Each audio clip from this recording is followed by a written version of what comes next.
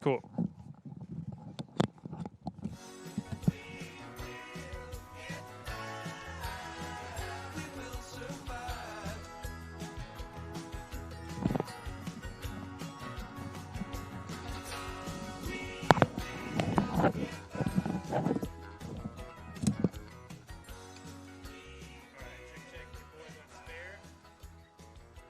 Check, check. Eric on spare. All good, all good. Eric on spare. 1, 3, 5.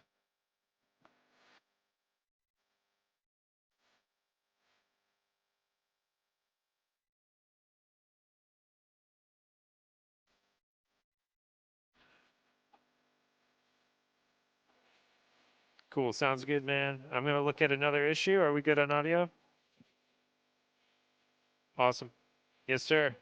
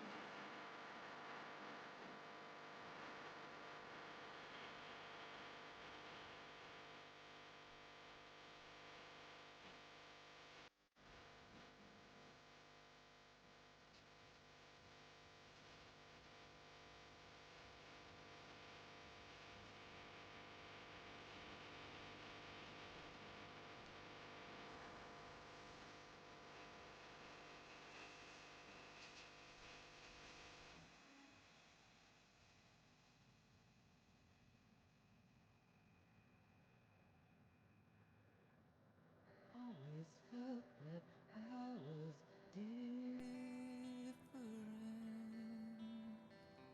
I always thought that that was good. I always thought that I was different. I always thought that that was good.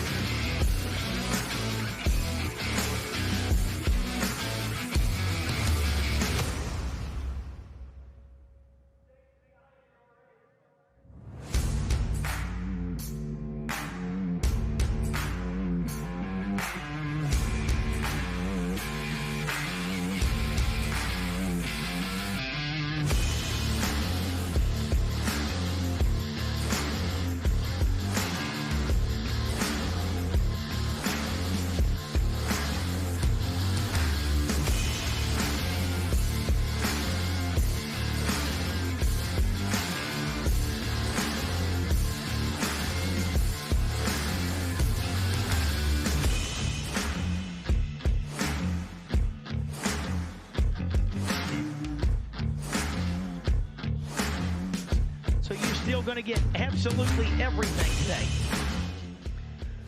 Everything from Hot Rod Eliminator, which is a 1090 door car index, all the way up to Nitro, funny cars, and Top Fuel dragsters. So we are in for an awesome day here at the racetrack. So thank you all for coming out. We hope you enjoy your day. I don't know which vendors will still be open today, as we were obviously scheduled to finish yesterday. But I bet, without a doubt, there will be some food options available.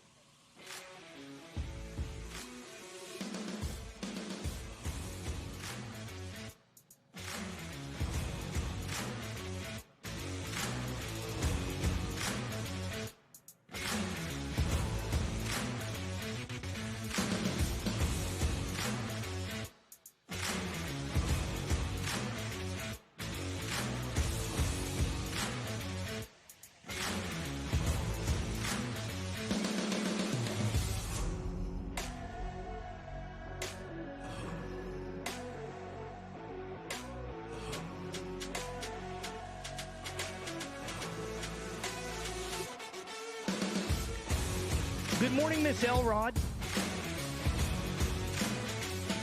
Cue the band.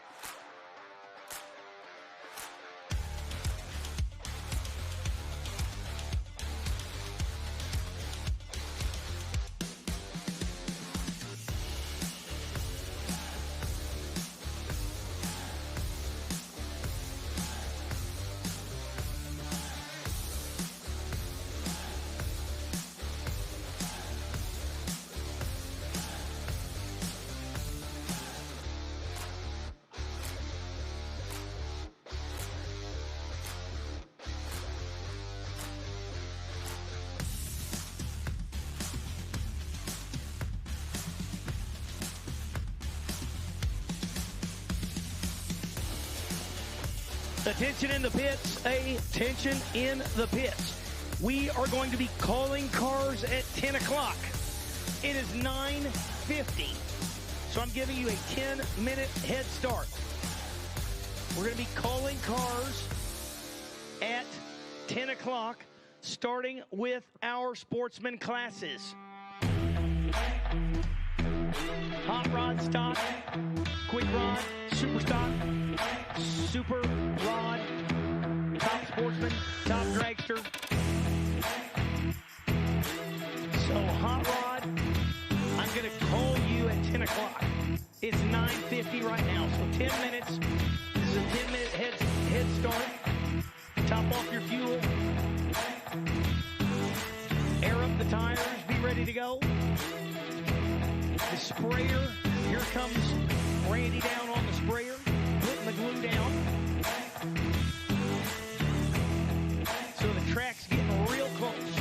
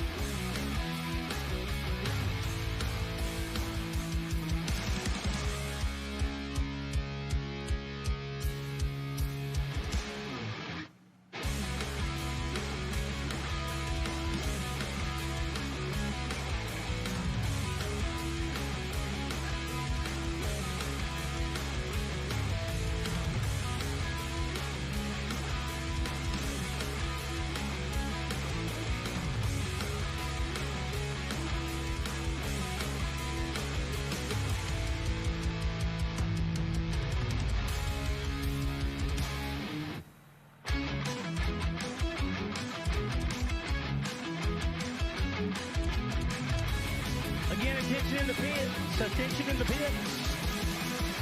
I'm giving you a 5-minute call. Hot Rod, you're on standby. Stock, you are on standby. We're going to start at the top of the order there. Go through our sportsman classes. Then we'll be going into our pro classes. here just in time. I saw some of you just coming in the gate. When you see the one going down the racetrack with the bars on it there with spraying the glue, that means we're getting close. So Randy Lee was out there putting down the icky sticky. We'll scrub it in a little bit, and it'll be go time. So, Hot Rod, you are on standby.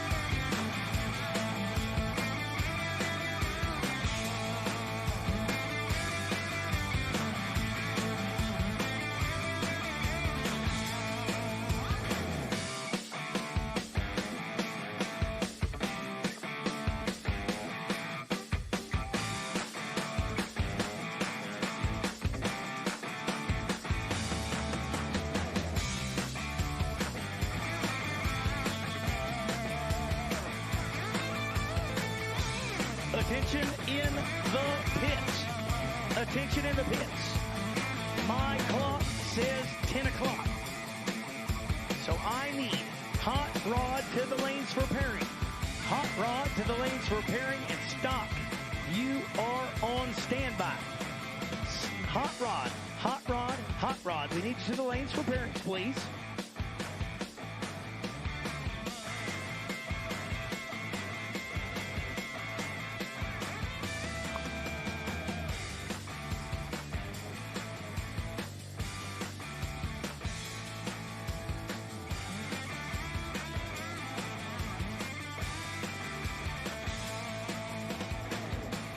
Semi-final action in hot rod, and we need you to the lanes, please. Alex Miller going to be taking on Sean Pitts. Scotty Ryan Shield pairs up with Robbie Ballard, and Gage Birch going to be lining up against Matt Dennis. 3 pairs in the semifinals. Bring them on.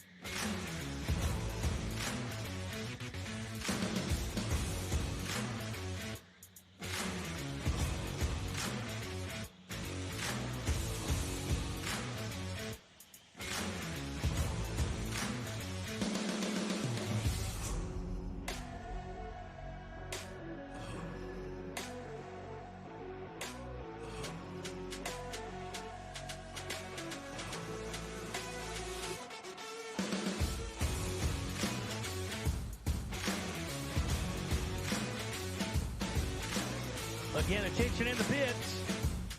Attention in the pits. Hot Rod. Hot Rod, we need you to the lanes, please. Hot Rod.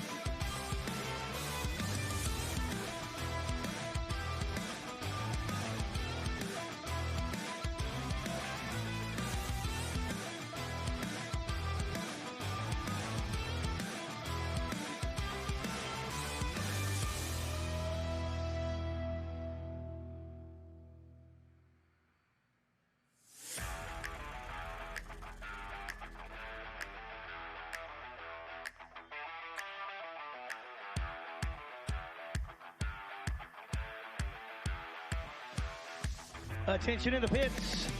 Stock, stock, stock to the back of the lanes. Stock to the back of the lanes for Perry's, please. Stock to the lanes. And quick rod to the lanes.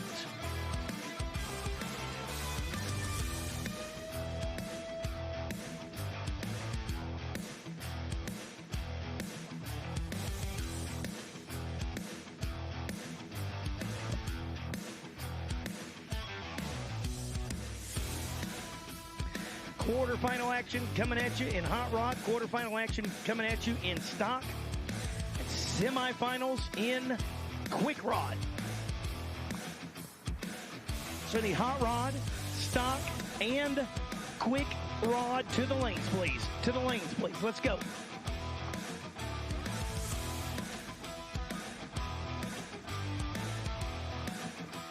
Welcome, fans, out here on a Sunday morning. Did you like the price at the ticket gate? That was good? Yeah. Thank you for, if you were here last night, for coming back this morning.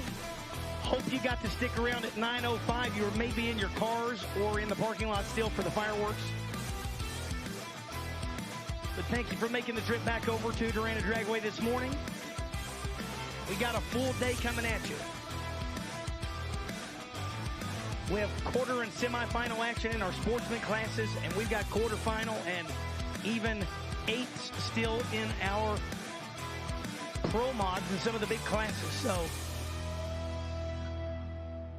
you're definitely going to get your money's worth. If you paid yesterday for your ticket, you're here free today. If you weren't here yesterday, you're free here today.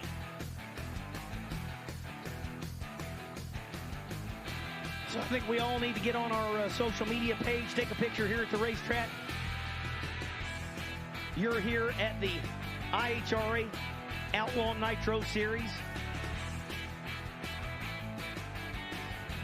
Tag the IHRA. Currently, you can still tag Milan Dragway.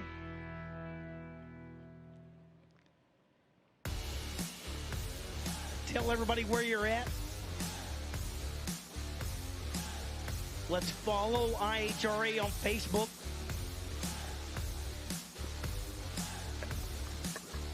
If you want to see full time slips for the cars that go down the racetrack, you can download the IHRA app out of the Play Store or out of the Apple Store.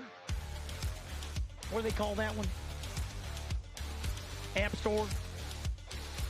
I've never owned an Apple product, so I don't know the terminology quite.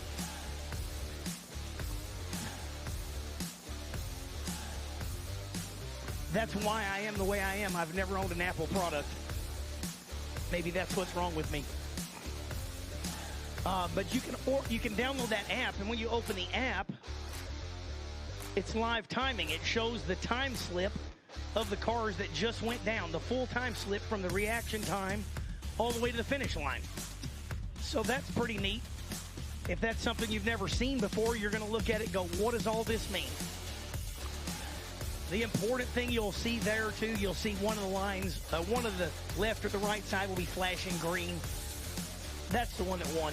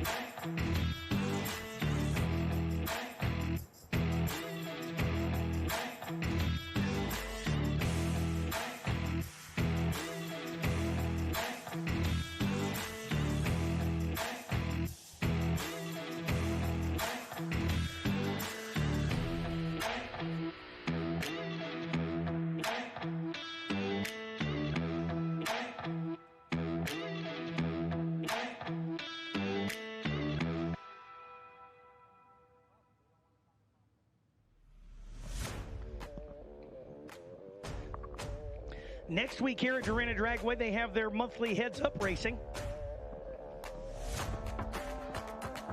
So that's something to check out on your normal local basis. Heads-up racing here next Saturday. And then 2 weeks from now, the biggest payout Pro Mod history, or Pro Mod payout in history, $125,000 to win Pro Mod. Going to bring all the biggest, baddest cars in the country here 2 weeks from now to race Pro Mod heads up. Going to be a wild, wild show. There will also be Mountain Motor Pro Stock. You'll see them later. There will be Top Sportsman. You will see them later. Those cars will be back in 2 weeks. It's part of the Outlaw Pro Mod Shootout here also at Darana Dragway, Milan, Michigan. Here we go. Robbie Ballard, Scotty Reinshield,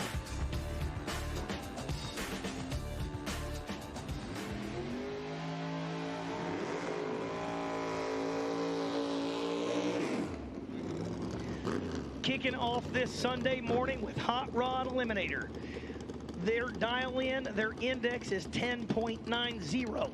So 10.9 seconds to go quarter mile. They'll leave together, you'll see them slow down, and then they'll go again. It's called a throttle stop. It's the way they tune the car to run it a precise ET to the other end. Attention in the pits, I need super stock. Super stock, we need you to the lanes, please, super stock. So I should have stock, quick rod, and super stock to the lanes. Both of them pre-staged up. Here they go, kicking off the day. Identical on their reaction time, so they left almost identical together. And went almost identical down the racetrack, but the wind light shines for the right side, the 1969 Corvette of Scotty Reinshield. He went 1091 on that 1090 index with a 15 reaction time, so good pass. And by the way, Ballard was 16 on the tree and also went 1091. So Ryan Shield got there 6 thousandths of a second ahead. This is Gage Birch and Matt Dattis.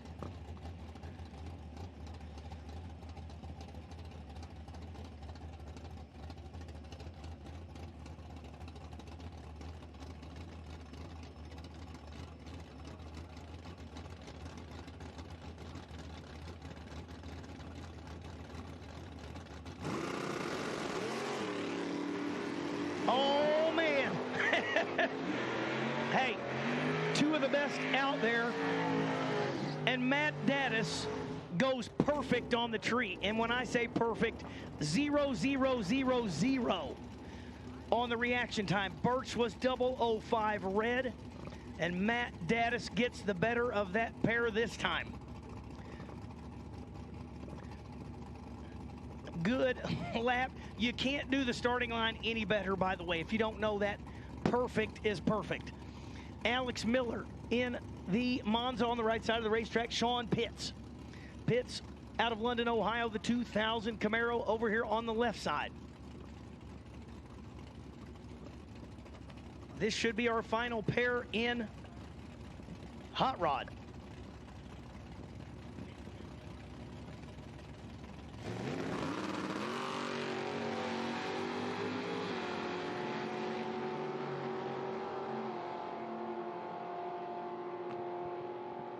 Starting line advantage goes to Sean Pitts and runs down exactly the same together with the same margin of victory as there was on the starting line. Sean Pitts was 17 on the tree.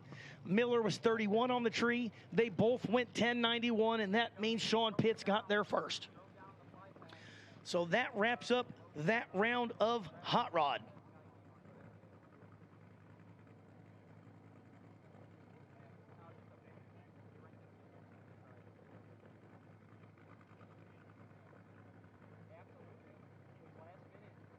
Again, I should have Quick Rod in the lanes. I should have Super Stock. Super Stock. We should have you in the lanes, please, Super Stock.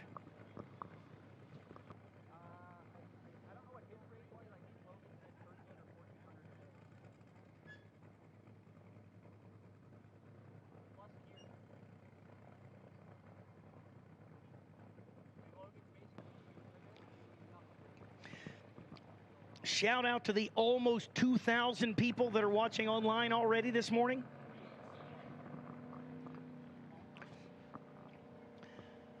Thank you for tuning back in. As we go into final day of eliminations, yes, they were supposed to be yesterday. We got through about one round and fought the weather all day. And she finally won last night. We were literally had the Nitro funny cars sitting in the water box, and it started raining again. And once you lose the track and it's already 9 o'clock at night, it ain't going to happen. So free passes here today at the racetrack in person and a free live stream online.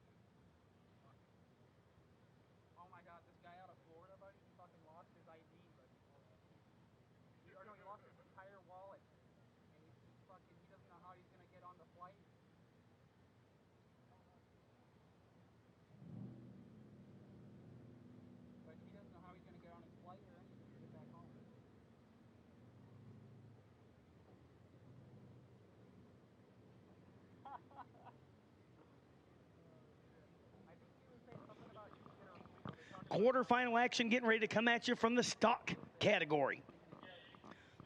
Stock is an interesting class. They're going to put a dial-in on it like a bracket car. But their base numbers have to do with original factory horsepower ratings when that car was new. And many of the components have to still be the same as they were when the car was new. Super Rod. Super Rod. We need you to the lane, Super Rod. So if that car came with a 2-barrel Rochester carburetor, it has to have a 2-barrel Rochester carburetor on it now. Denny Hillman's Camaro was a 327. It still has a 327.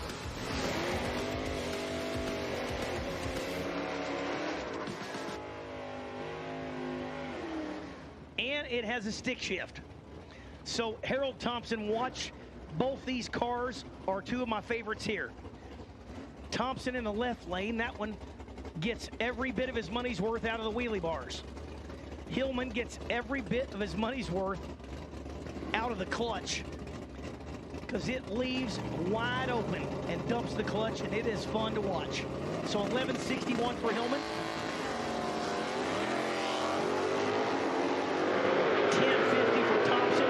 Thompson gonna see if he can chase down the Hillman machine. Hillman had a good starting line advantage, but Hillman goes way under. Denny got too excited about those 6,500 RPM launches and runs it out the back to an 1157 on his 1161 dial in. Harold Thompson was behind on the starting line, but goes down there and goes 1053 on the 1050. And Harold Thompson moving on. Super Rod. Super Rod.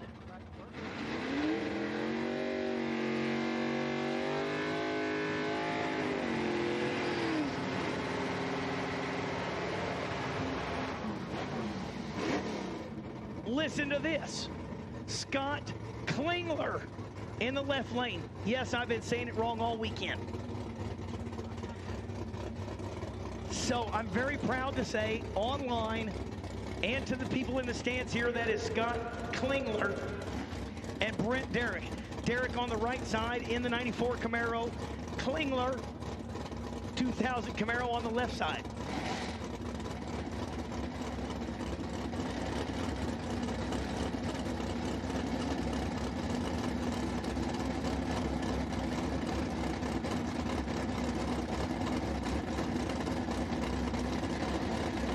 Anytime I can actually get somebody's name right out there. Oh, no.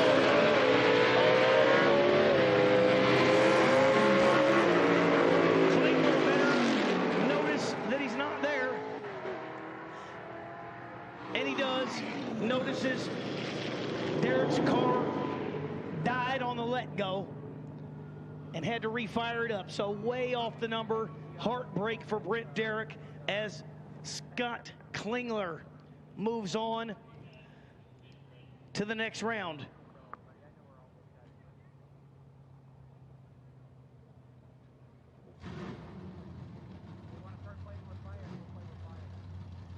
And Klingler will match up against Aaron Allison.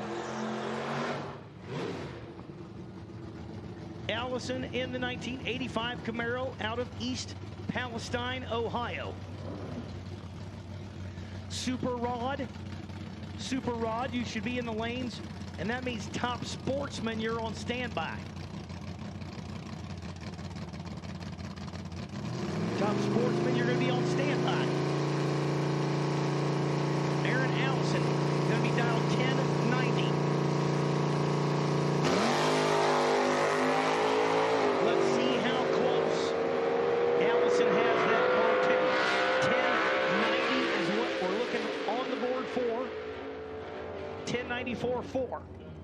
So that's a good time run. That's good to know, as he is going to have to meet up against Scott Klingler in the semifinals.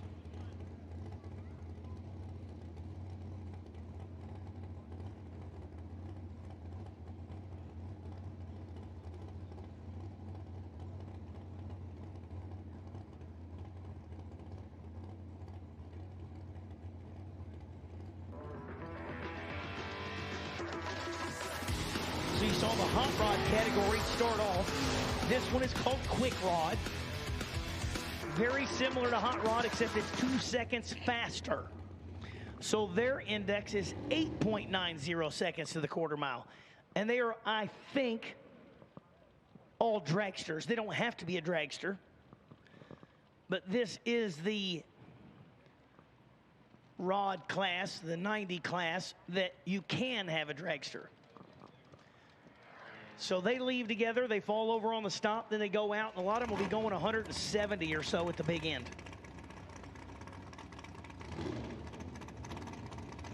It's a little weird to watch if you're not familiar with this style. The rod classes are weird. You're sitting out there in the stands. Oh, that car's broken. Oh, that car's broken.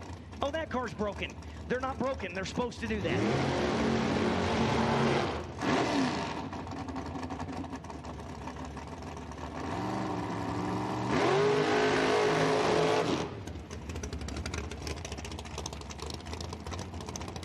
It's a timed device on the carburetor that closes the butterflies on the carburetor for a set amount of time. So they're at full power when they leave, and that helps with reaction time because they're on a 4/10 Pro tree. Then that auto stop closes the butterflies on the carburetor in order to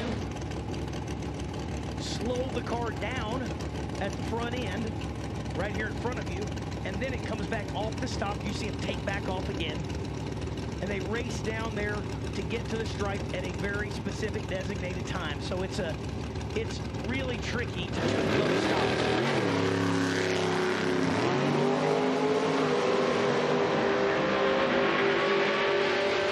Steve Taylor in the right lane was just 009 on the tree. Leo Zinda goes dead on with a 0 for the loss.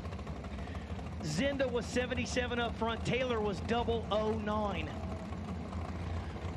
So no room to work there for Zinda. Taylor with the win. Kendra Reinshield and Chris Fields.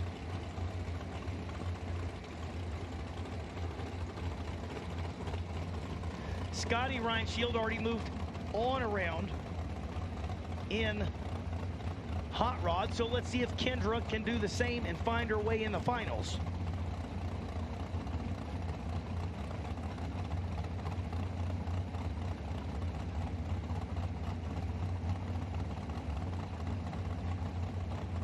Reinshield going to be on the right side of the racetrack. Left side, Chris Fields out of Carlton, Michigan. Attention in the pits. Attention in the pits. Top sportsman, top dragster. Bring them on. Top sportsman, top dragster. This is a very, very tight drag race. Reinshield was 10 on the starting line. Oh. And Fields was 12 on the starting line. Fields goes dead on with a 4. Reinshield a little off the number, goes 892. So Chris Fields gets there. 13 thousandths of a second ahead of Reinshield.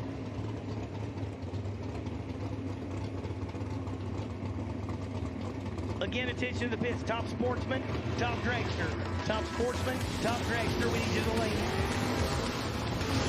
Moving right along into Superstock. This is IHRA. And George Wright throws it away. Done.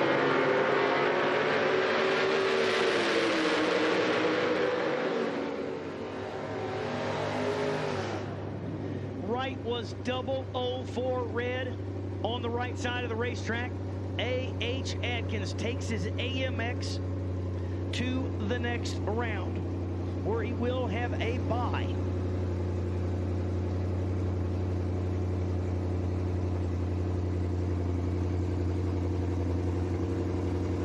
Jimmy Ronzello, 2014 Cobra Jet over here out of Carlton, Michigan on the varsity side in the varsity Lincoln sponsored yellow Cobra Jet.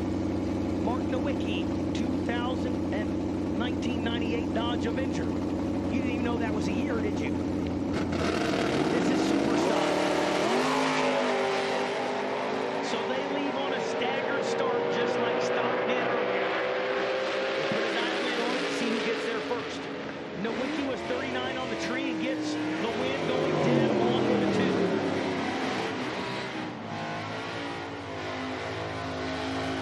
2. Ronzello in that yellow Cobra Jet had the starting line advantage, but does not cover the number. So Mark Nowicki moving on.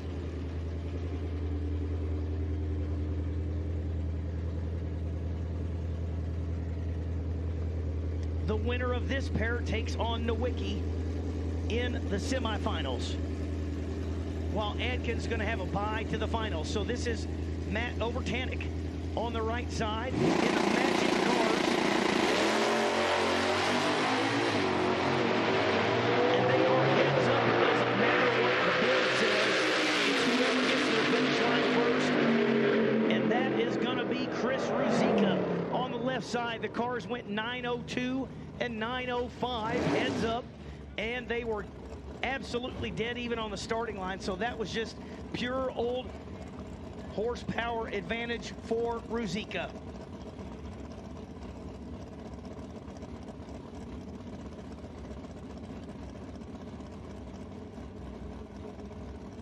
Moving straight into Super Rod.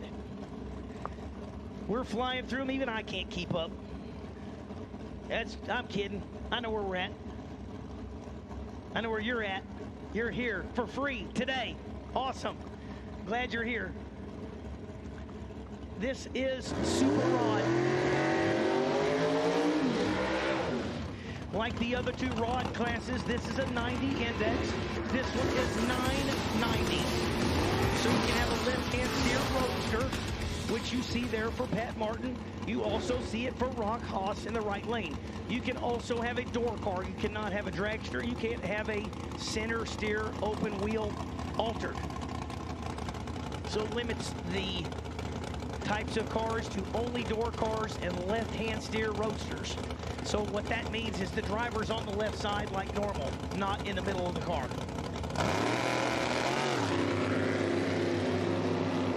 Man, oh man, what a race this one's going to be at the big end.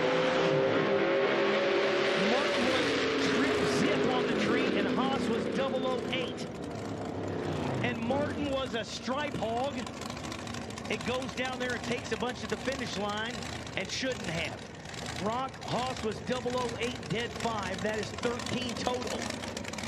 Good pass for Rock Haas. Martin was trip zip and can't get the big end to work out for him. Mike Coughlin, you can guess that one. That's the Jigs machine on the right side. And Ricky Adkins in the mini.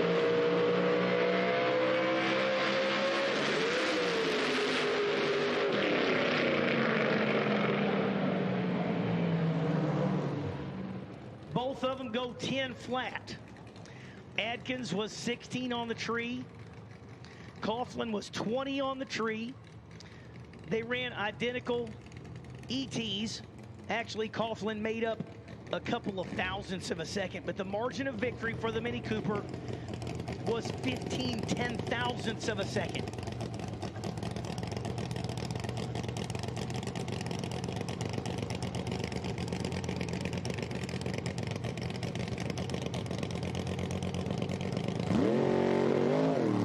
With the bye run as the number one qualifier, Bob Pro's 007 on the tree. These guys absolutely on it. They're on it. Everybody is absolutely knocking down the Christmas tree. Bob Pro's 007 on the let go goes 987, getting it tuned up for his matchup against the Mini Cooper of Adkins.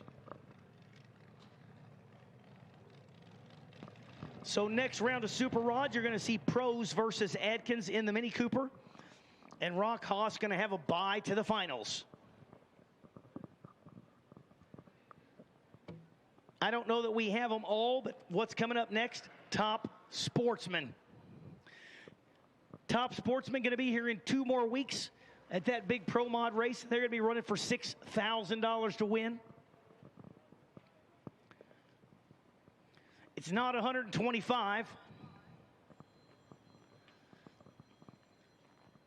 but $6 ain't shabby. When you go looking at top sportsman races, that is one of the top payouts in the country.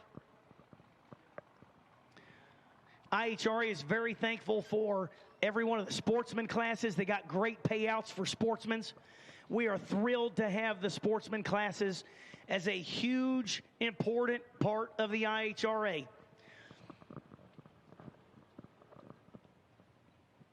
So thank you to the sportsman racers, hot rod, stock, super stock, quick rod, super rod, top sportsman, top dragster. Thank you for coming out.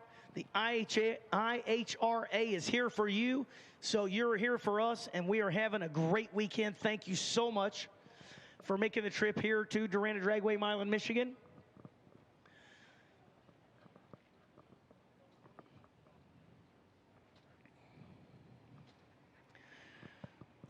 The next full Outlaw Nitro event is back in Columbus, Ohio, at Darana Raceway, Ohio.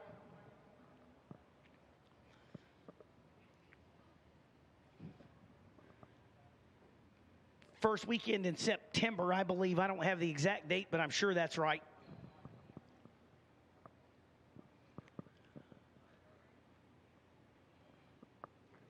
And we are suiting up for top sportsmen. These are the quickest cars in the sportsman categories.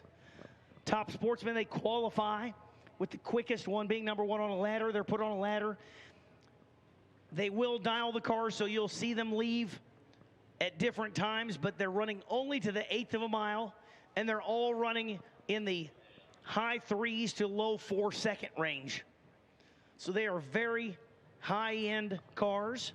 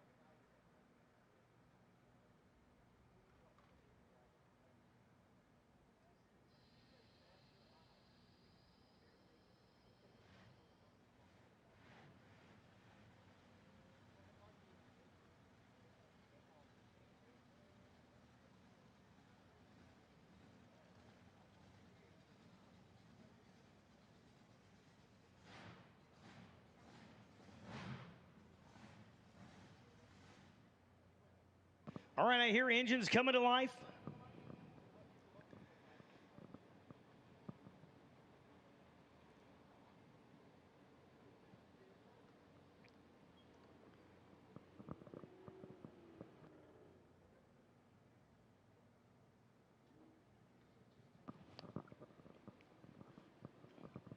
I do know Jacob Elrod is going to be on a broke single, as they call it, as Jimmy Fallon was slated to meet Elrod. And I was talking to the Fallon family this morning with their cute little dog, Rod. I think that's right. I probably messed up the dog's name. I messed up everybody else's name. Why not the dog? But he broke the Bruno drive in the transmission. So Jimmy Fallon has to go back to the drawing board and hope he can get parts to be here in 2 weeks for the next Top Sportsman shootout here in Milan. So you're going to see Jacob Elrod in the 63 Corvette go on a single. Then you're going to see Killer Brooks go on a single as he earned that on the ladder by taking out the number 2 qualifier in the first round,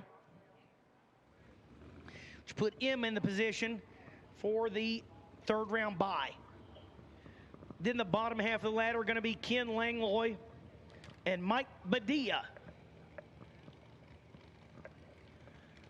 You know, by the end of this weekend, I'm going to have most of your names right. And if I don't, by now, it's not my fault, because some people have let me know. So there is the Corvette of Elrod. Elrod was the Thursday night Top Sportsman winner, so he's already won $6 grand. Gonna see if he can get there again.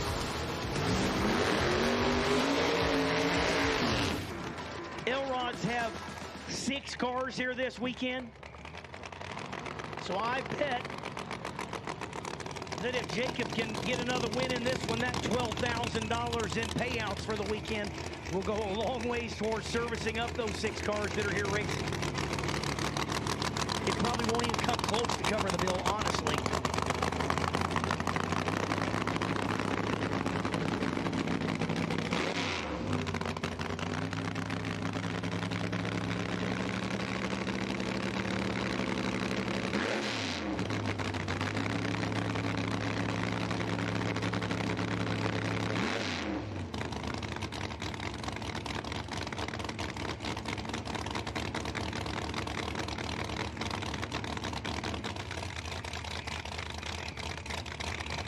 Car's been going 449 to 450 for the last 4 days. So I'm guessing the 449 on the board is going to be pretty darn accurate. And he's been like 00 on the tree every time. So really getting in tune with that Corvette.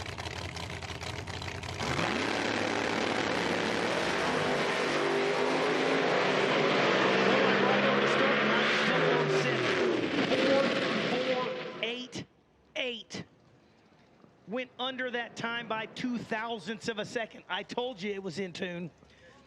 That is driver, crew, and car all working in sync. I'm going to go ahead and say that Jacob Elrod is going to be hard to get around. Hello, Miss Badia.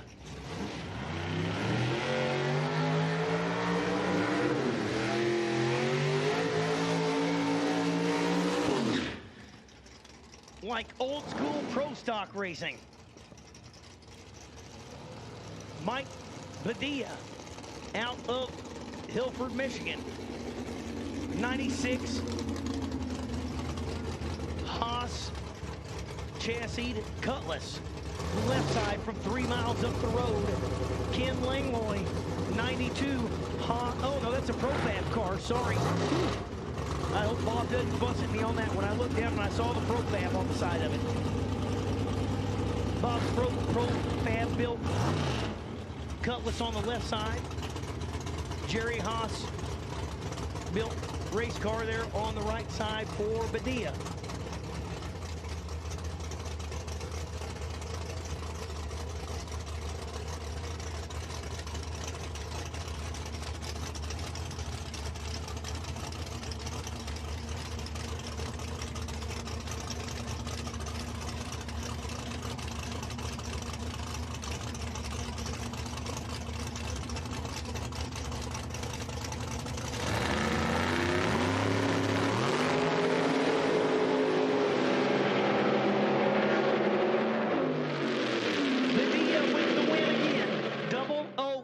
dead on with a 7. That is 15 thousandths total for the pass from Mike Badia. Ken Langlois was 22 on the tree, went 451.8 on the 452. There was no room. He was mathematically ineligible.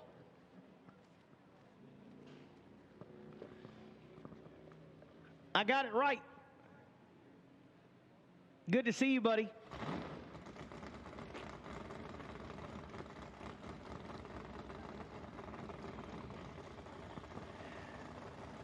Starting to see so many friendly faces here, and I appreciate every one of y'all welcoming me in, whether you've met me before or this is your first weekend. I'm honored to be up here in the tower all weekend, bringing you all the exciting action. My name is Brent Carver. I live in Hanson, Kentucky. So you hear a little twang from me, but I'm just a regular old guy having a great time talking about the thing I love, which is race cars. And it excites me every time. So this is Killer Brooks in the Predator. Tri-area electric on the hood scoop.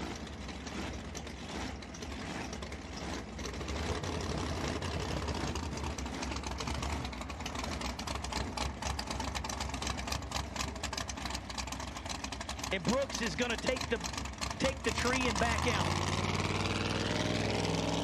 He's going to go ahead and drive it down the racetrack, but he had a bye on the ladder, so what that means, he does not have a competitor. It is his option to go up there, stage the car. That's what the rules say. You have to stage the car, put it in the beams under its own power, and you have to take the tree, so the tree will fall, and you are the winner. You can then idle down the track. You can make the full pass, or you can back it out. But that is the prerogative of a bye run. Many people will go ahead and take the pass. Again, if you got the bill to service these cars every time, you say, you know what, I think I'm going to take it easy on this one.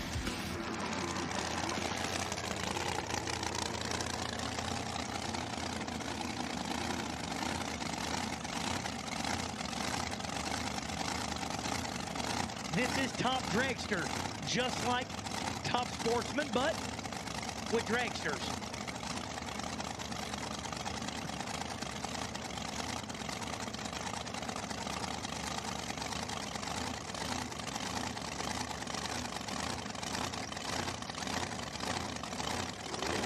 Kirby McLennan and Alan O'Brien in the quad turbo dragster. O'Brien went 381 at 187 mile an hour, but was not there.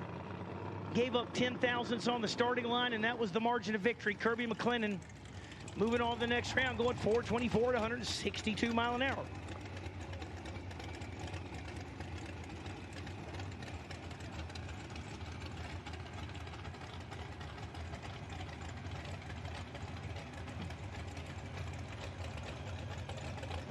This is Jeff Smith and Dan Davies. Davies out of White House, Ohio on the left side. Right side, that's Jeff Smith, going to be down 443. 0.4 of a second later, Davies going to try to chase him down and see if he can get him at the big end.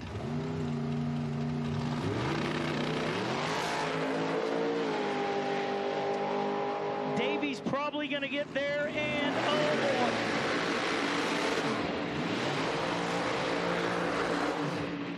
Davies goes under his dial in by 3 thousandths of a second.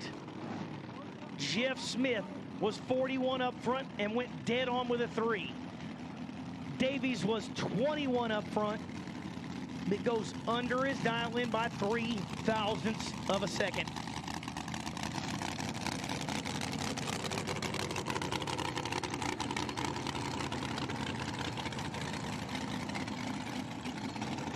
That will give Jeff Smith a bye all the way to the finals. Smith will go to the finals. Kirby McLennan is getting ready to find out who he has to race in the next round. It's either going to be Dennis Brown over here in the Vortec charged 2021 Danny Nelson dragster, or it will be Dickie Smith in the Pro Charged dragster on the right side of the racetrack out of Waldorf, Maryland. They're dialed basically dead even, 4 flat to 401, so you're not going to see a difference on the starting line. They're going to leave together.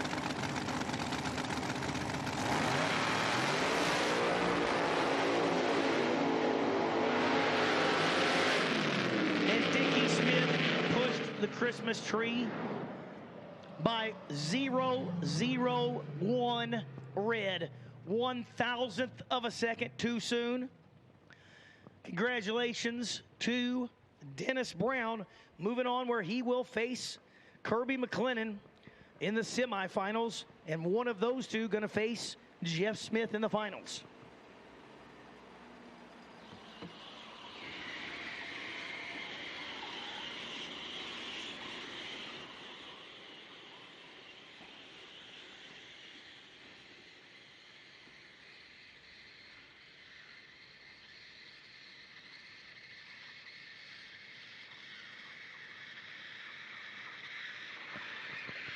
Ladies and gentlemen, here is one of the reasons you all are all here.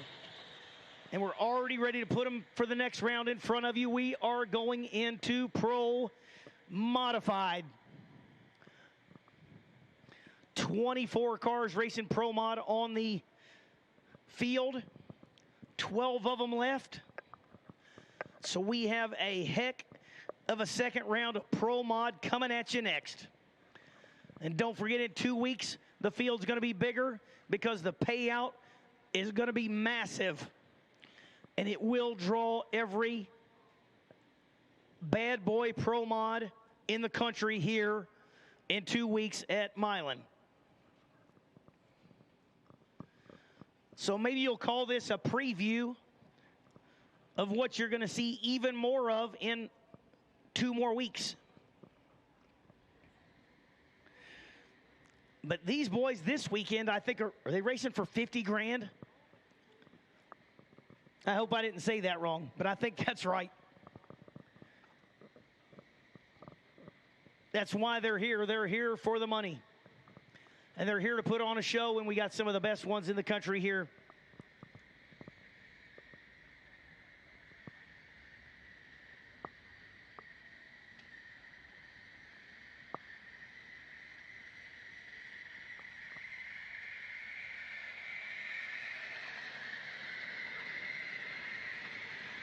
Here are the matchups you're getting ready to see while it's quiet-ish. You're going to have the 57 Chevrolet of Randy Adler, who took out Robin Roberts in round number 1 with 371.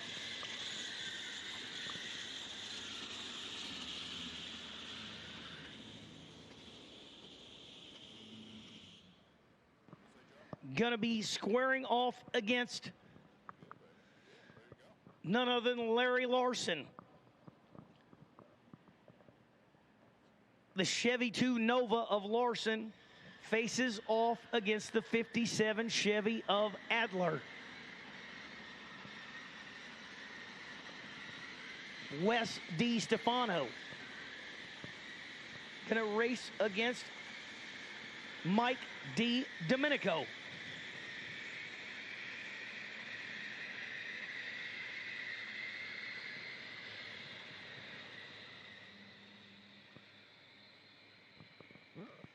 That's going to be a heck of a matchup. That's the skinny kid, Cutlass,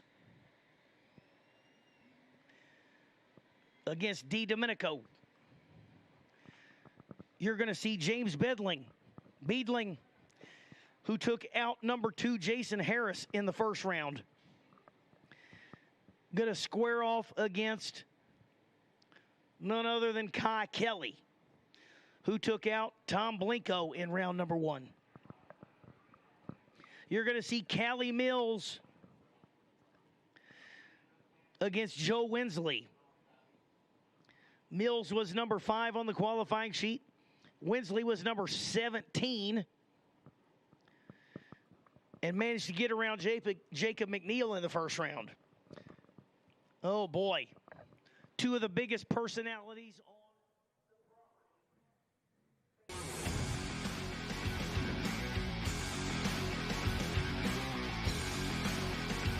in the pink sim.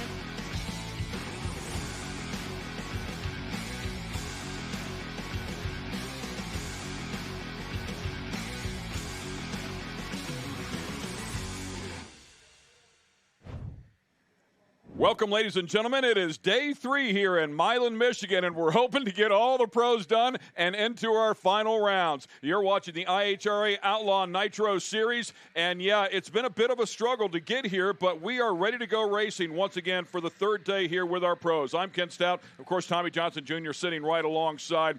It has been a struggle courtesy of Mother Nature, but we did get some racing in a day ago. We're going to pick up the action here with Pro Mod. They're sitting in the staging lanes, and we had a pretty exciting racing in round number 1 of Pro Mod. Yeah, I mean, there were some huge upsets. We've seen number 1 qualifiers go out. Number 2 qualifiers are going out. I mean, we had some great racing before the rains came, and I was looking forward to some great racing in the nighttime. But the weather is beautiful today. We're going to have some great racing during the day as well. Yeah, we look forward to it. We had the fuel cars sitting in the lanes, just couldn't get it done. So the wiser of the 2 decisions was to take the night off and come back here, and let's get it all done today. So we look forward to a great day. Let's go down to the staging lanes. Our pit reporters are a little bit different here today because it is the 3rd day, and unfortunately, Kay Banks could not make it back. But we have Kayla Zadell with Mao. Man, I'm stumbling here already. Sunday, right? So Kayla Zadell is with us. She did a wonderful job yesterday as well. So let's get it down to the staging lanes with Kayla. Hey guys, thank you so much. Yes, like you said, I am down here in the staging lanes. We are getting the lanes prepped for Pro Mod here. You might have just seen the rotator on the track. We have a good field of Pro Mod stacked up here. Disco Dean is still in the field. We have Jason Party Time Harris, who's one of those heavy hitters. We have Kurt Stedding, who's one of those veterans in Pro Mod, tuned by Todd Tutterow. So it's going to be a great show here today. Not only in Pro Mod, but we've got top alcohol dragster, top fuel funny cars, top fuel dragsters, and nitro funny cars coming up here today. It's warm, it's sunny, it's beautiful, so make sure you keep it here all day. Kristen? Thanks so much, Kayla. This weekend, name of the game will be adaptability. Which drivers and teams can adapt to these quickly changing and variable conditions? Now, looking towards the top fuel class, I checked in with Lex June and his team. They have a mountain to climb this weekend. After their first qualifying session, due to a mechanical, they found out they had no data. Second qualifying session, due to a delayed start and the issues with Scott Palmer, also no qualifying data. He told me today in round 1, it is go big or go home. They are quite literally starting from square one, and that is the case across the board in the pits this weekend, with many of the drivers trying to figure out a setup and make adjustments on the fly for this track in round 1. Yeah, that's got to be quite a challenge there. You'd like to come out of qualifying, obviously the first couple of days there, with some data to fine-tune the car and get it in the window a little tighter, if you will. But to have nothing, it's like coming out here and rolling out of the box and taking a stab at it. Well, they're going to go back to old school. He's going to look at the parts. He did get some data. It's just not on the screen in the trailer. It's the parts. He's going to go back, look at the spark plugs, look at the pistons, look at the bearings, and kind of see what the engine is telling him. So a little harder. I mean, it's definitely, that's why we have the technology to make this a lot easier and make it run better, but you can still get a little bit, and he's got enough data logged in that brain that he ought to be able to figure it out. Yeah, and I will say, you've mentioned this throughout the first couple of days, but day 3, again, it doesn't feel a whole lot different. The weather so far this weekend has been steady. Only thing that's changed has been the moisture coming out of the sky, but the humidity, the water grains, and the temperature, all that's been about the same. The density altitude has went up and down maybe a couple hundred feet the whole weekend. So as the track's gotten better, the performances have gotten better because they were able to maintain the same power level, but a better racetrack and be able to apply more power to the track. So as we talked about, we will kick things off here with Pro Mod. They're in the staging lanes. I believe we will follow that up with Mountain Motor Pro Stock, our 2 largest categories here for the pros, and whittle them down. And then we'll bring out the rest of the pro classes as well. Yeah, it's got a whole slew of cars left to go. We narrowed some of them down by a round, and then some of them are starting first round. So there was a lot of pro mods, so they're going to have a couple extra rounds before everybody else gets down to the final. So should be a great show. I'm looking forward to it. Yeah, we look forward to it. We had a big upset in round number 1 with our number 1 qualifier going out. A really exciting race, as it turns out, for the fans, but unfortunately for Robin Roberts, did not go his way. Yeah, I mean, it was a picturesque photo of the car launching, getting about 100 feet out, the parachute coming out with the front wheels in the air, dragging the parachute, and it still ran quicker than the other guy. Just a little tardy on the starting line, cost him the race, lost on a hole shot, dragging the parachute the entire way. Yeah, I think Gorilla Math was about 9,000ths of a second, and lost it on a hole shot of all things. But yeah, that car would have put a 60 on the board had it not had the chutes open. Yeah, who would have thought that dragging the parachute? That's why he lost. It wasn't. It was the starting line reaction time. He dragging the parachute. He still would have won if he had a better reaction time. So coulda, woulda, shoulda, just didn't go his way. That's the beauty of drag racing. You never know. Everything on paper looks wonderful, but you got to come out here and get it done. You still have to get to the finish line first, no matter what. It's why we race. I mean, anything can happen. I said the other guy in the other lane was like, I said, well, he's going to have some help. He got his help. The parachute fell out, and there was his help. See some of the cars out here. Doors open there, as you can see. We are trying to watch them as well. Find out, looking back behind us, I don't see any equipment on the track, so I believe the track is pretty close and ready to rock and roll. Typically, the rotators are out there to work it in. I think that has all been accomplished, so waiting for them to fire up the cars and bring them to the water box and get this thing underway. It'll be round number 2 for the pro mods. Some of the classes, like Fuel, that we had sitting back there, have yet to compete. In terms of eliminations, did not get round 1 in. Yeah, they were sitting there ready to go last night, ready to pull the wires and light off the top fuel cars, and then the sprinkles came, and it just kept getting worse. And it was a great call to postpone it to today. I mean, it really never did let up last night, and it was raining still late into the night. So definitely the right call to do. And I mean, today, beautiful weather out here. But since we had extra rounds of the Pro Mod, they're going to go ahead and go before the top fuel and the funny cars because they have less rounds. Also had round number 1 of eliminations, and Mountain Motor Pro Stock happened one day ago, and one of the big hitters and a former champion out here, and John Montecalvo, came out, and they missed it. I didn't get a chance to talk to them, but looked to me like he spun the tire. It turned the car sideways a little bit right at the hit of the throttle, and I know that they were upset because I missed it on Friday night, the second round of qualifying. They said the track was so good, there was a bunch left in it, we just missed it. So I wonder if they got a little bit too aggressive in round number 1, going after it, and then it didn't hold. Yeah, I think that might have been a few people yesterday, because a lot of them talked about Friday night, the track got way better than they expected, and it kind of ate up the tune-up that they got after it, and the track ate it all up. So I think that might have happened in the first round to a couple of them. They went a little further and maybe stepped over the edge, spun the tires, and just didn't make as good a run as they were looking for. Yeah, and it's one of those classes where, I mean, you can't lay up. Even if you have somebody a little bit deeper in the field, they'll step up and bite you there. That entire class is very competitive. Well, it's so tight. You know, we talked about it yesterday. You start looking at the ETs and qualifying. We had from a 410, the number 1 qualifier, to like right in the 3/4 of the way through the field was a 418. They're so tight that you have to be on your game on every aspect of it, the starting line, the performance of the car, and no mistakes. I mean, only 1/8 of a mile, man. I mean, it's no mistakes in an 1/8 of a mile. It tightens that up really, really well. When, you know, if you got a quarter, well, maybe I can run him down the other end. When you get to an 1/8 of a mile, it's happening fast. Bam, bam, bam. Yeah, that's a great point. Happens so quickly, for sure. Hey, we want to touch base as well. There was an announcement made a day ago about the Pro Mod event that will happen here in a couple of weeks. August 8th, 9th, I believe, are the days. $125,000 to win for Pro Mod. So we'll have a huge event. Also, Mountain Motor Pro Stock will be out here. They'll be racing for $15,000, and Top Sportsman as well. So if you love fast door cars, it's going to be an exciting weekend that will happen right here at Milan in a couple of weeks. All right, let's go up to Kristen Beat. So, guys, I have to say I'm really appreciating the climate up here at Top End. I don't know if this was what Kristen Banks has been treated to all weekend. It is beautiful up here. We have a really nice cloud coverage. But in the last 5 minutes, at least 3 times, I've seen the clouds roll in and roll out. You go from direct sun to a nice, cool track temperature. Tommy, as a driver, as a team, how frustrating can that be if you're on the line? But this is one of those days where you're seeing the clouds roll in and out. Yeah, that's for sure. I mean, you're seeing the crew guys are down there with the tire pressure gauge going air in, air out, air in, air out. You know, the track temperature plays a big role in your tire pressure, and they're sitting there looking up at the sky like trying to guess when that cloud will be here. Will it be here when we run? Will it not be here when we run? So, yeah, making some last-minute adjustments. The fuel cars will be making some timing adjustments. Tire pressure is a critical thing on these cars.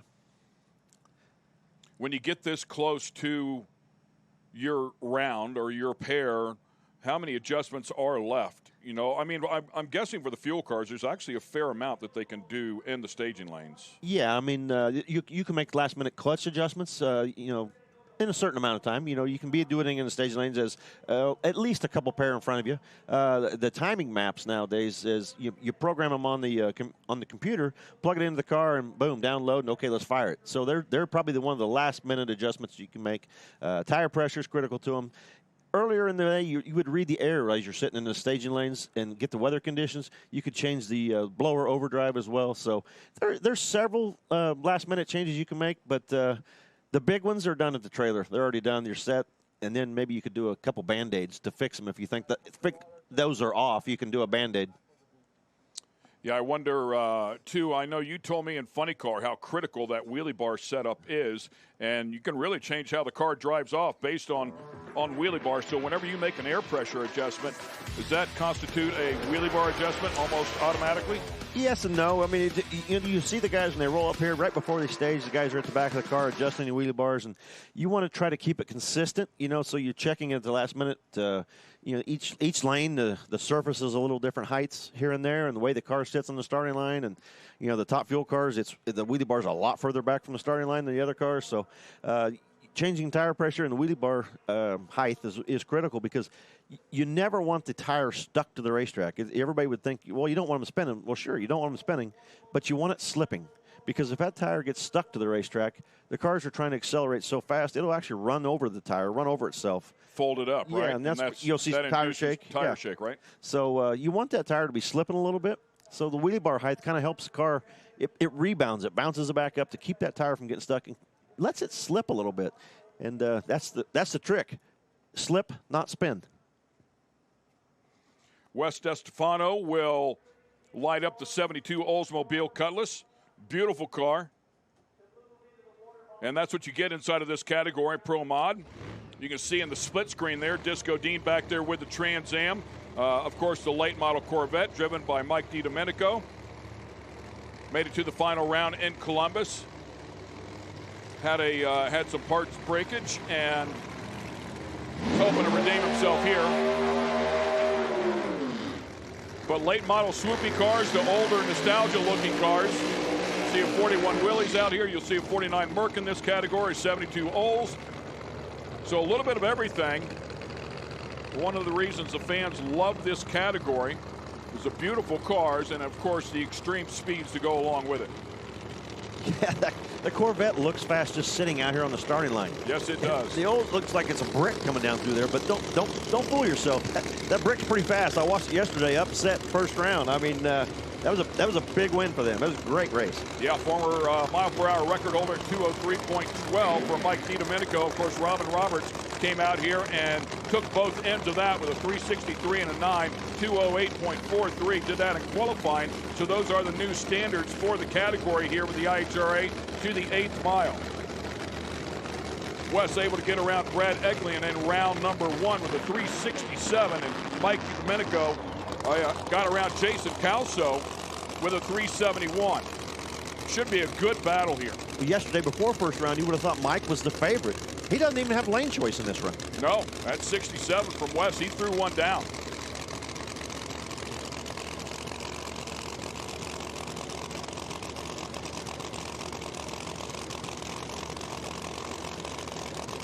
Wes in the far lane, Mike in the near lane.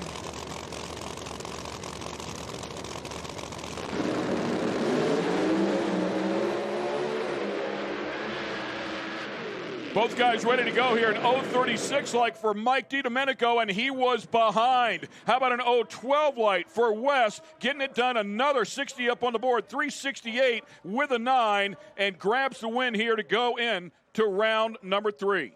That was a great race. Great way to start the day off. 368. Ran a 367 around before. I mean, the conditions might be a little different out there, but you wouldn't know it. Only a 100th difference in ET, and just outstanding run. Left the starting line. When that thing goes, leaves the starting line, wheels up in the air, both of them. But you could definitely tell. Look at them bouncing the front end. You could tell who was out ahead from the whole race. I saw Wes's car set the front end down. I thought maybe there was an issue there, but clearly not.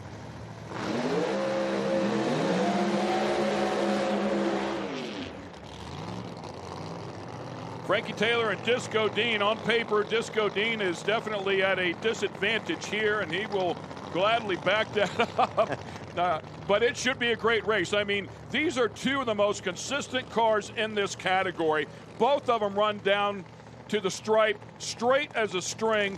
Both drivers very, very capable, very good at what they do behind the wheel. Yeah, and there's probably two of the larger personalities in this class, and you're right. Watching these cars all weekend, the difference between some of these cars, they're all over the racetrack. These two cars look like they're on a string going down the racetrack, and it's that consistency, be able to go down the racetrack every time is paid off, and that's why they keep going rounds. Frankie Taylor, 369 with a 9, and round number 1 around Atkins, and Disco Dean with a 375. Disco Dean also qualifying a little bit deeper in the field, has been in the 70s all weekend long, so he'll need to find some steam here if he's going to hang with the Madman. He's been pretty good on the Christmas tree, so he's going to need all of that this round. Yeah, put an 015 light on the board there for Disco Dean in qualifying, and a 008 reaction time in round number 1, so Disco Dean can get up on the wheel. Disco Dean in the far lane, Madman Frankie Taylor in the near lane.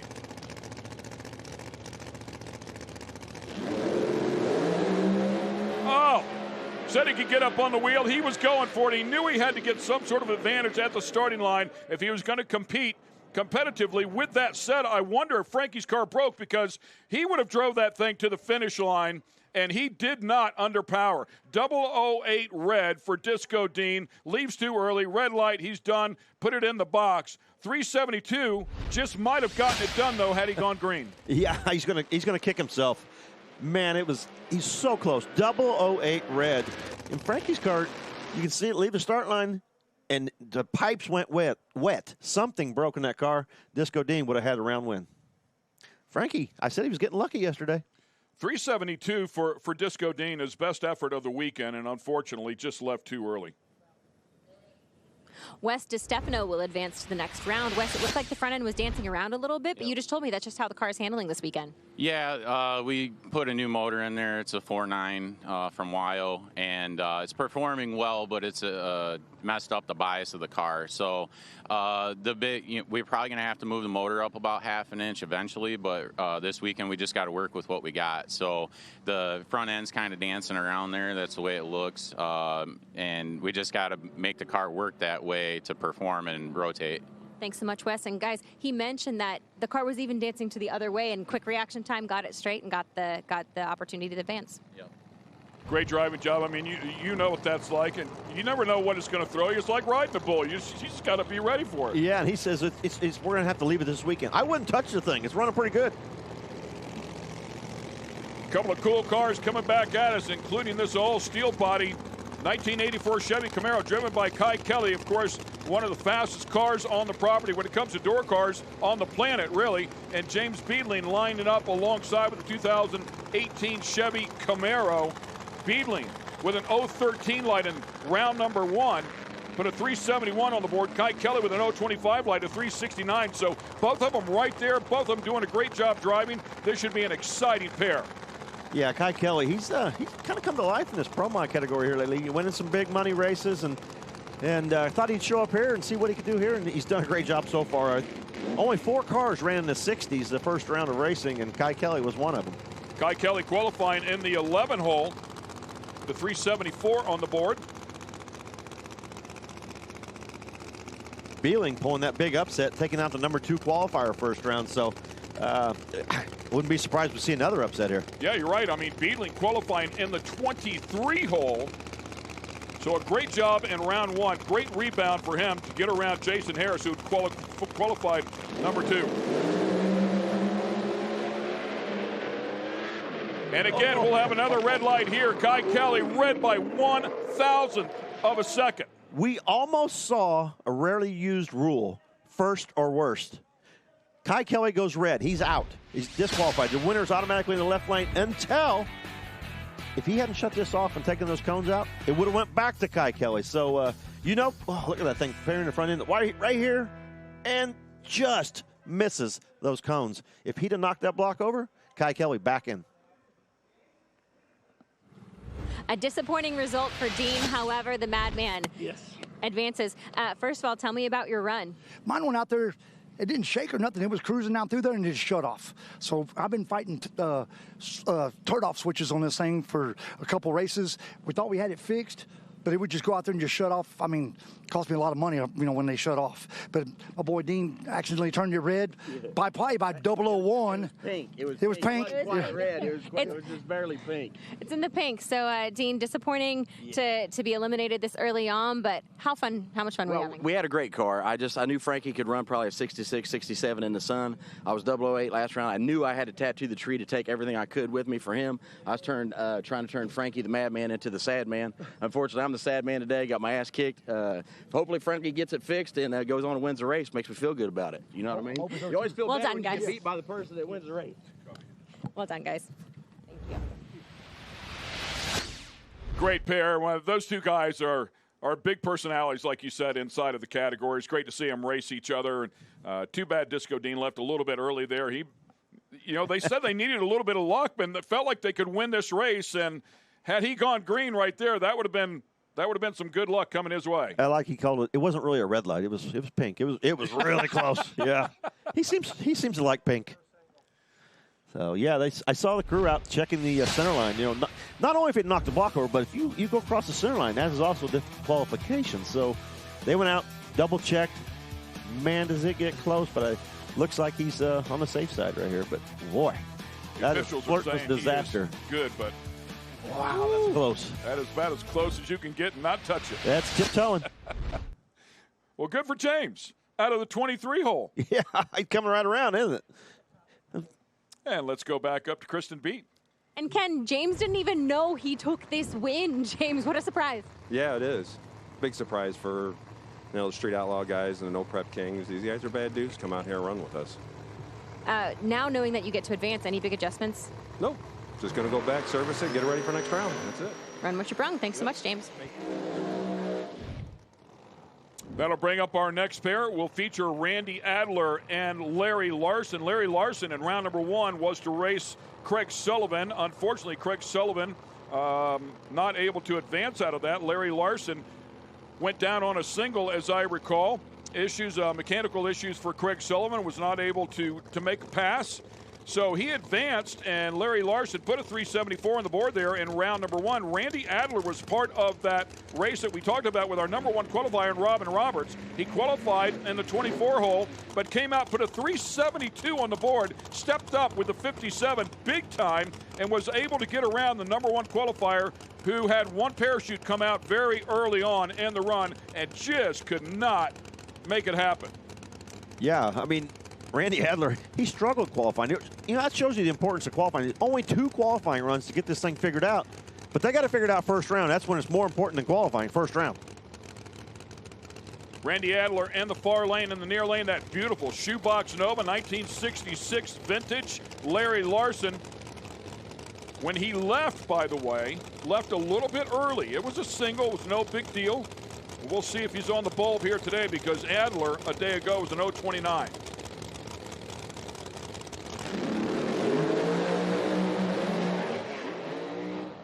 Oh, man, and again over by the center line. Adler just late here today. 0-11 light for Larson. He was ready to go, but got over there by that center line, had to get out of the throttle to save it. Did I mention it's really helpful these things go straight down the racetrack? We're not seeing too much of that today. I mean, these things are all over the place. And tiptoeing the center line, getting around wins. This is, I'm sure they'd rather just go straight down the track, but boy, it's entertaining. A lot of power. And like we talked about, this track has been tight all weekend. So, I feel like these guys are throwing something at it, anticipating that. Yeah, we're seeing a lot of the cars going to the right today for some reason. Out of the left lane. A couple of cars back-to-back to the right. Not that it has anything to do with the lane. Let's watch it again. Oh, look at the tire shake for Larry Larson. Made a move. Oh, now they're down there checking that stripe again. We may have an override on this one. That was from that angle. Looked like he might have touched that line. Not sure how. The different rules. Some tracks. Let's see. Is there marks on there? They're checking. They're looking. Going to make the call. It's up to the officials now. Did he cross or did he not? Show this one more time from a different angle.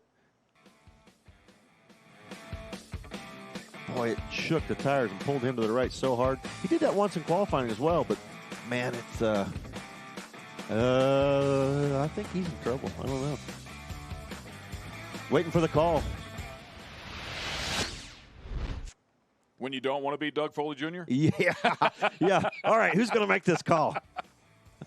I'm sitting up here in the booth. Yeah, he's out. One more angle.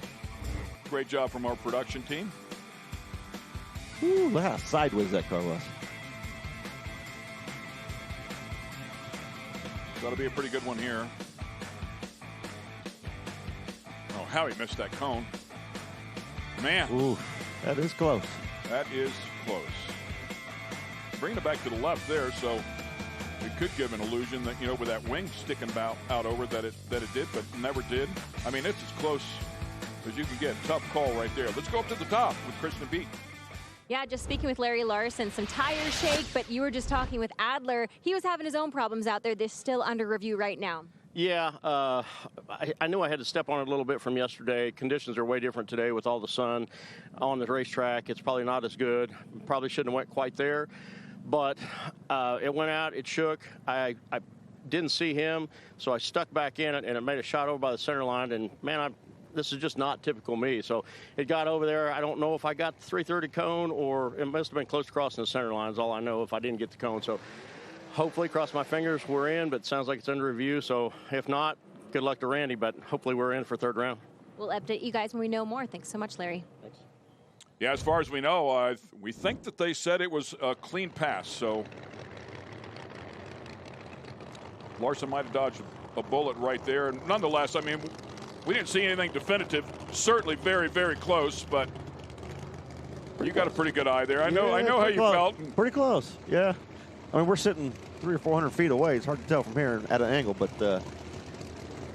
yeah, and those angles, those camera angles, I mean, that drone shot was great, but by the time he got down there where he would have touched the line, it's so far away. So difficult to tell, and we will rely on the race officials to make their calls. And it seems like Larry Larson is good to go. That brings up Kurt Stedding and Jason Lee. Kurt Stedding, 086 light, 366 though in round number one. Jason Lee, an 039 light, 373. Yeah, 366 was low ET the round and the race. I mean, outstanding run.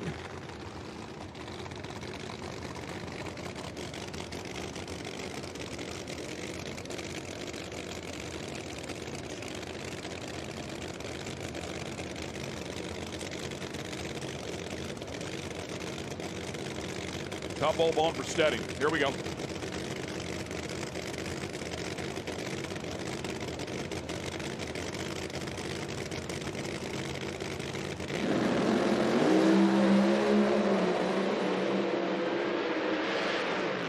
Stedding with the starting line advantage and keeps it all the way through to the finish line. 019 light, 369 will move him into the next round. Wow, straight. Finally, we got two straight down the racetrack. And look how much going straight pays off. 369 to a 370. And an 019 light with that 69. Tough package to beat. Yeah, 019 light. And, I mean, Jason Lee wasn't late by any stretch of the imagination with an 047, but he just got beat at both ends of the track.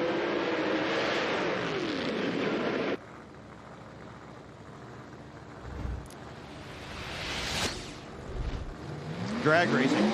All you do is go straight. Right down the racetrack. You just go straight. Right. Not in Pro Mod, you don't. Next up, Callie Mills. Featured in the near lane out of Sand Springs, Oklahoma. 68 Chevy Camaro. Beautiful car, of course. And Joel Winsley in the far lane out of Brooklyn, Michigan. Winsley round 1 in 054 light. 374 is the ET on the board to Callie's 366. Really nice pass in round 1 for Callie. Callie qualifying in the 5-hole. So car has been good all weekend long. 366 with a 7. Round number 1, 366 with a 0. Get the shoe polish out.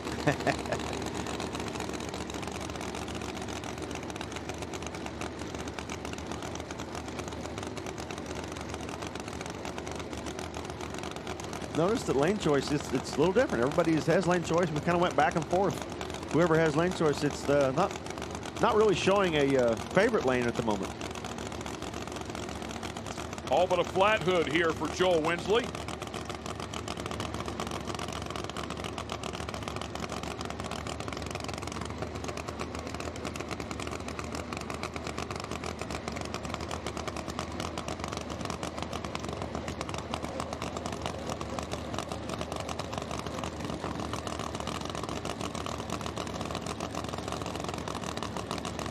As they inch up towards that pre-stage vault. Callie in.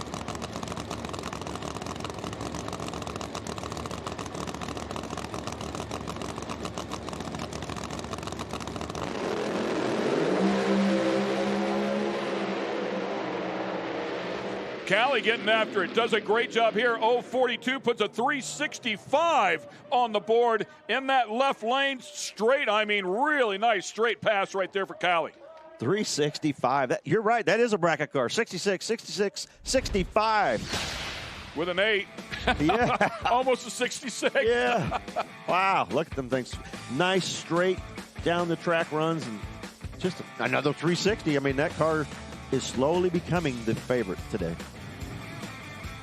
Kurt setting 369 with a 4 in the previous matchup. Kurt, you were able to get the car straight down the track, which so many of these drivers have been struggling with today. You said, I held my breath the whole time. How did you and Hetero figure out the tuning? I mean, I leave that up to Todd. He came back to the car a couple of times just double checking. I mean, he's the man. He knows how to read a track. And, you know, I had Jason Lee, so you can't fool Ryan up there either because he can be a tough customer there. So we did our thing. I'm pretty sure I grabbed a pretty good light, but I never really saw him going down the track. Pretty fun run. Thanks so much. And guys, Kurt just telling me the first round, you usually get out all the jitters, but today it's a brand new day. All the jitters are back, but you worked through it. Well done. Like first round again. Thanks, Kurt. That's a great call, too. It is first round again for these drivers. It is. It's tough. You get up here and you're like, okay, now we're rolling. Got first round out of the way. Oh, not now. You come back next day. Try first round all over again. Time to change classes. Naturally aspirated big cubic inches. It is Mountain Motor Pro Stock, one of the staple marks here at the International Hot Rod Association, and one of the staple marks of the category itself. And Kurt Neighbor, great to have him out here. Long time, very successful competitor, and he'll line up alongside Jerry Tucker. And Jerry Tucker looking for the double. Yeah, Kurt Neighbor, he's lucky to be in the second round because when he staged the car, they put it on the floor, and it started pulling him through. The air gap on the clutch was a little tight. It started to pull the car through the beams. I thought he was going to red light, and next thing you know, the red light's on in the other lane. And Jerry Tucker, #1 qualifier, but he just took the tree and idled down the racetrack yesterday. I don't know if something was wrong with the car or that was planned, but Kurt Neighbor coming here with lane choice at only a 423. Top bulb's on.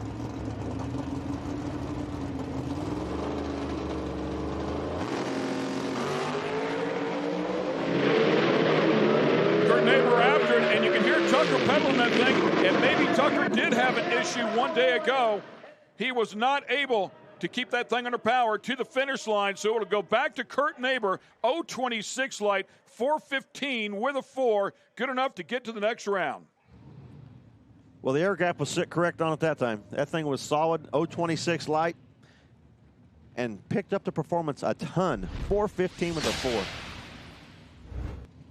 Yeah, one day ago, 4:23, knew he had to pick up the pace if he was going to hang in this category, but seasoned veteran will certainly do that.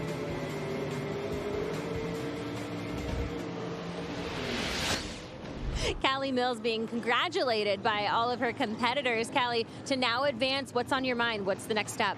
Next round, you know, we got to take it round by round here. I know about a million reasons why people lose races, and we have to make sure none of those are on our list today and we find in the winner's circle at the end of the day. You know, I have great people behind me: Redline Oil, American Pride Golf Carts, Don Baskin Truck Sales, Mills Truck and Tractor Service, Quick Performance, Renegade Race Fuels, just to name a few. And to get them in the winner's circle would be the ultimate, like, the best thing ever, and get that $50,000. And then also coming into the $125,000 race in 2 weeks, that would be, you know, I would have an X on my back, but that's not an X I'm afraid of. So embracing the challenge and focusing on what's next. Thanks so much, Callie. Thank you. That would be a big moment. Yeah, 50 grand for Pro Mod, 15 grand here in Mountain Motor Pro Stock. Johnny K lined up in the far lane, and it was Johnny K that took out John Montecalvo. We talked about Montecalvo struggling to hit the tire a day ago, but Koenigshofer put a 4:18 on the board. Dylan Voss a 4:14 on the board. However, Koenigshofer had an 0:15 light, so could possibly make up the difference if he does that here again today, and Dylan follows up with another 0:44 or so.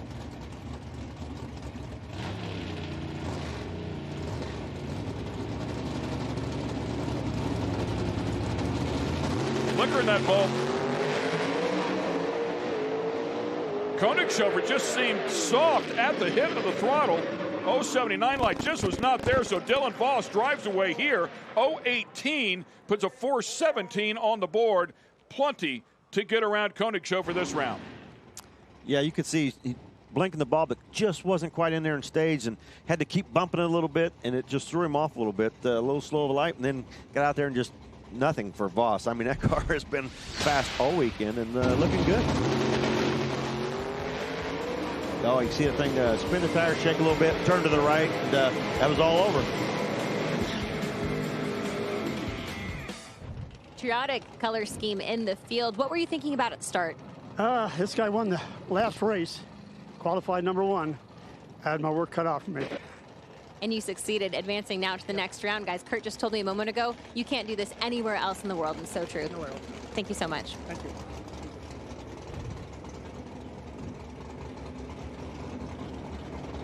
So we will have a different winner in our first two events. Next up would be Chris Powers and Dwayne Rice. Powers, a powerhouse in the category, qualified in the #5 hole. Dwayne Rice in the #4 hole. So a couple of really good cars about to square off. Yeah, the first round, 4:12 and a 4:13. Yeah. You're not going to ask for any tighter pair here. Christmas tree just might make the difference this time. Yeah, Chris Powers 0:15 on the tree and round #1. Right there at both ends with that 4:12 as you talked about. Dwayne Rice a little bit off in the reaction time department in round #1 with an 0:64 light. We'll have to tighten it up here, but the car's good with a 4:13 and an 8.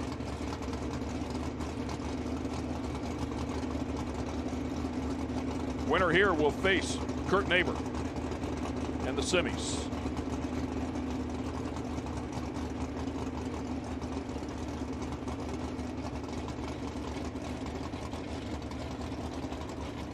Sunny power underneath the hood for Kurt Neighbors, and very proud of that. Sorry, Chris Powers.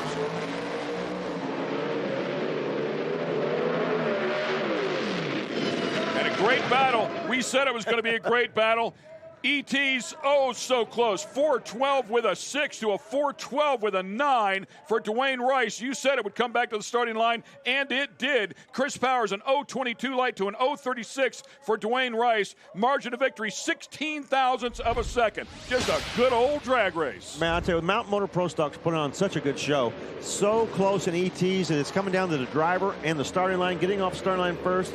And even those were close. It's a great race.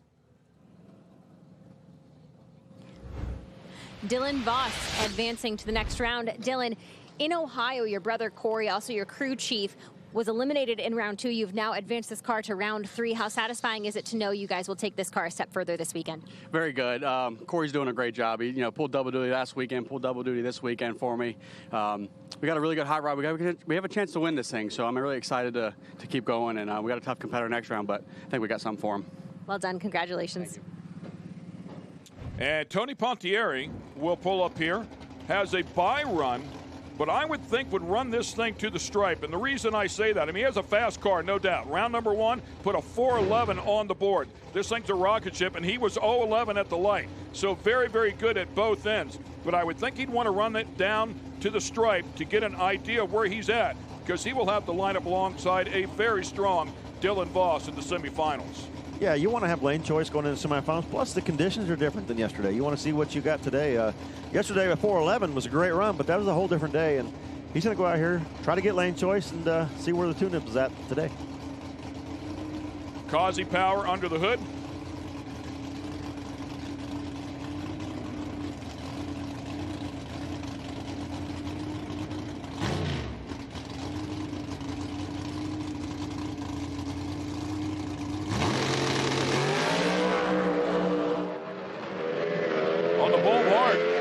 Hit the limiter right there. Yeah, 004 reaction time on the red side puts a 429 on the board, not the run he's hoping for. Keep in mind, Voss went a 417. Yeah, it just didn't look very good. It was a little loose. It kind of looked like it was skating around, and I think he was having to drive it some, and it might have got him off just a little bit on his timing. You could hear it hit the rev limiter a couple times, and that'll kill the ET, and only a 429. That's unusual for that car. Showing the drag race inside. Chris Powers and Dwayne Rice both with a 12. You were able to advance, however, just by a squeak. Was it as fun to run that drag race as it was to watch? Oh, definitely. Door-to-door racing, like always for us. Everybody throws down every time we roll up. When they get a shot for the champion, they want to put them in the box. So good thing we got the Sunny horsepower and Chuck Samuel tuning his hot rod. So we got 2 more win lights and see if we can close the deal. Thanks so much, Chris. Let's sit down to Kayla in staging. Kayla, what's up? Hey guys, so I'm down here in the staging lanes, and if you look right here over my shoulder, Del Worsham, who is a Nitro funny car driver, is still sitting in his vehicle. But I'm going to tell you a little bit maybe about what's going through their minds, and also about some of the clothes or the safety gear that they are going to put on. So some guys like to listen to music and get pumped up or either relax. Some guys like to be relaxed in the car instead of real amped up to get in and drive that Nitro-powered machine.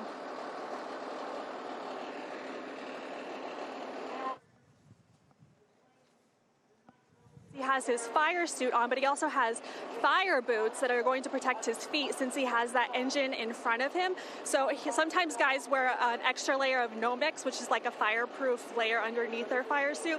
So he will zip up his fire suit. He will wear a Hans device, which will protect his head and neck. And then he will put on his helmet. And then with the helmet, it has a chin strap, which will strap down his chin in the car. So when he gets that G-force of pulling him backwards and then pulling him forwards once he hits the chute, that will also help as a protector for his head and neck. And then he'll put on 2 pairs of gloves to protect his hands. And then he also has arm restraints on his arms for just any sort of emergency or any sort of case of incident. His arms will stay strapped in and secured to his body so they're not flailing all around. So you'll see Del maybe go and shake hands with his crew members. He might have a certain routine that he goes through, but those are some of the things that they are going through when they're here in the staging lanes, and some of the things that the safety gear that they wear. Thanks a lot, Kayla. Yeah, quite a process, huh? Yeah, it's not just throw your helmet on and jump in. It takes a while. So it seems like every year they looking at safety and you get a little more gear and a little more gear. And back when I started, you just throw on your helmet and your gloves and boots and jump in and zip up your chute and you're ready to go. Now there's a lot to put on and a lot of process, and it takes other people to help you. You can't do it all yourself. So, yeah, you want to make sure you're in the car in time, and just you can see Dale. He looked real nervous there, didn't he? Another day at the park. Yeah. And you always see the driver sitting inside of a van or something, and that's why it's so hot, man. Yeah. So hot. Well, the suits, everybody says, "Oh, you got your fire suit on." Yeah. Well, they're like over an inch thick. You know, I mean, they're multiple. Heavy. They actually have real weight to them. Yes, they are. They're about 10 pounds. When you get everything on, 10 to 15 pounds of all that safety gear. Great overhead shot at Darana Dragway, Milan, Michigan, just outside of Detroit. about 50 miles southwest of Detroit. Rotators coming out as the fuel. They'll prep this track here for the fuel cars. And Kristen Beat is up top with another one of our drivers. Despite earning a bye, Tony Pontieri said he drove it through the clutch, so your next couple hours are going to be stress-filled as you guys work to repair that. Yeah, we're going to have to go back and do some clutch service and put some weight on that thing because the track was actually a little better than we anticipated. And that's what happens in this thing. It's a humble sport. You could be running real good, and then all of a sudden a little thing like that happens, and you think that you had enough on it, but you absolutely we didn't. Thank you so much, Tony, and best of luck moving forward. Thank you. Yeah, we know that car's good. I mean, put a 411 on the board. That's no slouch. As a matter of fact, it might have been second quick of the event. So right there, the car's a hot rod. They've got to find that sweet spot, and man, it is difficult to do. Yeah, hearing him talk about what happened, you could hear that the RPMs weren't changing a whole lot going down the racetrack, and even the gear changes, it wasn't an up and down on the RPMs. It was kind of steady. So a little light on the clutch, just not enough there. So they'll make some changes and come back the next round. I bet it don't run that slow the next round. They've done a great job of tuning it all weekend. These Summer Palmer's guys out here looking on. Also Dale Creasy. His guys out here looking on, trying to get an idea of what they think grip will be like at the starting line. Track temp, measuring track temp. Some of the items to help them make an educated guess how aggressive they want to get on the starting line. We appreciate the fans coming out here. Free on Sunday if the event goes that far, and it did. There was, forget who it was. It might have been Data Dave over here. It might have been Steve. Somebody said that there was a gentleman who had his son, and he wanted to watch the funny cars. That was his big thing. He wanted to watch the funny cars last night, and obviously they just did not get down the track with the weather. So he was super disappointed. So I hope they're back here today. I think he did say he was going to bring his son back today. Yep, I think they said if it's free, we're coming back. Yep. So yeah, we hope they're out here having a good time and he gets a chance to see what he wanted to watch. Let's go back up to the top. Hey guys, nothing too much to add that would pertain to the racing. However, my camera, Roger, and I, in a heated debate right now, and I'm rather curious. You know, going to sporting events my whole life, you always have hot dogs. I'm a big hot dog fan, big corn dog girl. I would consider myself a corn dog connoisseur, to be honest. Throughout this weekend, we've had some great hamburgers. I ate 2 yesterday, but a heated debate up here. Ketchup or mustard? And I know the guys in the TV truck are going to have a very strong opinion on this. I'm a ketchup on my hot dog girl, but Roger being from Chicago, he's all mustard, threw the ketchup to the side.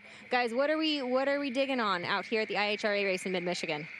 So my personal preference, I mean, if I'm going to dress one up, I like mustard, ketchup, and relish on my hot dog. But if I only have to pick one, I'm going to go with ketchup. Mustard on a brat. D, all the above. More the better. Everything. Oh, yeah? Yeah. Onions too, right? Yeah. Chili. Got chili? Let's put some chili on it. Oh, chili and cheese. That's a whole nother level. Yeah. Then I just want to know how she got lunch. We don't have any yet. Then I have to put a bib on. Yeah. They're bringing them hot dogs at the top end of the track with ketchup. Yeah. What's up with that? What do you have over here? A bag of peanuts? Cookies. Cookies. That's it. That's all we get. Thanks to Dad today, we do have some green tea. Couple more passes of the rotators. You see Dale Worsham getting strapped into his car there. It's a process. They ratchet down, ratchet straps in the car? No, just pull belts to pull them tight. But 7-point harness. Is it a rotary or a latch and link? Depends. Certain guys like certain ones. Both are available. I always like the little twist knob there. Yeah, it seems to be much easier to get out. Now, I know in short course off-road racing and the dirt, they won't allow the rotaries because they're afraid dirt will get into the rotary and it won't function properly. So latch and link over there. So it depends on what your discipline is. You have to read that rule book sometimes. Good look at one of the rotators that we've been referring to, and boy, those things get used out here. And you talked about it before. They do have 2 of them out here now, so they follow each other. You can see the 4 stripes that the 4 tires are leaving, and the next tractor is offset just a little bit to fill that in. So with 2 passes, they get the entire lane ready to rip. Yeah, this series is so new. Darrell taking it over late and getting off the ground this year, and they only had the 1 tractor in Columbus, and just be patient. Tractor prep will get better, and it did. This weekend they got 2 tractors out here. It sped up the process tremendously, and they've done a great job. This track has been killer all weekend. You said they had a spare. Did you see a spare? I did see a spare. There's a third one sitting over there, I think, a just-in-case one. Not going to get caught again, right? Absolutely. I think these 2 right here were brand new, and they were still being built as we ran the race 2 weeks ago, and now both of them are out here running flawlessly. So the one that had its workload in Columbus is sitting over there as a spare now. Turned it over to the young guns. They're sparing no expense here at the IHRA. I mean, Daryl's whatever we need to make this successful, and 2 brand new rotators and all the equipment, a lot of everything brand new in a short period of time. Whatever it takes, make it happen. That's right.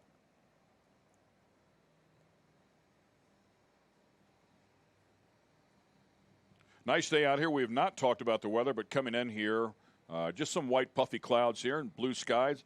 When I looked coming in, it was about 77 degrees. My guess is up into the lower 80s at this point, but it was heavy. The air was heavy. A lot of water. Yeah, it was still a little thick out there this morning. It hasn't changed much at all, but yeah, it's 81 degrees now. Getting up there a little bit. 78% humidity, and the water grains, boy, 128. It's been between 120 to 129 all weekend long. So they haven't went away, that's for sure. And it's tough to can't burn water. Right at 3,055 feet. And let's get it back over to Kayla. Hey guys, so look who I found. I found Dom Lagana, who has quite a history with the IHRA. He just told me he's been here helping all weekend. But Dom, I want you to give us a little bit of your backstory here with the IHRA. I think the first time I was here was probably 1993 with my dad's dragster, me and my brother, just a little running around. And last time was the last IHRA race in 2008, I believe. So Milan, Dragway's good. It's a cool place, historic place. I went and saw Ostrander Road up the block. Jack Ostrander is old school top fuel racer here, and IHRA has a lot of history, so it's cool to be out here.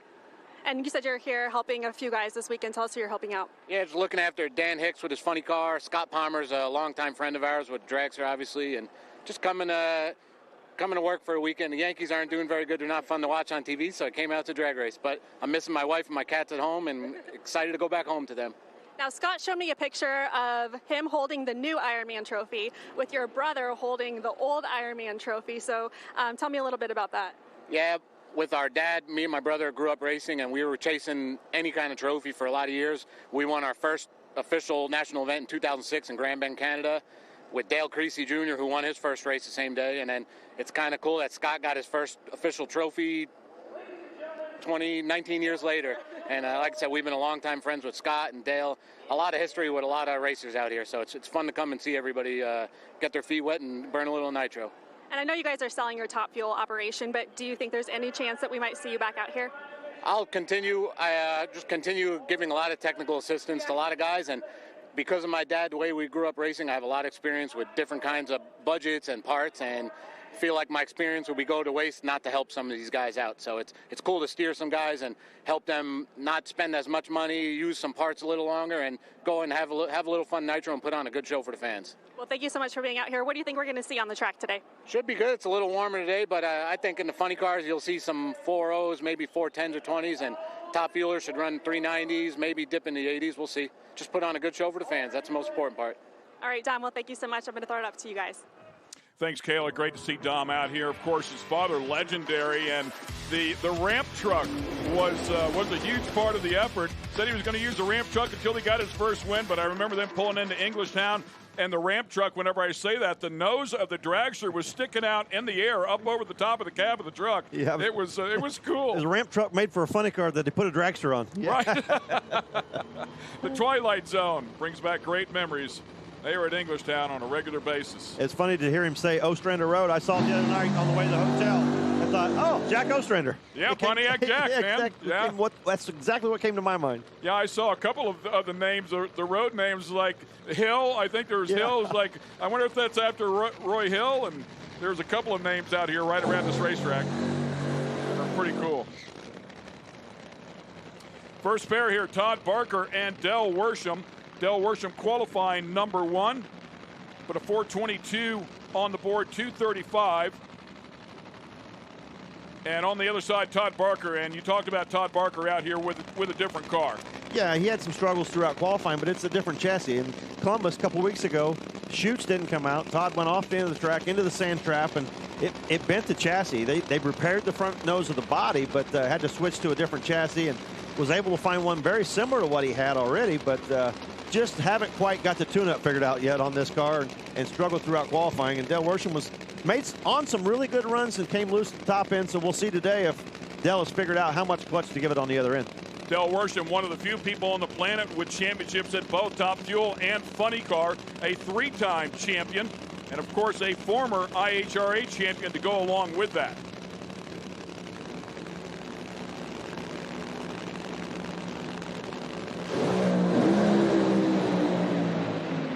Dale Worsham just dead late right there and is going to get lucky here. Well, red, yeah, way red, sorry. Thought he was dead. Well, he was late, but he wasn't near as late as Todd was early. Yeah, Todd Barker knew he had to do something. He was up against Dale Worsham and had a huge performance advantage and took a shot, just got in there stage and left.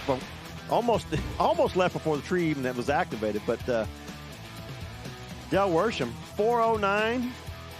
307 miles per hour. I told you you're going to get the clutch figured out on the other end of the racetrack. Look at that thing, making a nice pass down through there, all the way through the finish line. 409, I hate to tell the boys, but he's getting it figured out. They're in trouble now. Yeah. Low ET of the event with that 409.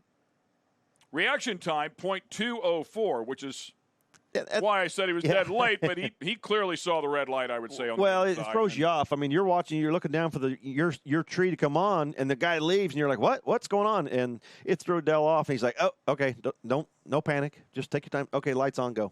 And this tree does have the blinders on the front side. Do you think he saw the red light? Yeah, on the other side? because he had to have, because it was so early. I mean, 0.40 is way early. Yeah, nearly half second early on the other side. So, unfortunately for Todd, a little bit too early. Dale Worsham will go to the next round. Let's go to the top with Kristen B. I'm also water bottle delivery on this one. Dale, congratulations. You will advance. And just a moment ago on the broadcast, Tommy said he's figuring it out. The other boys are in trouble. Do you feel that confident?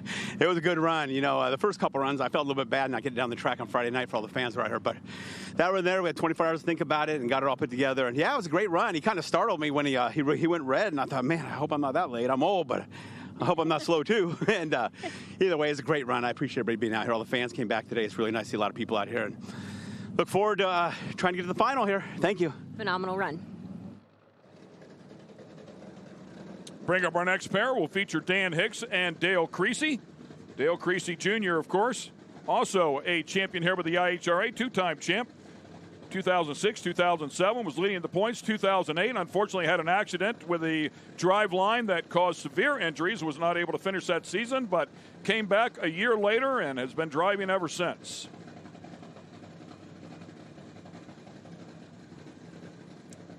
Yeah, Dan Hicks, they've been working on this car, updating it, putting all the new parts on it. Runs this car as a fuel altered as well. Threw the funny car body on, come up here, and Dan, the fabricator at Tasca's shop, so plenty familiar with funny cars. He builds them, so he ought to know what they are. Creasy qualifying in the 2-hole. Put a 433 on the board. Dan Hicks not able to get to the other end under power. See if they can put one together here in round one. It'd be interesting. Dan said he was planning shutoffs in qualifying, but he didn't make the second run, so we'll see if he wants to take it all the way this time. And you never know what's going to happen here. Creasy hits the tires, and how about that? Dan Hicks goes to the other end, 434 with an 8. Nicely done here for that team. Yeah, you can see how happy they are. You know, that's the first full hit on that thing since all the updates they've made to it, and good job to them. And Creasy's car just blew him off the step of the throttle. I mean, we said earlier, they don't run them on paper. You got to come out here on the racetrack. Anything can happen. We saw it right there. Creasy was definitely the favorite car coming into that round, but got to get to the other end first, and Dan Hicks did it. And as I recall, Creasy also hit the tires the second session of qualifying. Yeah, they might have an issue there when you go back and figure out what's wrong before the next event, because that car it hasn't been very consistent. It's been consistent, but it's been consistent the wrong way. Right there, did exactly the same thing in qualifying. Tried to pedal it and catch it, but no way. Dan Hicks, beautiful pass, nice and straight. Great job for that team. Congrats. We'll find out who he faces off in the semifinal. It'll be Jack Wyatt or Jody Austin, which will come up here in the next pair. Dale Worsham with a bye run in the semifinal will go right into the final round. Madman Frankie Taylor up here on the starting line, talking to one of the officials as well.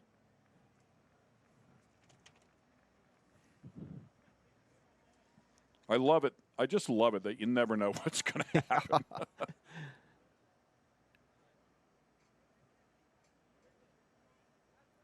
I bet you the interview with Dan's going to be pretty cool. He's a pretty calm and reserved guy. Doesn't get too excited. I bet he's going to be excited. He should be. I mean, that's a great effort. Obviously, some talented people on that team put together a good tune-up inside of that one. Didn't hurt anything. Or at least it didn't look like it. No, it looked good and clean. Jody Austin will line up in the near lane. Jack Wyatt, the seasoned veteran, in the far lane. I told you he's going to be excited. That's cool. He's pretty quiet normally.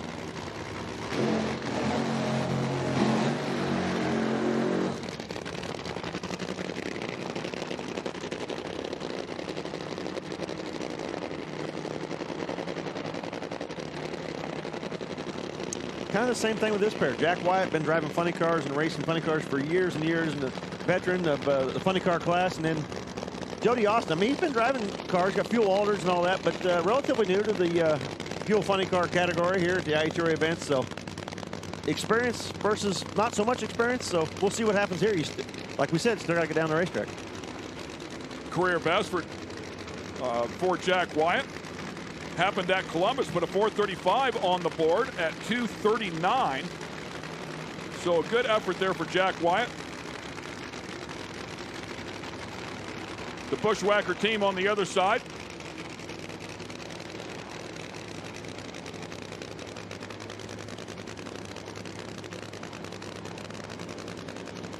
Cody Austin, his son, helping him out.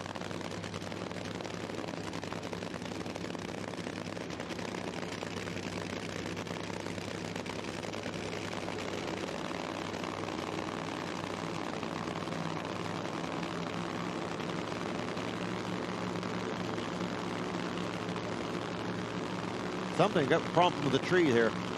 Tree did not activate, it would appear. Really tough for these cars. That's a heartbreaker. You got to shut these cars off. That's a killer.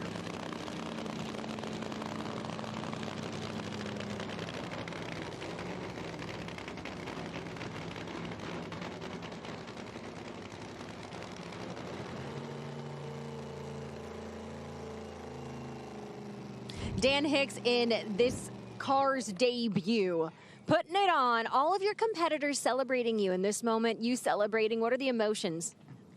Very high. Very high. I get soft, man. I start thinking about my family and what this means to us, and this is unbelievable. You know, we made that short squirt the other night, had a little leak out the exhaust, you know, dripping fuel. Come back, like, you know what, we're prepared. Just take it. If we don't see him, we're taking it to the finish line, and that's first full pull in the second attempt. So, yeah, unbelievable. I'm beside myself.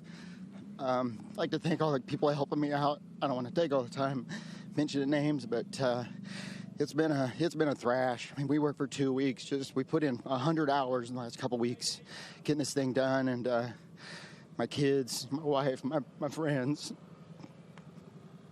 We're going rounds. We're racing on Sunday. Unbelievable. Dan, you and your family recently moved from the West Coast to the Midwest to pursue this dream, to build out a program such as this. How validating is this moment? I don't think you could write a better script. You know, family, friends, debuting a car. I bring luck to the game because we work hard to create luck. And we debuted my fuel altered back in 2014, and we won our first race. It can be done. So. Dan, congratulations. I don't want to end on a soft note. Just so you know, Scott Palmer paid me $100 to go and interview you. Yeah, old Jim Campbell. I mean Scott Palmer. Yeah. Who's Jim Campbell? You know, they're racing buddies, so we're flicking a lot of slack this weekend, and that guy kept me up till the wee hours of the morning the last couple nights. So, but we're here to have a good time, and we're doing it, and now we got some performance to back it up, and see where it goes.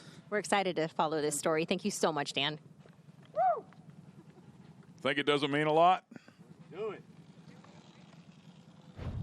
Great interview there, Kristen Beat.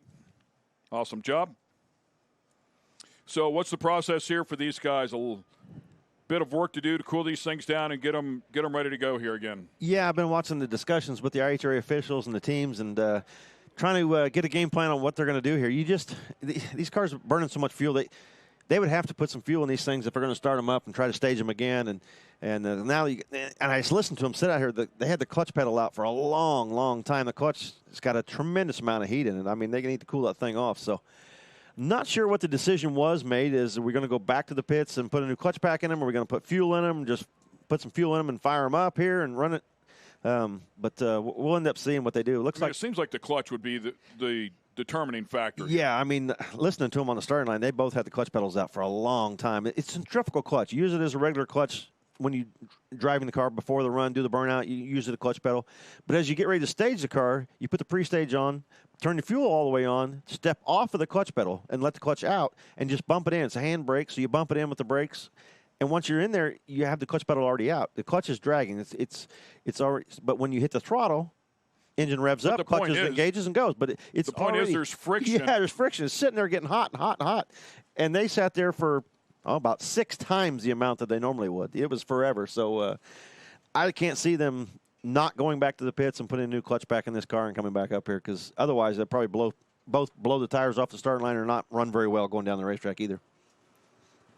Yeah, and it does look like they're going to pull Jack Wyatt's car down the return road and back to their pits. So it's the right thing to do. Give them a chance to fix these cars and get them back around. It was certainly through no fault of their own, and this happens once in a while. Yeah, and they're going to push them a little bit because it takes a while to service that and take that clutch out and put it back in. But I'm sure they're going to push them a little bit to get that done quicker. But all the rain we've had, that Christmas tree, who knows what was wet or not, but they'll get it fixed and we'll keep going. Dad and Dave snagged a hot dog. In the meantime, while he's eating, we're going to go down to Kayla.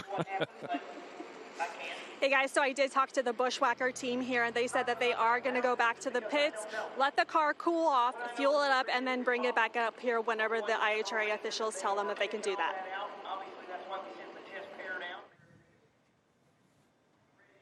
And a good overhead look there of Jack Wyatt's car. Yeah, it's unfortunate, but electronics, I mean, that's what you're dealing with. Electronics, every now and then, they just have a mind of their own. But, all the moisture that's been here last night and afternoon rains we had yesterday, and who knows what happened, but they'll get it fixed, and we'll continue. They're out testing the clocks now, and we should be back in business soon.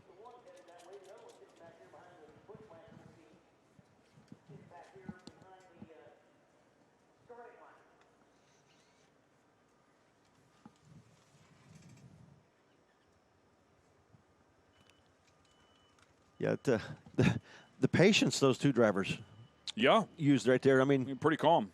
Yeah, and just sitting there waiting, and that's a tough situation too, because, man, the last thing you want to do is get up there in the middle of those cars, try to tell them to back up, and they hit the throttle because the exhaust coming out of these cars is pretty intense. I wouldn't want to be standing up there between them right there trying to tell them that. Yeah, exactly. When he walked up there to tell both of them to shut them off, it's just a scary moment. Those guys are so focused.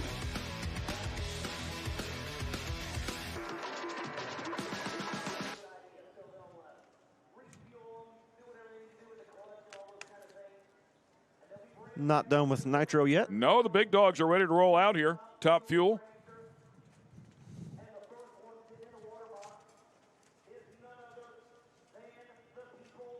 Thank you, sir. How's that dog, Dave? Good. Double thumbs up. All right. Yeah, it's got mustard on it, I see.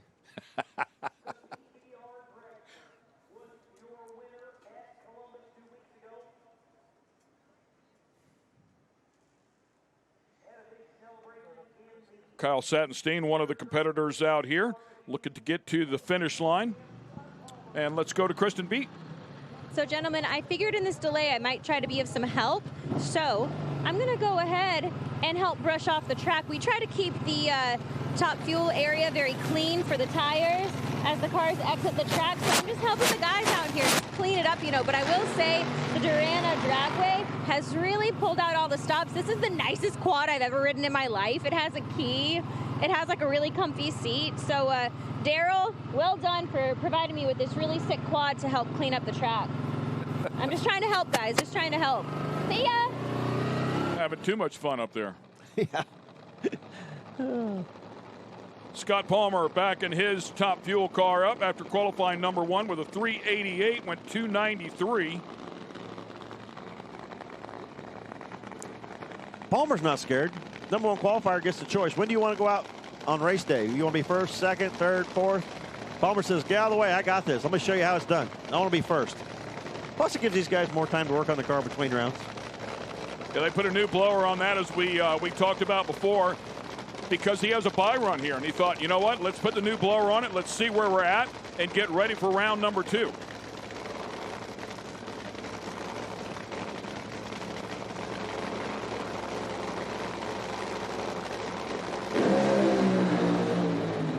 Oh, man. Car looked good there pretty early on. 0.866, 60-foot time. Yeah, left pretty good, and then I think it came loose out there just from the sound of the engine. It sounded like it revved up a little bit, so I'm going to say it spun the tires, and Scott did a really good job of catching it because you didn't even see the tire smoke if it did. So just by the sound of it, it sounded like it come loose. Good to have that bye run in round number 1.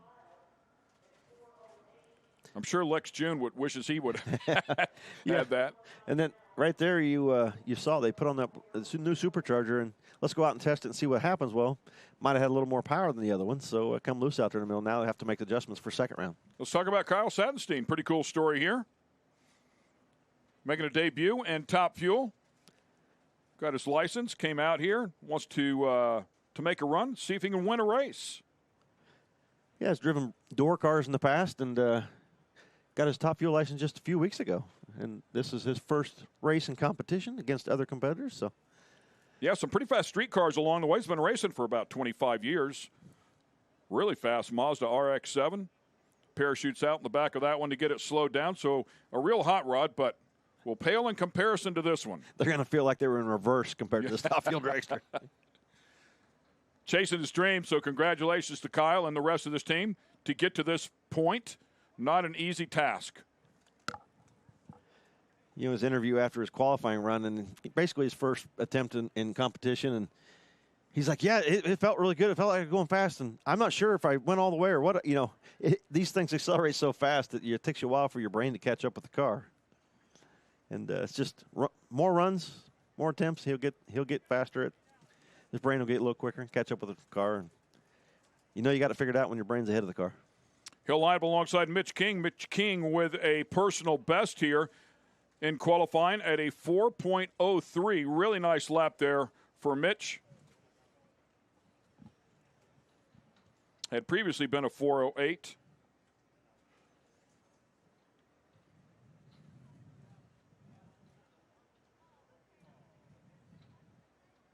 Both of Mitch King's cars running really well.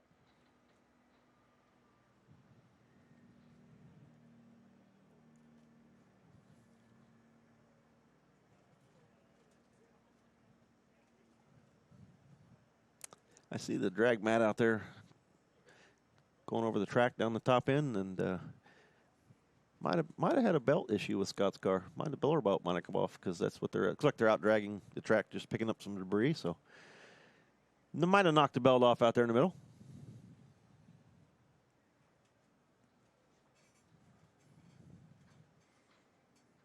If you're Kyle Satenstein and that team, are you focused on the race here, or are you focused on getting to the other end? Yeah, I think it's too early for them to be focused on the race. They just need to worry about their lane, and even if you've been doing this a long time, you need to worry about your lane, not the race, because there's nothing you can do to the other guy. You know, you got to run your own race, and hard enough to run a good race on your own lane instead of worrying about the other side. So, yeah, he's just going to go out here and try to make a good run and let the chips fall where they may. And yeah, I would think follow his system. Yeah. Yeah, perfect example. We saw earlier, funny car, got out of his game, knew he had to push it against Dale Worsham and went too early, so you just got to concentrate on your own lane. Who cares who's over there? Good look at Lex June and the Never Quit team. Save 22 on the side of that car. Great story as well.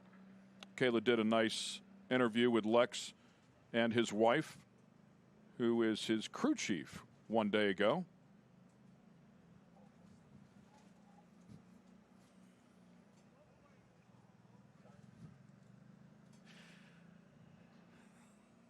The Flying Dutchman.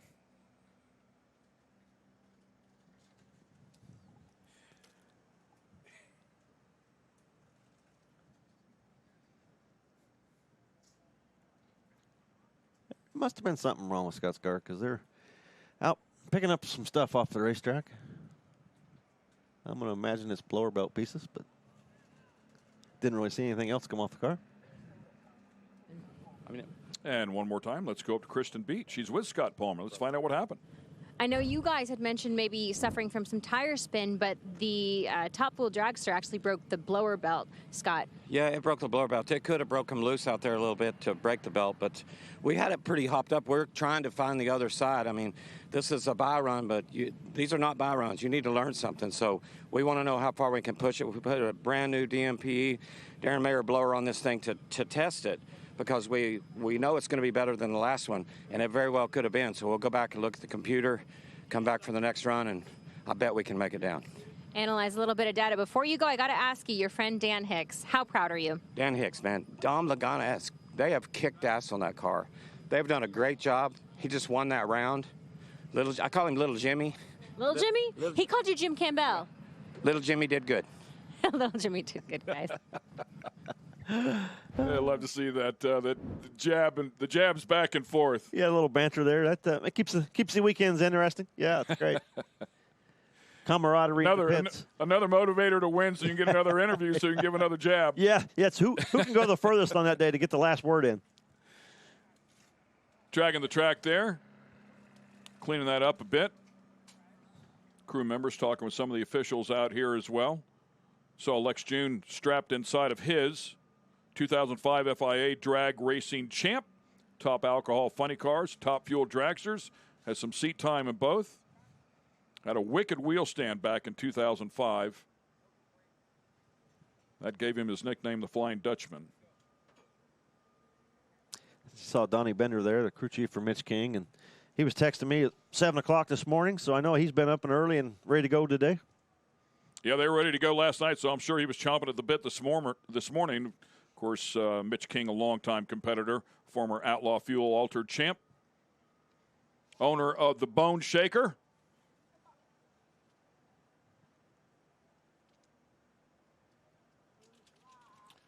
L.A. Kings, the confectionery, has an ice cream parlor, sells candy as well. It's hot out there. Got that leaf blower, moving some air. If you're in the Galveston, Texas area, stop in and spend some money and help his racing efforts.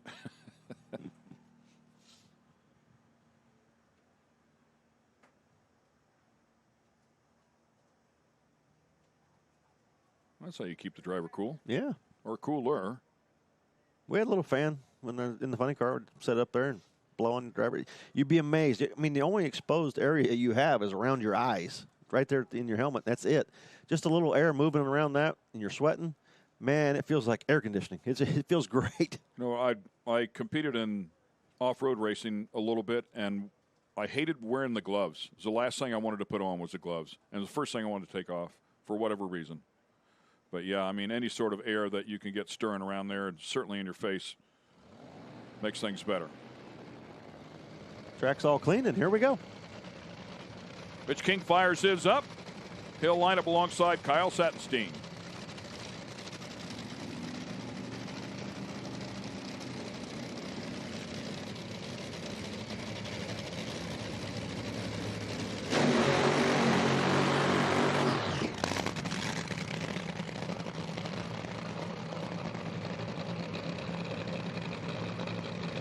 Mitch King qualifying number 2 with 4:03 at 283.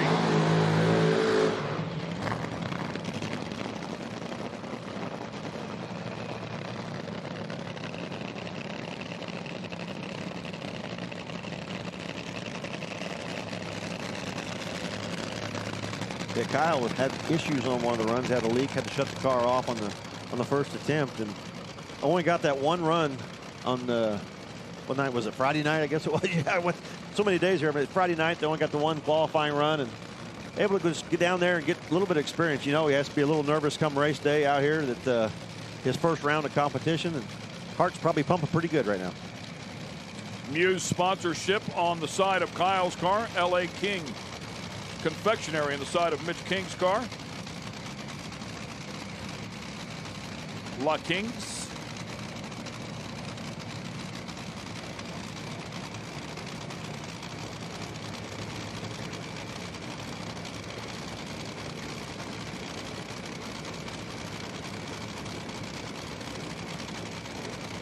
Ah, that smells wonderful. Top bulbs on. Top fuel, round one. Here we go.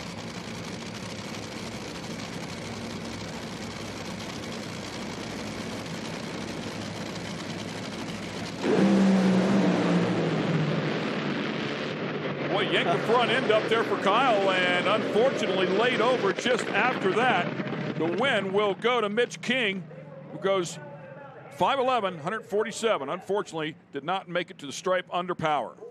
Kyle, in his first round of competition in top fuel, almost pulled off a nice big upset right there. Got the huge starting line advantage, 0.58 to Mitch, a little tardy, 135 off the starting line. Kyle was quicker in 60 foot. Kyle was quicker at 330. Then something happened to the car, it shut off early, and Mitch was able to drive around barely because something happened to his car towards the finish line. So not the prettiest race, but man, Kyle was so close to pulling off the upset. They'll walk away with a smile on their face, I would think. You know, I mean, this is a good, solid hit. Had to be happy with that. You know, did a great job on starting line first round. I told you the heart was pumping. He was ready to go. 0.58.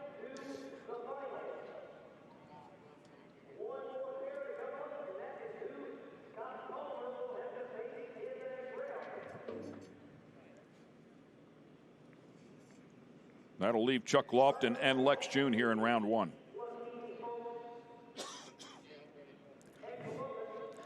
Fuel cars. You can tell we're running fuel cars. There's stuff coming out of the ceiling again. I mean, there's dust and ceiling particles everywhere.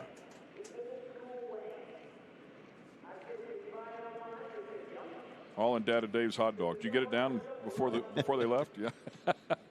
If not, it serves you right. We didn't get one. Right. They brought us one. They just don't give us a chance to eat it. They tease us with it.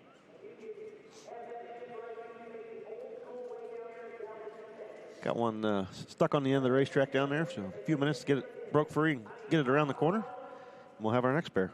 Yeah, you talked about that before. Those things will weld the clutch up inside of them. They're pretty much locked up. Yeah, down there trying to get it in neutral so they can get it pushed off. Great to see the fans come out here on Sunday, as we talked about before. So the word spreading quickly that we were coming back here today. Yeah, fans, their stands are starting to fill up. People are making their way out here. A few people went to church this morning, and what are we going to do for lunch? We're going to the racetrack. Get a hot dog. Watch some fuel cars. Let's go to KB up top. Mitch King telling me just now he thought he had the sensation that he might have thrown the belt, but he said to me, you know what, I advanced, and that's all that matters. That's right. We can fix it up for the next round. Got a little hot in there, had some sweat running down in my eyes. I don't know, I think I was late. I seen him out there for a little bit, and then he disappeared, so all we need is a wind light. You had told me, I believe it was yesterday, that you've got 2 cars in the field and you're thinking of bringing a third here this season. Yeah, possibly so. The car that Spencer and Dale Cox drove to the championships, I still have it with a new front half. And so I got a couple other boys that want to drive. We might put a third one together and help the field out. Well, we'd love to see it. And thank you so much, Mitch. Congratulations, and we'll see you next round. Saw Kyle's car there. That was Scott Palmer. Oh, that was Palmer, yeah. Palmer threw that belt off. He's going to have to sell a lot of candy and ice cream if he's going to bring a third top fuel car out here. Well, he's put another driver in them. I wonder if they can bring a little help, financial help, as we take a look at Lex June, the Flying Dutchman. His wife Gerda standing there alongside, crew chief for him.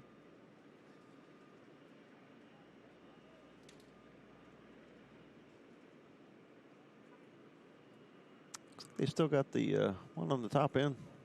Can't quite get it broke free.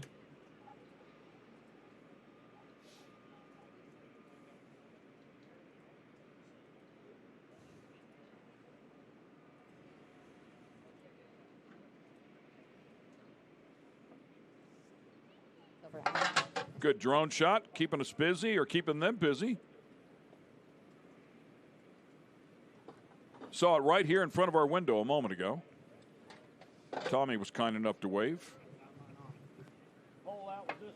And Kristen Beat has a question for Tommy Johnson Jr. I do. A question for the scientist. Between Scott Palmer and now Mitch King, 2 belts being thrown on these runs. Tommy, what happens when a belt is thrown, and is there any reason that we've seen 2 now?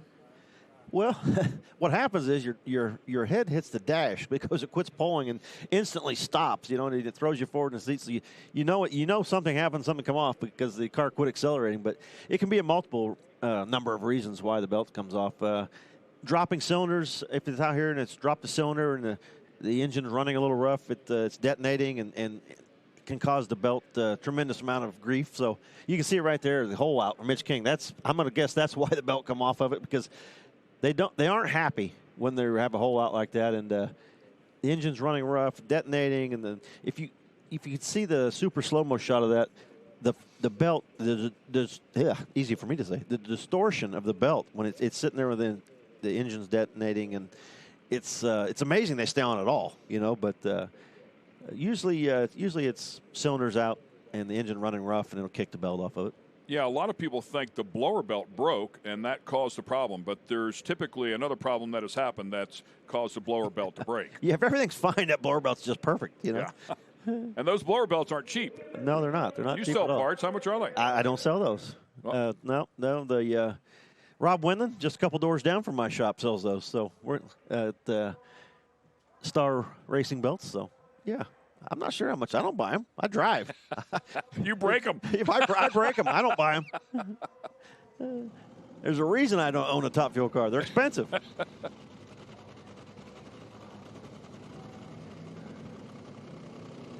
Chuck Lofton there as they fire him up.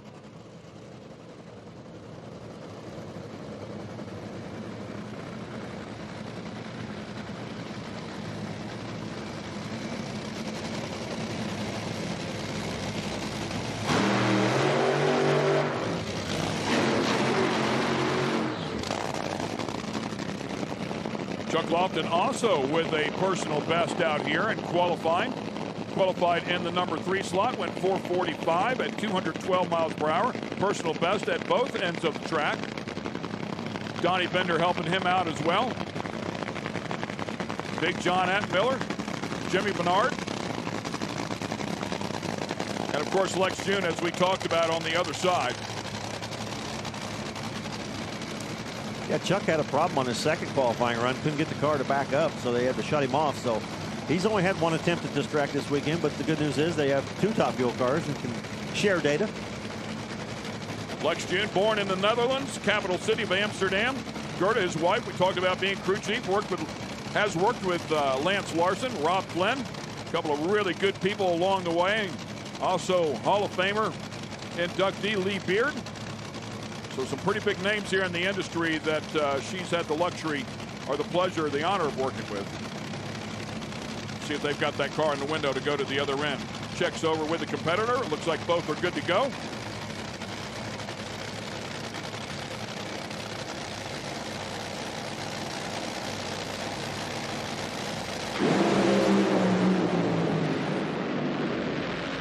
Chuck Lofton on the other side, getting after it right at the starting line, but it's going to be Lex June that drives around him with that last stab of the throttle at the end. 468 is going to get the win by 0.06 of a second. An 0.66 light for Lex June, and he was chasing Chuck Lofton, who put an 0.44 on the board.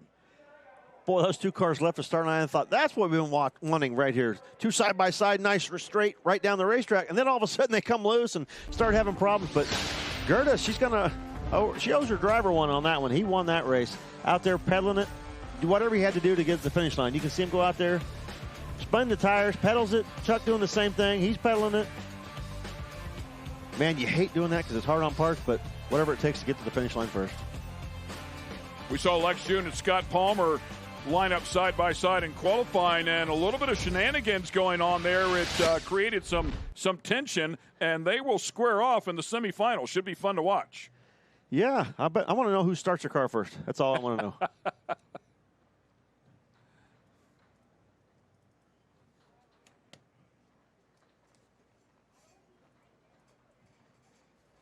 Lex's run wasn't pretty, but it's low ET the round by quite a big margin because everybody having issues first round. Mitch King with a bye run in the semifinals. We'll go right into the final round. We'll find out who is going to run, of course, in just a bit. Be Scott Palmer or Lex June.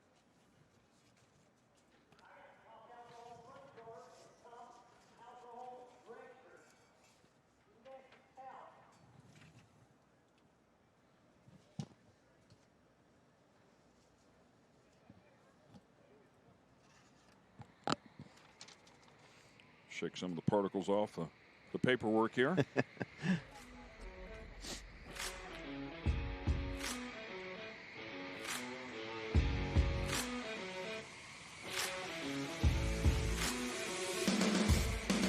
Each week on Speed Sport 1, get the very best in grassroots racing with Prime Cuts. Every Thursday night at 7 p.m. Eastern, we'll serve up a new episode. And around goes the 9, and we're going to pile them up. From coast to coast and all points in between. 3 wide off of turn 2. Prime Cuts is choice racing action cut down to the very best. Oh, great. And holy goodness! Join us for new episodes Thursdays at 7 p.m. Eastern on Speed Sport 1. Speed Sport 1 has racing 24/7. Trouble. Lost the right front hard. Each week, find new episodes of Prime Cuts. Grassroots racing from America's short tracks. Oh, look at one upside down into turn number 1. Speed Sport 1 is the place to satisfy that itch for racing. Checker's going to wave. Who's it going to be? Go to speedsport1.com for a complete guide to what's coming your way next. Speed Sport 1, the live racing network. Monday Mayhem is on Speed Sport 1. Every Monday starting at 7 p.m. Eastern. Things get a little crazy. We've got some of the best demolition derby action from across the country. Figure 8 racing, enduro racing, and anything else that takes you to the unusual side of motorsports. Oh, no! And they both go! Monday Mayhem is on Speed Sport 1. It's free to watch. Go to speedsport1.com for details and viewing options. Race fans have a home on Speed Sport 1. As we'll cover the Strongpool drag race to it. From water to the desert, Speed Sport 1 has a variety of competition that will spark your inner racer. Look at the number 10 machine. Oh, boom, we got a flipper. We're going to have her. Oh, and right back on his wheels. Speed Sport 1, the live racing network. Doing the tap dance, rat-a-tat-tat. All the leaders real buffer. Go to speedsport1.com for details and viewing options. Speed Sport 1 is the place for the Hunt the Front Super Dirt Series, the premier dirt super late model tour of the Southeast. And just about 4 wide for the lead. Watch the series on Speed Sport 1 as it travels to some of the South's best tracks. Founded by racers, the Hunt the Front Super Dirt Series is a professional touring series. And you can see the entire season on Speed Sport 1. It's free to watch. Go to speedsport1.com for details and viewing options. Looking for a quick fix of motorsports news? The Speed Sport Daily is what you need. It's a free racing newsletter delivered directly to your email every day. We'll cover the winners and the losers and tell you who's making news off the track. It's NASCAR, NHRA, World of Outlaw, IndyCar, and so much more. Go to speedsport.com today and get signed up for America's free racing newsletter and get your daily motorsports fix. The Speed Sport Daily. Welcome back to the racing here in the IHRA series from Milan, Michigan. And I have Lex June with me now who will advance to the semifinals. Lex, you told me you blew the airline. Yeah, we stopped the car here and then I hear a big bang and air started getting out of there somewhere, so we need to check that. But luckily it happened here and not on the track. You were able to keep this car straight, but you did have to pedal it quite a bit there. Well, it was not really straight, I believe. It was I felt it like I was driving a rally car. It was going sideways, but you know what? We never quit, kept my foot in. I need to win this round. I need to win this race. Next one on my list is Scott Palmer. I want to win this, so he's the next one. You just told me off camera that you have some unfinished business there. Tell me about it. Yeah, well, you know, Scott is a good guy, but, you know, he messed up basically my second qualifier, which I understand because it was not intentional, so that's all good. But it's kept me really motivated to beat him because of that I need to win every round. I don't have any buys, so it's tough, but, you know, tough doesn't scare me. We will get it done. So tell me, when it comes to that semifinal, who's going to start their car first? Semifinal? I know Scott will start first. Yeah. Thanks so much. That answers that, though. Nice job, Kristen. She's not afraid. Good job. Yeah, we look forward to that in the semifinal. Have we created a rivalry here all of a sudden? I think Scott created it. We're just fanning the flames a little bit. Well, when I was told Scott was going to end it. That's good. They talked it out. They knew that there was some miscommunication there. So all good, but you don't want to see it happen again. So it'll be interesting. Second round's going to be interesting. I like it. Good look at one of our funny cars here. And ready to roll up. Top alcohol funny car. This will be a final. Phil Ez laid up just a little bit short to Stan Sipos at the season opener. Didn't make it to the final round, though. Lost on a hole shot. Has not won an IHRA event. Would be the 67th different winner if he could put it together. He has been good.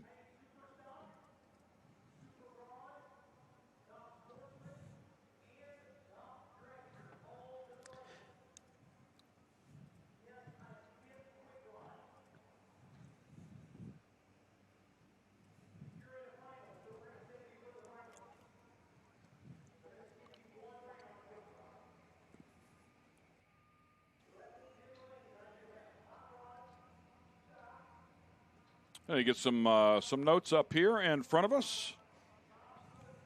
Of course, we had the Killer Bees out here at Columbus. Did a great job with that nitro injected funny car. It's pretty cool to watch. You see the ultrasonic on Phil Ez's car. It's his company there. They Sonic Cleaners, and a lot of the race teams in the pit area using his equipment to clean parts. And we cleaned our lifters every round. We'd throw the lifters in there and clean them. So a racer out here providing equipment for other racers. Phil Ez, current ET record holder, set that at Columbus at 5:49 with a 6. Sean Bellemere with the mile per hour at 264. What are you looking at here, bud? Oh, I see that shot. It's interesting. I didn't know Phil had that kind of steering wheel. That's not the common steering wheel for a funny car or a top fuel car, but that's kind of cool to see the experimenting. You know, all the top fuel and funny cars have a butterfly steering wheel there, just 2 grips, and Phil's got a little round one there. I know Max Pappas is making a steering wheel for the fuel, you know, the funny cars and the dragsters, and a couple of guys have them, but I don't think that is one. I think that might be something that Phil's come up with on his own. I'll have to go take a look at that. Tony Bogolo going to his 9th final. Currently has 5 wins. If he could win this one, would tie Paul Noakes at 6 career wins. However, it took Paul Noakes 12 finals to get those 6 wins. So would be able to accomplish that a little bit quicker. However, Phil Ez might have something to say about that. Yeah, Phil's car's been running really well. You know, 5:55 in qualifying here and to the final round in Columbus a couple weeks ago and ran really well there. So you have to think he's probably the favorite in this final round, but as we've seen already, favorite doesn't mean anything. Yeah, in qualifying, it was 5:54 for Phil Ez. Tony Bogolo put a 5:66 on the board. It wasn't like he was way behind. Speed's almost identical. Tony Bogolo's first career win with the IHRA going back to Atco, New Jersey, 1993. Last one in San Antonio, 2003. Wow, big RPMs there. Yeah, Tony getting after it in the burnout there. Phil's car's not backing up. He's been sitting there a little while. He's having trouble getting in reverse. Oh, the drone pushing him back there. That's what picked it. Yeah. That's a great shot. Maybe he was watching the drone. Oh, I got to go reverse. Let's go. Yeah, that was cool. Yeah, great not shot. the big crew that you typically see with fuel funny car, of course. They would have been out there immediately. Expect this one to back up. One of the IHRA crew members was going to go out there and help him, try to rock that thing and find reverse. Checking a wheelie bar here. So it'll be Phil Ez in the far lane. Near lane will be Tony Bogolo. Bogolo looking for his 6th career win with time for 11th all time, as we talked about with Paul Noakes. On the other side, Phil Ez, runner-up in Columbus, looking for his first IHRA win. Final in top alcohol funny car.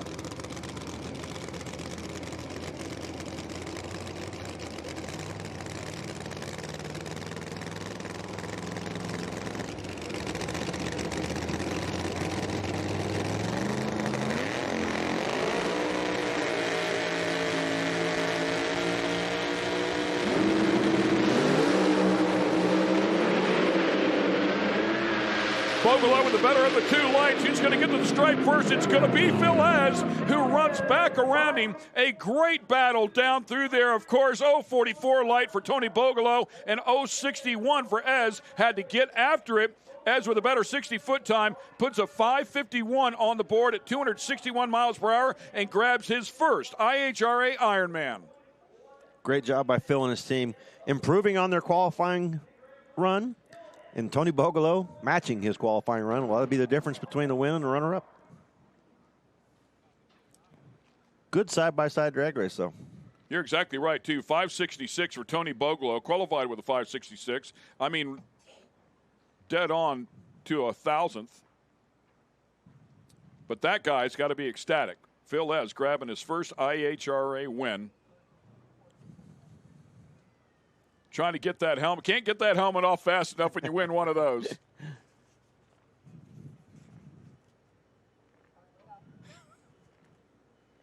Phil Ez with your first ever Ironman here in Michigan. Congratulations. Katie, thank you so much. Phil, all right. What does it feel like to hold one of these guys? I'm sorry? What does it feel like to hold one of these guys? I've never held one before. It's kind of cool. Kind of like a Wally, kind of, sort of, but this is even better, I think. Who knows? I like it. Take me through your run. Well, we just tried to make A to B, you know what I'm saying? I tried to do my job. That's what I had to do today, and we got it done, you know what I'm saying? Les Davenport's helped me a little bit. Todd Tutter's helped me a little bit here this weekend. I mean, Jerry's done a good job. TJ and Jason, Kelly, everybody's done a good job. You know, we got a lot of good people helping us, you know, Murph McKinney, John Davis. I mean, we have so much help. I'm surrounded by just great people, and that makes us do well. Well, lift it up. Enjoy the moment. You are now an Ironman winner. All right, thank you. Yes.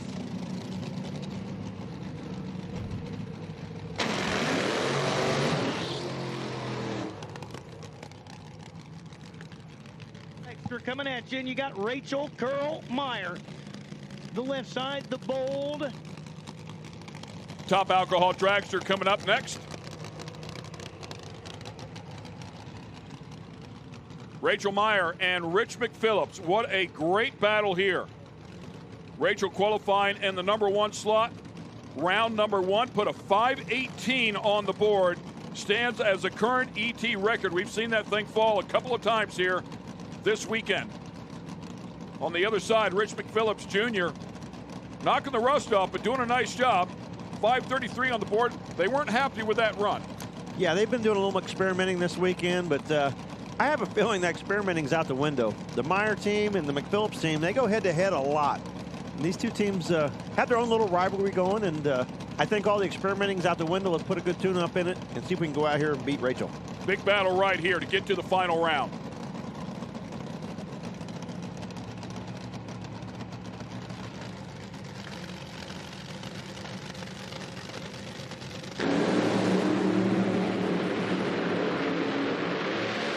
McPhillips was ready to go. An 046 light. He's going to take the win as well on a hole shot. 5:31 to a 5:26. Margin of victory, 11 thousandths of a second. Yeah, when they left the starting line, you could see here, huge advantage for Rich McPhillips Jr. 046 to a 109. and she just could not get back around him. Even though she ran 500s quicker than he did, just could not get around him. And Rich taking the victory by 11,000 of a second. Great job of that team. And 5:31, a little quicker than last round, but she slowed down from last round. That's made the difference.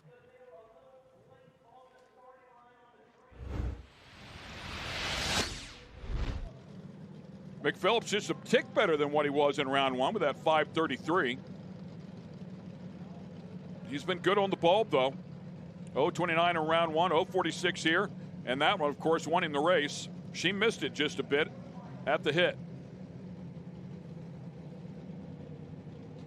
That'll bring up Will Smith and Megan Lingner-Meyer. Will Smith's had a hot rod all weekend as well.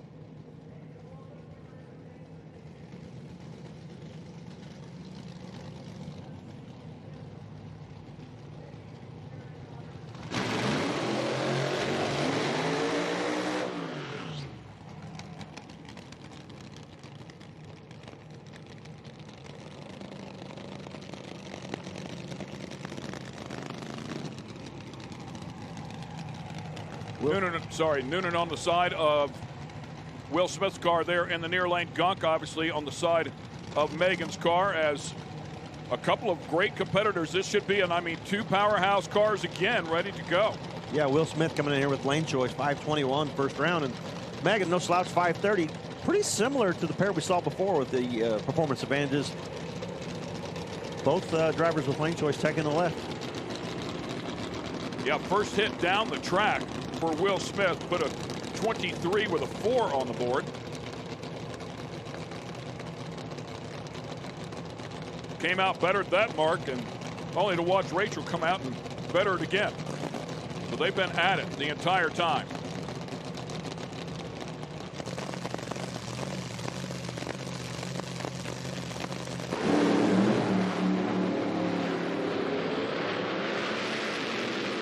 And unfortunately for Megan, she hits the tire. 0.22 light for Will Smith. 5:23 with a 5. That car has been consistently fast. He's going to be a handful in the final round. Yeah, he is. Right from the get-go, first pass out, that car's been running really well. The Samsel's giving Will a great car to drive. They left the start line about, whoa, we got it again. Big, huge starting line advantage, 0.22 to an 0.80, and her car coming loose right after that.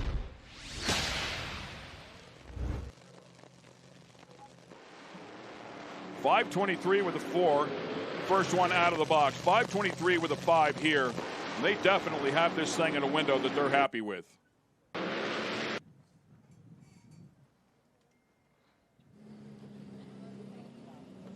Rich McPhillips, you will advance to the final. Your dad pulling up saying, my son got the whole shot. Yeah, that's a rarity. I'm usually better outside the car than in it. This weekend, I've been seeing the tree pretty good. I think they're a little tight, so it's helping me out. And the Meyer team, we knew we had to be on our game. We're still trying to get some more performance out of this thing. We think we're making big moves, but it's kind of just creeping up on it. We got to make some wholesale changes. I don't know what Will ran, but it's good to be in a final, and I love this IHRA deal. It's real smooth. It's just fun to be here. I got to thank Lucas Oil, NGK, Bonifant, ARP, all the people that help us get here and help pay the bills. Thank you. Will ran a 5:23 with a 5. Anything you'll be doing back in the pits? But I'll have to hit the practice tree a little more because Will's really good, and we'll just keep tuning on it. At this point, we have nothing to lose. Just hammer down and see if I can do my job and get a little more. Thank you so much. Thank you. Yeah, he's going to have to work on that tree, but there's not a whole lot to work with. He was 0.22, so if he does that again, there's not a whole lot of extra right there. Should be a great race, man. That will bring up our Pro-Ams. A few rounds of racing yet for the Pro-Ams as well here on Sunday, as they were not able to finish either. And this is Matt Daddis in the right side, the 80 Oldsmobile Starfire. He was trip quad zip on the starting line. And this is the same position that Scotty Reinshield found himself in at Columbus. Found himself in the finals both days at Columbus. This is semifinals. These are two of the very best in the business letting go of the button. Both lanes are going to be 00 on the tree, at least. And they got them both dialed, and it's going to be a game of chicken at the big end to see who wants to take the stripe and who's under.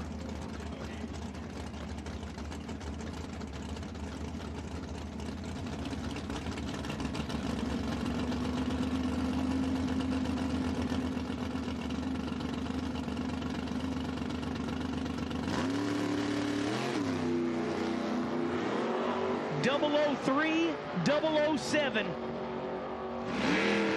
Almost like I know what I'm talking about. Getting to the finish line first is Matt Daddis. The win light shines. And Will Smith will advance to the final. Where there's a will, there's a way. What are you anticipating? Hey, just one more round. I mean, we this thing's been hauling butt all weekend, and these Samsa boys got this thing tuned up, this Noonan power. So just trying to do the same thing every time. I thought I had a decent tree. I don't know what it was, but I felt like I had the advantage. But the car felt good. I mean, we keep running low 20s. Don't count us out. I think we can hold that Ironman here in a couple hours. So we're really excited to be facing our buddies, the McPhillips family. We race and work together and everything. So it's kind of like a team final. So it's so awesome. Thank you so much.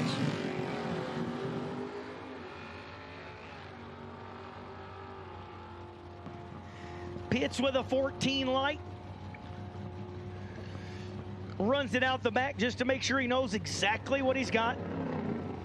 It goes 1085 with a 1.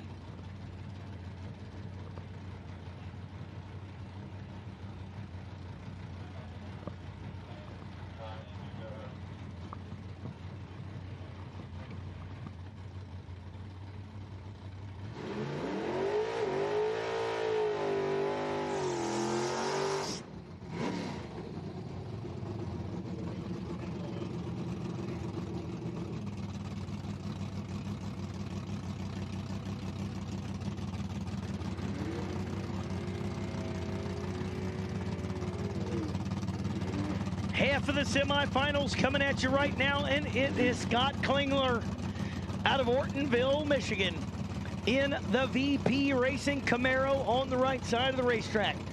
Tough customer here on the left side, Aaron Allison. 85 Camaro, going to be dialed 1096. So 9/10 of a second head start for Allison on the left side.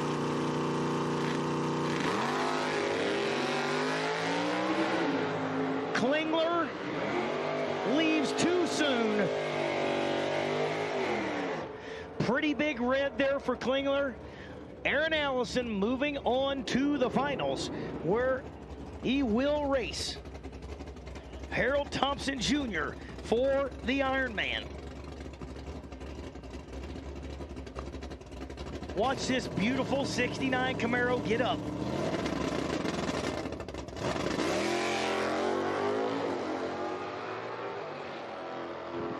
Boy, I heard a big stumble when he came down on the gas. I bet they go back and check that. Sounded like there was a big old stumble right when Thompson matted the gas. So it's really a good thing nobody was in the other lane, because he was getting ready to be in trouble.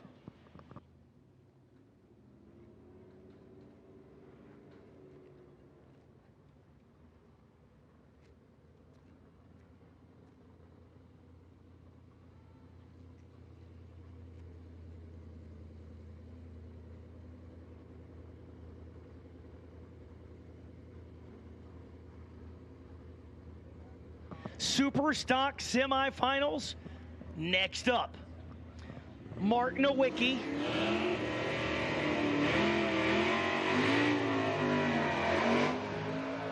and Chris Ruzicka. Ruzicka, one of those wired up Cobra Jets on the left side.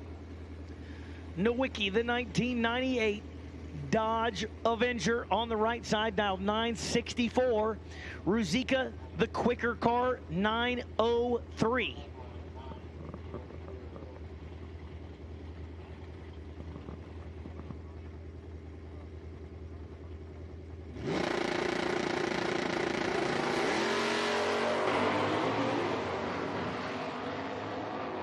both of them away clean and green. The starting line advantage was Ruzicka, and the win going dead on with a 9. Goes 9:03.9. On the 9:03 dial-in, it was 10 up front, 19 total for Ruzicka. Going to get the dubious honor of racing A.H. Adkins in the finals, coming up just a little later.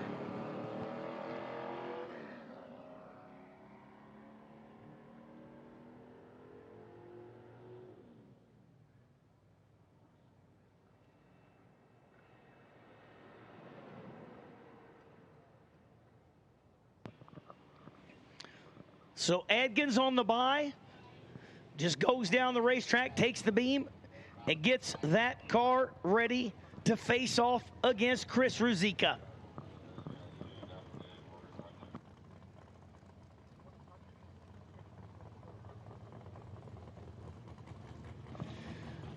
Here we are in semifinals of Super Rod. A pair and a single. All these classes had odd numbers, so they all come down to 3.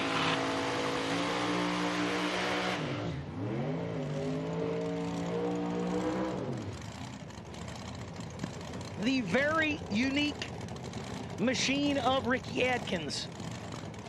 Also, falls the hardest on the stop of anything I've seen here. You really think it shut off?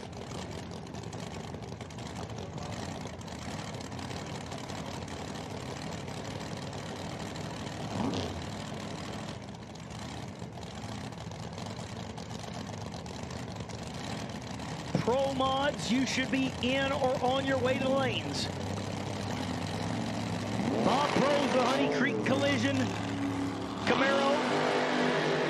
Let's see if Adkins can chase him down. They're almost dead even on the starting line. Who you pulling for there, young man? Did your guy win? It was Bob Pros on the right side. As Ricky Adkins goes 992. Pros goes 991 for a 7 thousandths margin of victory.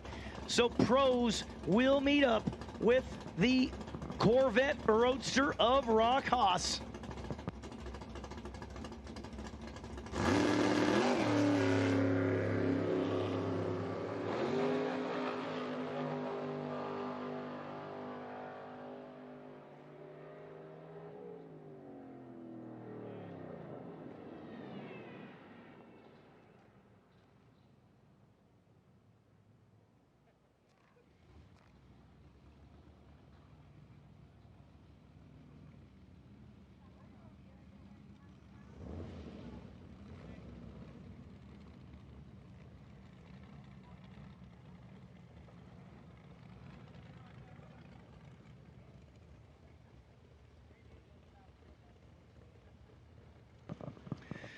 So here's the plan for the moment. We're getting ready to run Top Sportsman. Then we're going to run Top Dragster. Then we are going to run the pair of funny cars that we had to shut off when the tree didn't drop. Then we will go into Pro Modified the next round.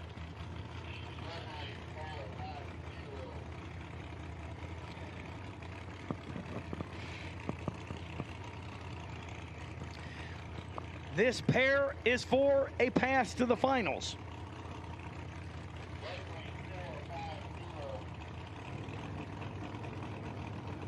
Jacob Elrod in the Corvette. Right side, Killer Brooks in the Cavalier.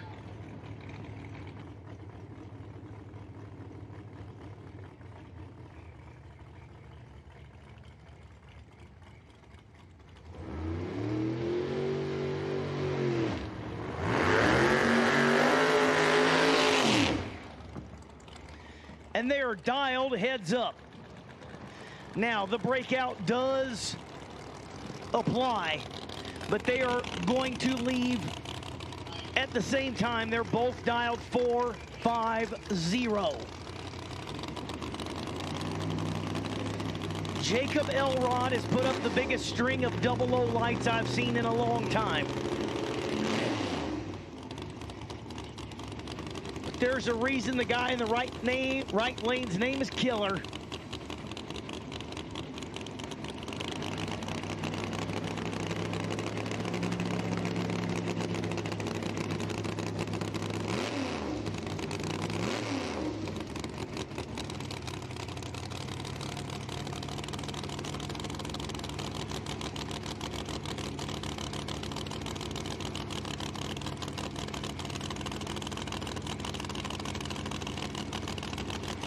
Elrod with the normal staging procedure I've seen every time. Lights the first bulb and rolls right towards the second one, and there it is.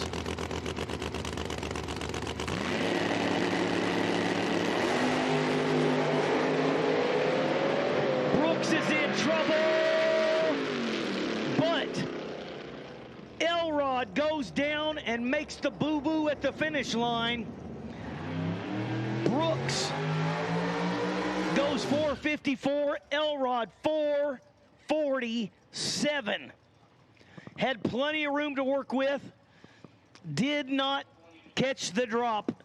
And Jacob Elrod out here in the semifinals. Killer Brooks moving on, where he will face against Mike Badia out of Hilford, Michigan in the 96 Cutlass.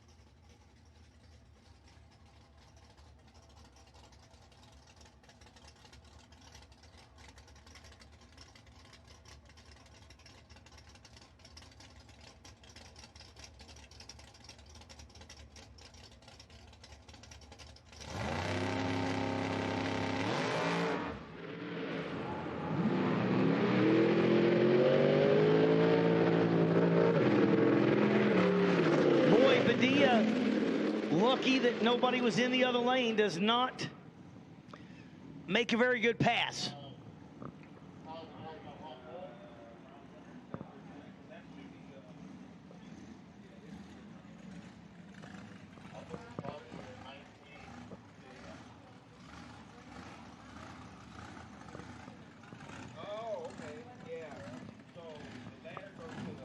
So top sportsman going to be Lorenzo Brooks and Mike Badia.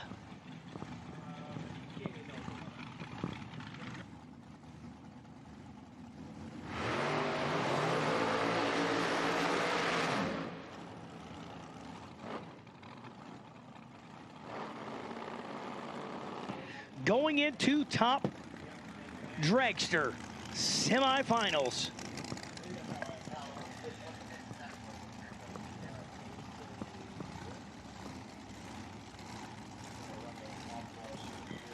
Kirby McLennan sits in the right lane, and Dennis Brown. Brown, the Vortec charged machine over here on the left side, going to be dialed 397. McLennan going to leave a quarter of a second ahead, and Brown going to see if he can chase him down.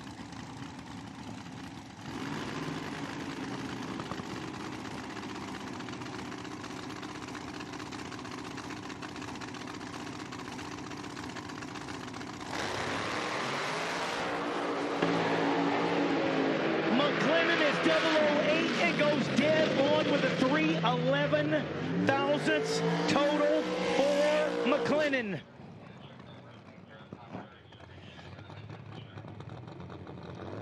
So Kirby McLennan moving on to the finals, where he will face off against Jeff Smith Jr.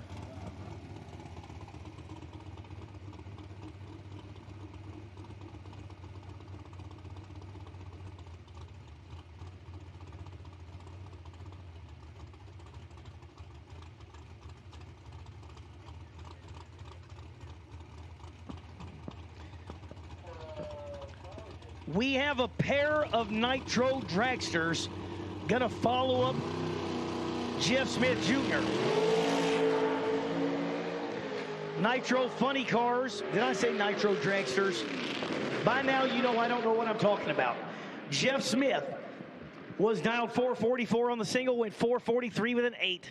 So just 11 10,000ths under and was 005 up front. So what a matchup that's going to be, as we will have Kirby McLennan versus Jeff Smith Jr. in the finals of Top Dragster.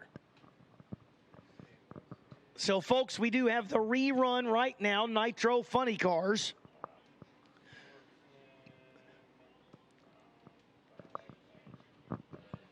Making their rerun as we had the issue earlier. So they've serviced those cars, and they're sitting up here ready to go. And then it's going to be followed up with the next round of Pro Mod.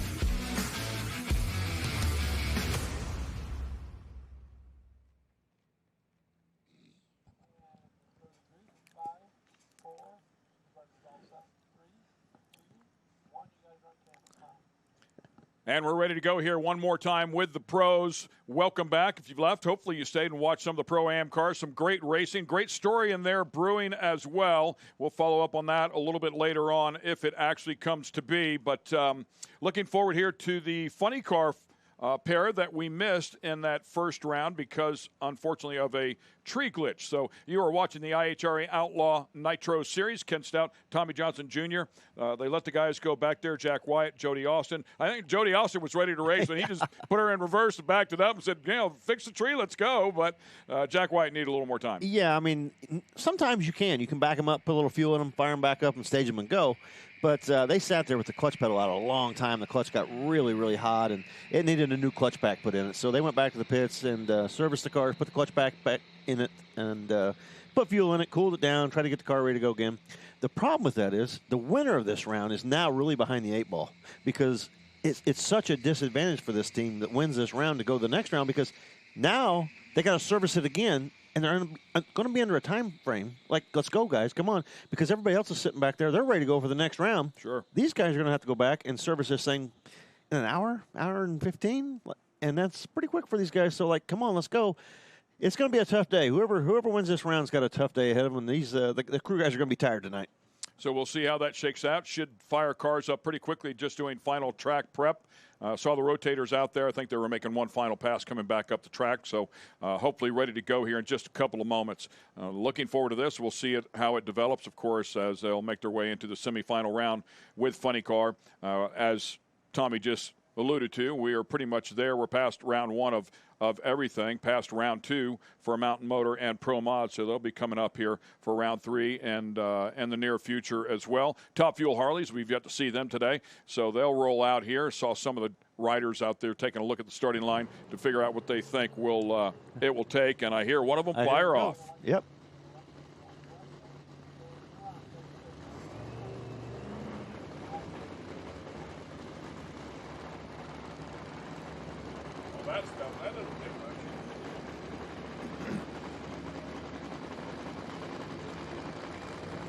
Number 3 and number 4 qualifiers. Jody Austin will be in the near lane, Jack White in the far lane.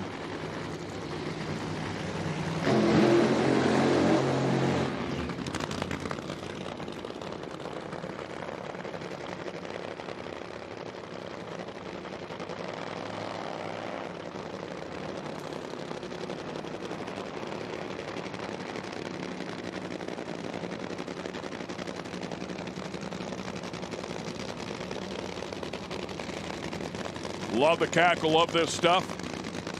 Sights, sounds, smells. Jody Austin out of Aubrey, Texas, the Bushwhacker Racing Team. 2020, 2023, 24 Outlaw Fuel Altered Champ.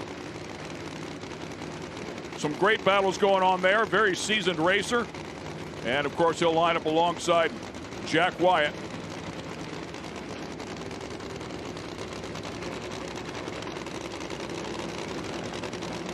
Behind the wheel of the White Devil, named many, many, many years ago, back when he was racing alcohol. I saw a picture of Jack in his Pinto funny car White Devil here a long, long time ago.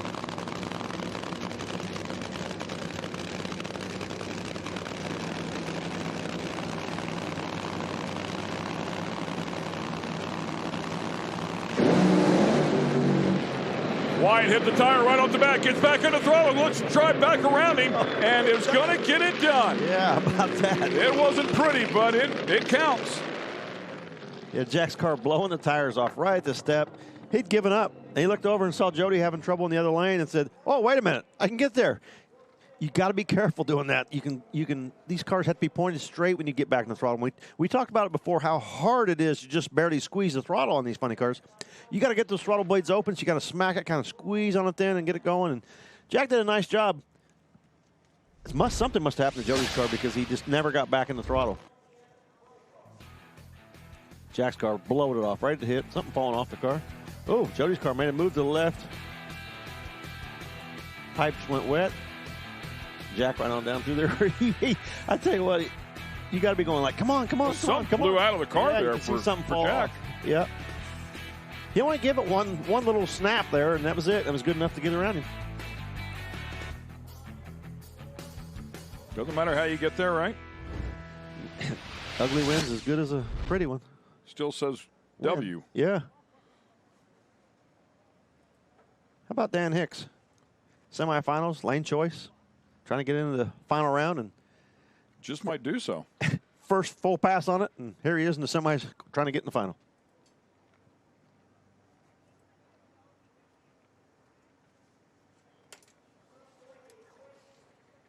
Never know. I might pull that off. That'd be cool. 50 grand to the good if he can do so. Pay for all them new parts he put on there. Or at least a part of them. Part of them.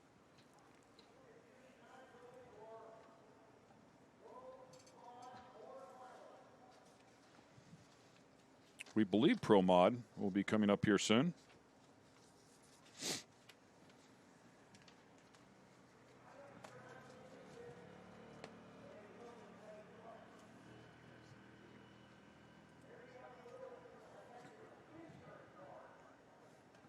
Copy, thank you.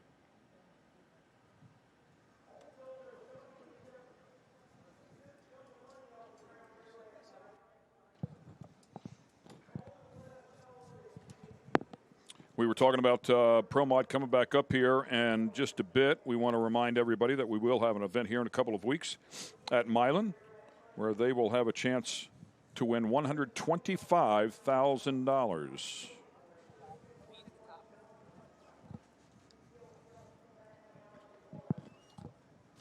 Mountain Motor Pro Stocks will be here that weekend as well, August 8th and 9th, along with Top Sportsman. Let's go to Kristen B. Jack Wyatt will advance, and Tommy, you said it yourself. It was an ugly win, but it was still a win. You will advance. Jack, how did it feel for you out there? Well, you know what, that not being able to run the first lap, we had to come back and just do a real quick recheck, and I knew we needed to put a clutch in it. I tried to make the adjustments for it, but it wasn't enough. But it was one of them deals that, hey, we get to come out here and race with guys like him. It's okay, and we did the best we could. Wasn't pretty. We'll get her the next time. Thank you so much, Jack. So it sounds like, excuse me, did not put a pack in it. Yeah, I was kind of surprised by that. It definitely showed that it needed one because, like Jack said, he tried to make the adjustments, tried to take, probably took some weight off of it, and thought he had enough off of it for a hot clutch, but it's so hard to cool them down. I mean, they're creating so much heat in there that I'm sure they put a fan and blowers on it and tried to cool it down, make the adjustments, thought they had it fixed, and the disc are probably already glazed, so it hopefully they'll do a regular service this time, put a new clutch back in it, and get him off the starting line a little better next round. And one more time, let's get it back down to Kayla and the staging lanes.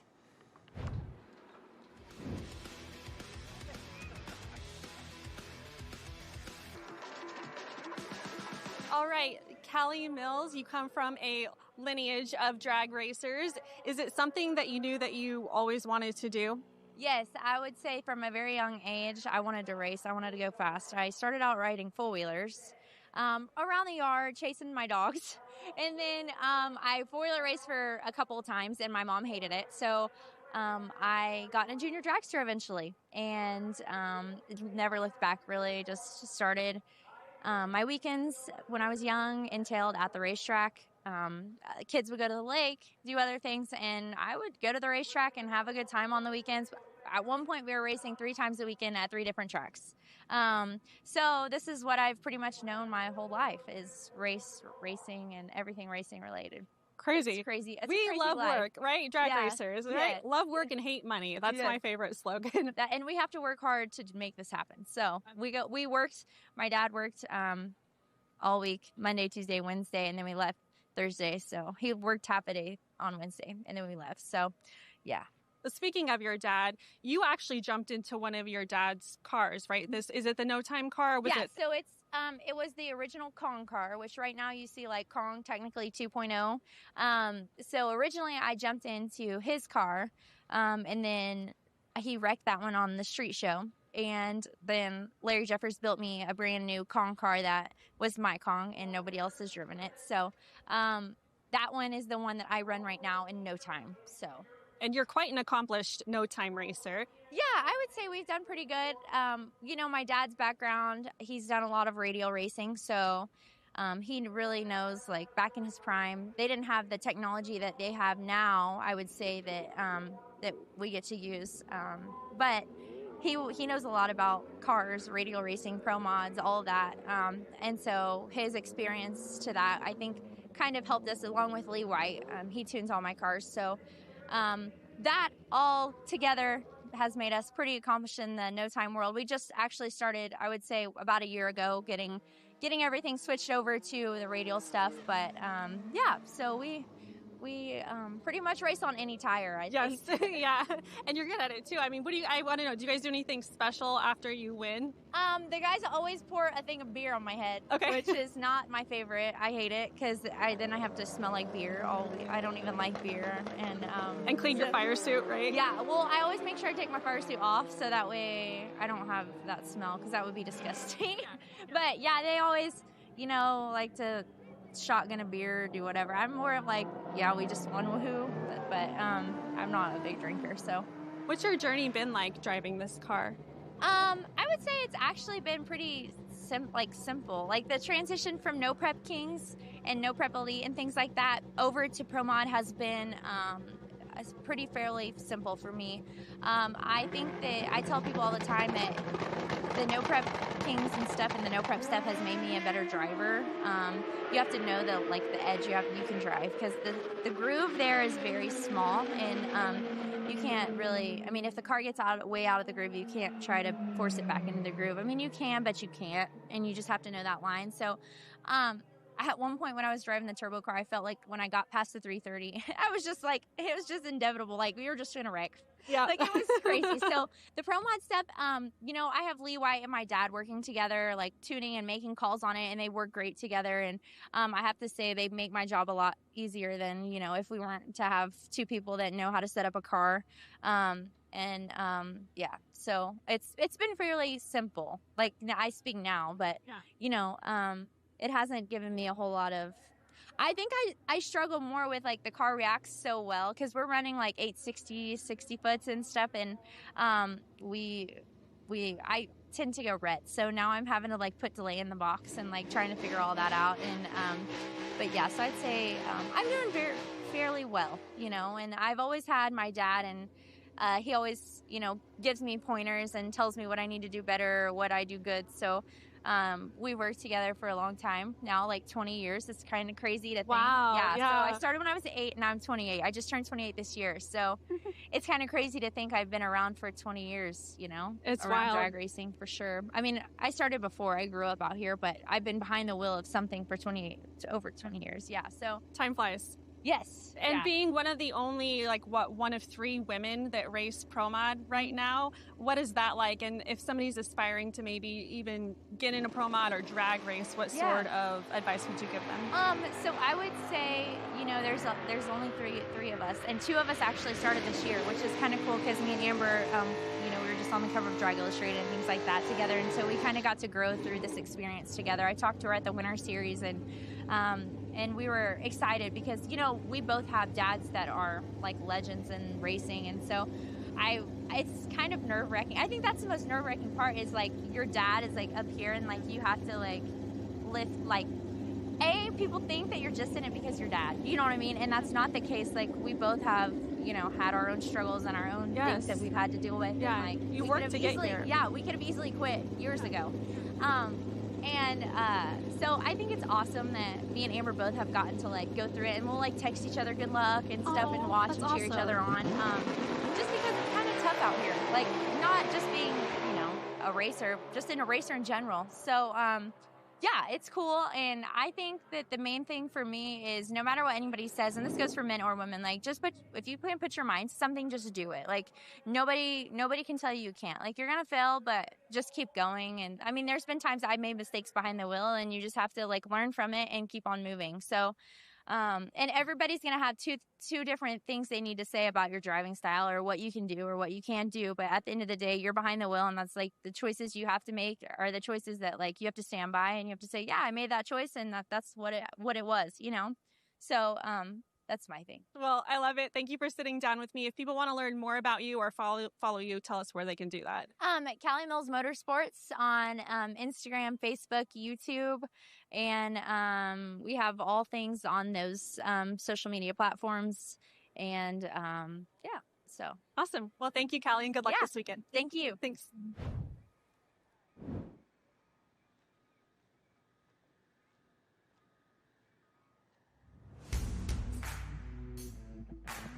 All right, folks, we got about 10 minutes, maybe closer to 15. As you see the tools out there in the hands of the starting line crew, the track prep crew. What they're doing here called scraping, and it's exactly what it looks like. They have a blowtorch and a knife scraper, and they heat up the top layer of the rubber buildup on the starting line,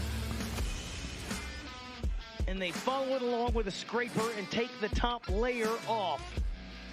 Basically what happens is you end up with too much rubber buildup,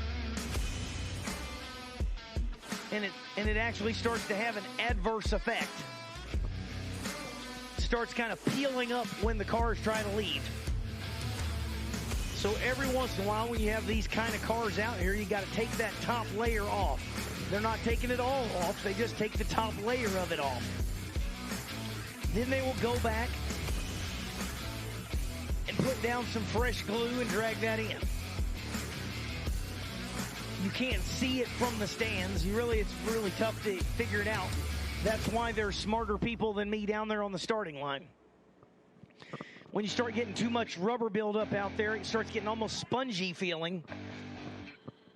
And these 4,000 and 5,000 and 10,000 horsepower cars just can't get a hold of it. So you got about 10, maybe closer to 15 minutes of track prep.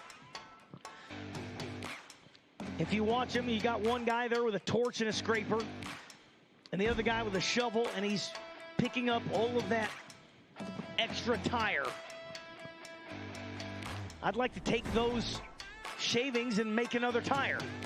Why not? It's tires. It's tires and glue kind of mixed together.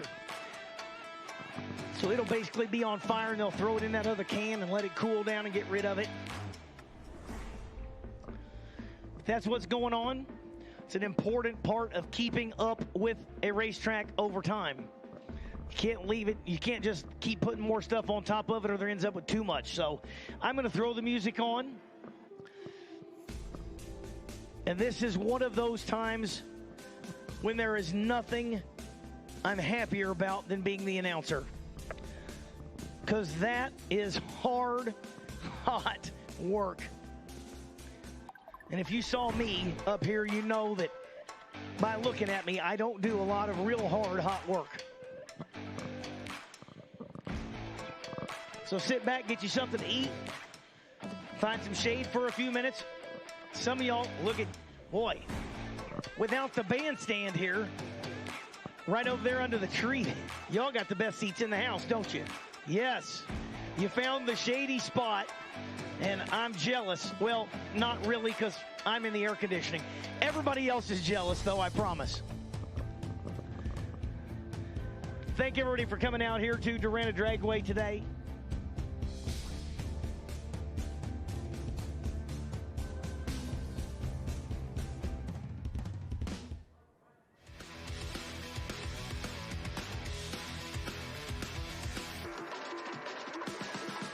All right, so we're here Saturday morning with IHRA. They just woke me up out of my bus to do an interview. I'm a little tired, still trying to get out of my eyes. So you can see at the track, a lot of us stay in motorhomes like this.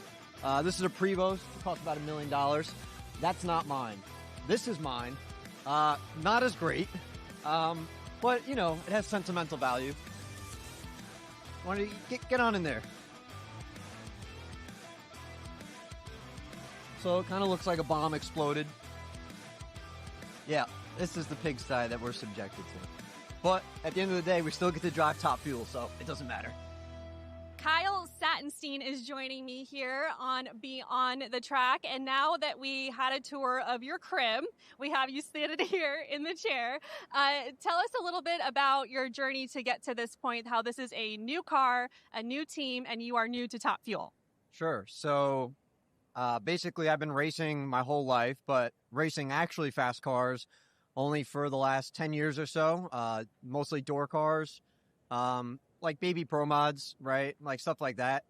Stuff that I thought was fast, stuff that impresses me, but it's nothing on this level. And to be honest, we thought this was sort of beyond the realm of possibility, both financially and everything else.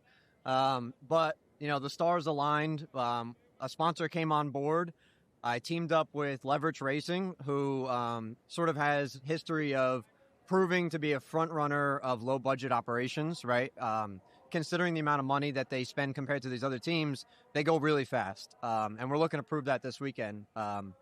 So we went out a couple times to get my license. We had a ton of complications. But at the end of the day, we finally got it. We made a run 393 just a couple weeks ago in Toronto. And that was letting off early. So it was on track, you know, on pace for probably a mid 380. So we're right there with Scott Palmer, and we're looking to put him on the trailer today. So. And you talked about your sponsor. I want you to tell us how you pronounce the name and a little bit of the backstory, because people love the cats. So the name is Cat in a Dog's World, right? Which you could see on the top of the car there. But the character's name is Mew. And he's a cat that's fighting against the dogs in some, you know, animated universe. So they're coming out with an animated TV series over the next few months. If you go to their social media, Mew.xyz shows their Twitter, Instagram, Facebook, and all that. Mew.xyz and their Instagram will have little clips of what the show will look like. They're pretty funny. I would go check them out. It'll be good stuff. I got to ask, are you a dog or a cat person? I'm a dog person. But, yeah, but my sponsor, you know, he's both. Okay. But, he's, you know, cat is what I pretend to be. And when you're not at the track, Kyle, what do you like to do? I don't know. I mean, we're at the track a lot. So if we're not at the track, we're probably preparing to come to the track. So you eat, breathe, sleep, racing pretty much? Pretty much, yeah. Okay, and if people want to follow you or find out more about you, where can they do that? So I was actually peer pressured to start an Instagram for the first time about a month or two ago. So it's at Sat Brothers Racing. And that just has a bunch of clips of my own personal car and then our journey through Top Fuel. Okay, guys, you heard it. Follow Kyle at Sat Brothers Racing, and thank you so much for joining me, and good luck this weekend. Sat Bros Racing, yeah. Sat Bros Racing. If this is your wife or girlfriend, maybe off camera? She's instructing off camera, yep. All right, keeping Kyle in line here, and thank you so much for joining me. And again, this is Beyond the Track with Kayla Zadell.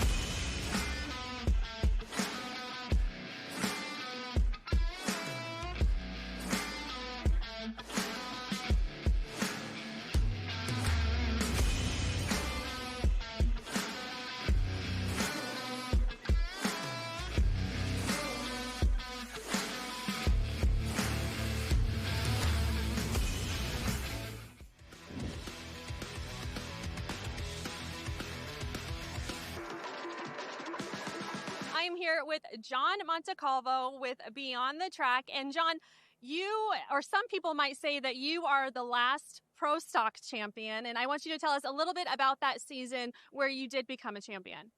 Well, that was 2009, and I remember it very well. Actually, back then, IHRA had this last man standing deal, and, whoever was the fastest winner on Saturday night got 5 points. Well, we were at Maryland, and we picked up the 5 points, and it's getting near the end of the season, and Lois Ann's in the car towing back, and we hear clunk, clunk, clunk. What is that? Well, it turned out one of my crew guys forgot to tighten the lug nuts on the car. So luckily I didn't land on my roof, but, he was a great guy and he always did everything right, but he just happened to not do it right that day. Well, long and short, the reason why I'm saying that is because at the end of the season, we won the championship by 5 points. So we were actually lost, I think it was second round at Rockingham. We're in the trailer and I'm like, crying in my beer. and all of a sudden my guys come running in. We won. And, turns out that, one of the top contenders, I think it was Pete Burner at the time, got knocked out, and we ended up winning the championship.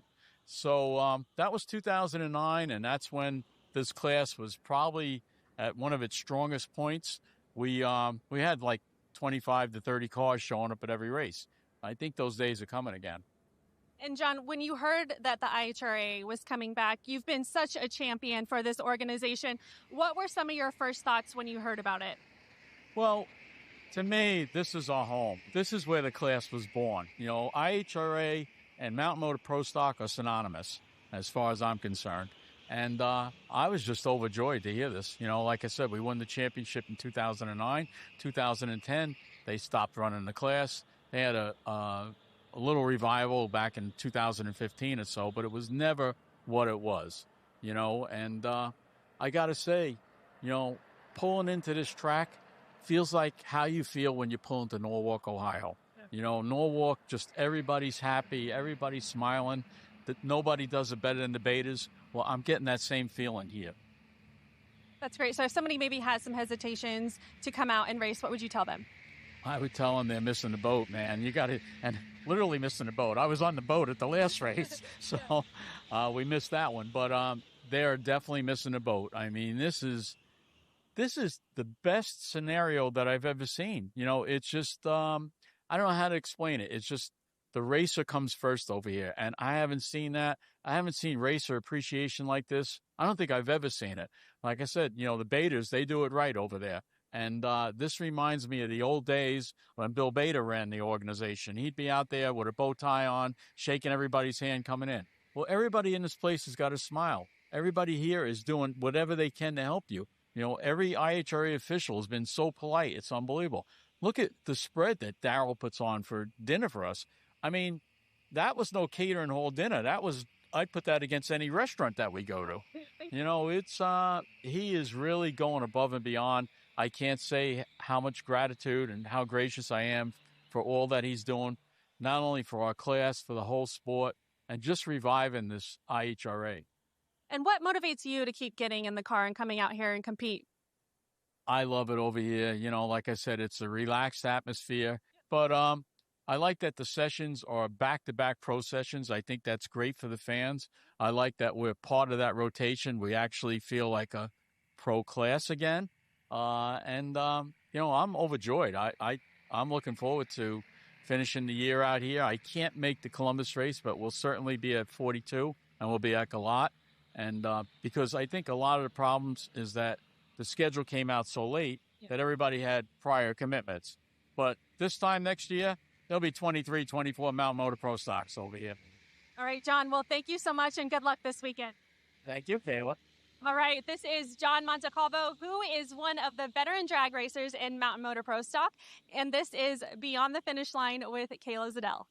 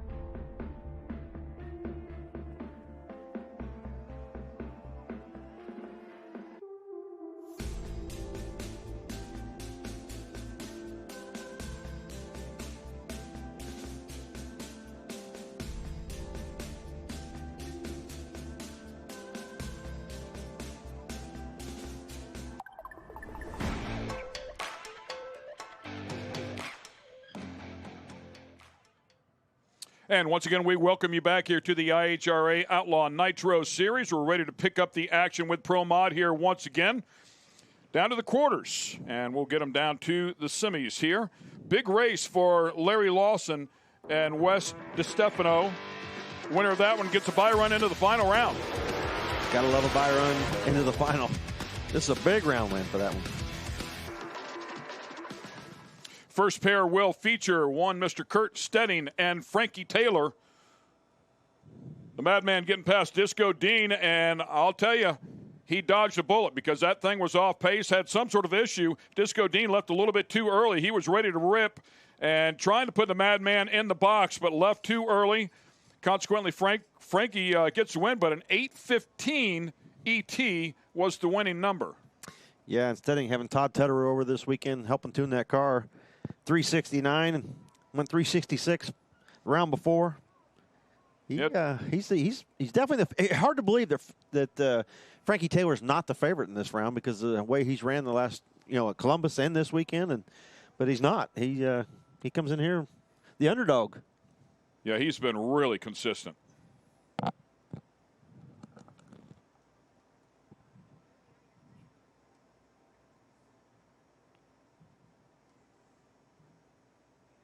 Speaking of Teterow, I was looking down through there on my list of most wins, and of course saw his name pop up there. He is on the list, making final rounds here with the IHRA.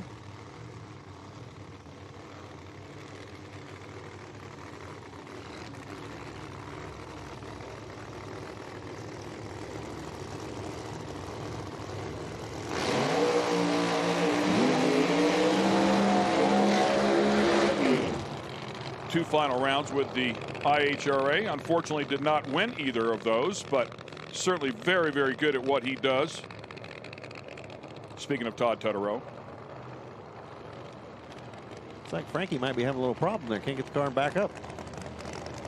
Yeah, I'd really be curious what happened on that previous run. I'm trying to push him back. Yeah, because he had issues on the last round, didn't he? Yeah, he did. Kurt Stedding, 019 light, last round 369 with a 4. Really strong lap. I just seen him give the signal it's going to be a single. Looks like Frankie broke. Yeah, I wonder if that's from the previous round and just finished it off here. And they tried to get that thing fixed up to survive another round and just did not have what it takes. Unfortunately, the Madman out. Sure, we'll see him in a couple of weeks when they come back to battle for 125 grand. In the meantime, Kurt Stedding will pull it up here, see if he can put a number down good enough to get lane choice in the semis.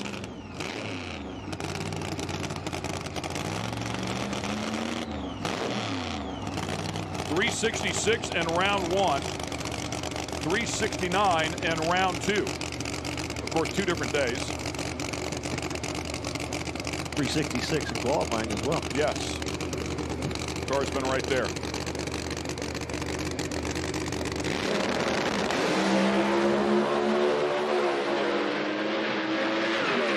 How about an 011 light, 367? You were running that thing at Top Sportsman. Wow, watching that thing go down the racetrack, it was so smooth.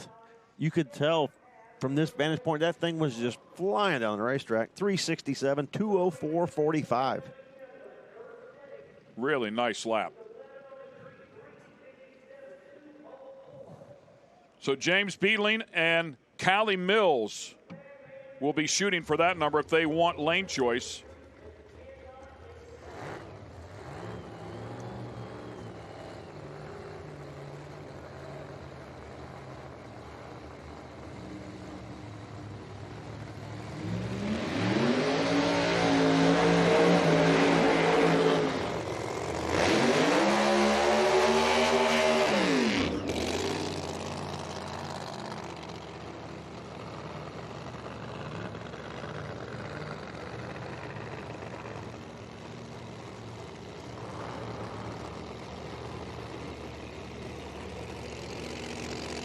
Wes and Larry ready to square off. Wes DiStefano in the near lane, Larry Larson in the far lane. Wes has a lot of laps on this racetrack, not too far from, based out not too far from here, and runs here a lot. So you can tell maybe that's a little bit of advantage for him this weekend. Been running really well. He said he put a new engine in this thing, and the performance is coming around. A little handful to drive, but it's performing well. Larry, he's just had a tough weekend. Can't seem to get down the racetrack. Almost crossed the center line the last round and hit a cone. And he did cross the center line, hit a cone in qualifying. So, yeah, he's had a rough weekend, but here he is in the quarterfinals. He did have the best reaction time of the last round, an 0.11 light. But the picture of consistency is lined up alongside him. Wes has been phenomenal. 367 in round 1, 368 in round 2. 0.12 light right there with Larson. Winner of this one gets a bye run into the final.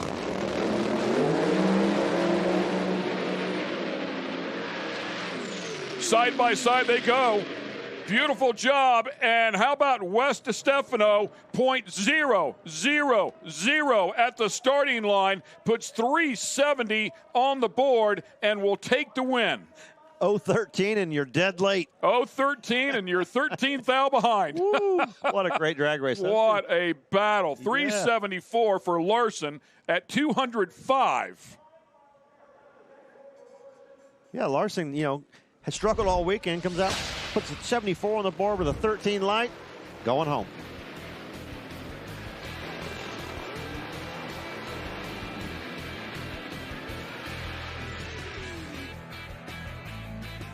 Kurt 367 with an 8, making the pass to hopefully put yourself in position for lane choice. Kurt, what did that run feel like? And this is a completely different track than you guys ran earlier today or in the weekend in general. Yeah, they scraped the track, redid it. You still have to worry about that sun up in the air there. I mean, the tracks are hot right now. It's super hot out.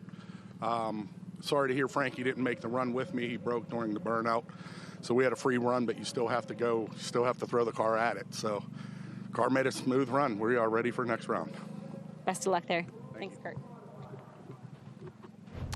You would never know that the hot conditions out there, as smooth as that car went down the racetrack. I think they got a pretty good handle on the tune-up right at the moment.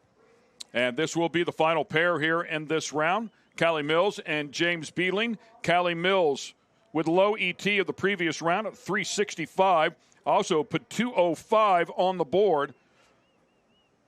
She's got a hot rod. Beadling with a 375. She's going to have to find some steam. Off the mark by a 10th here in this class, and you're in trouble.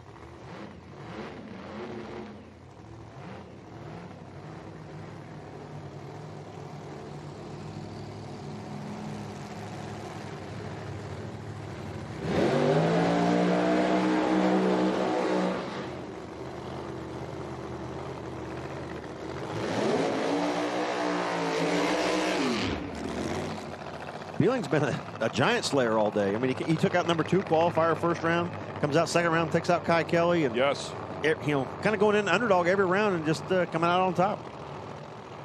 Yeah, Kai Kelly had gone 369, but left too early, turned on the red light, so Beadling goes on to the next round. This round here, if you will. Callie sticking with that left lane, has been in the left lane a little bit earlier today. I believe in the left lane round number 1 on yesterday as well.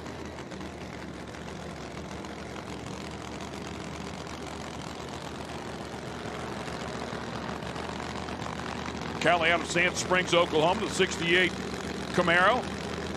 Modern day 68 Camaro, if you will. Long, sleek, swoopy. 2018 Camaro out of Olmsted, Ohio for James Beadling.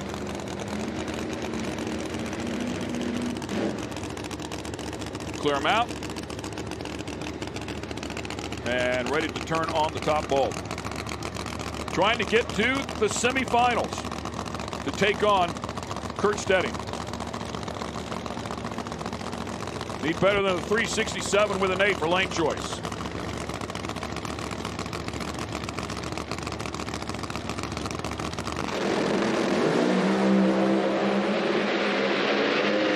A handful for Beadling, had to get out of the throttle, had the better of the 2 reaction times, and then 0.21, but could not get it to the finish line under power. 368 with a 5. 0.30 light. Nice job for Callie as she will go to the semifinals to square off against Kurt Stedding's 367. Should be a great battle. Yeah, 3 great cars in the semifinals. 367, a 368, and a 370. Well, you can see that thing go out there, just shake the tires, get loose, and shut it off. Her car wasn't exactly nice and smooth, but she did a great job keeping it right in the center of the track.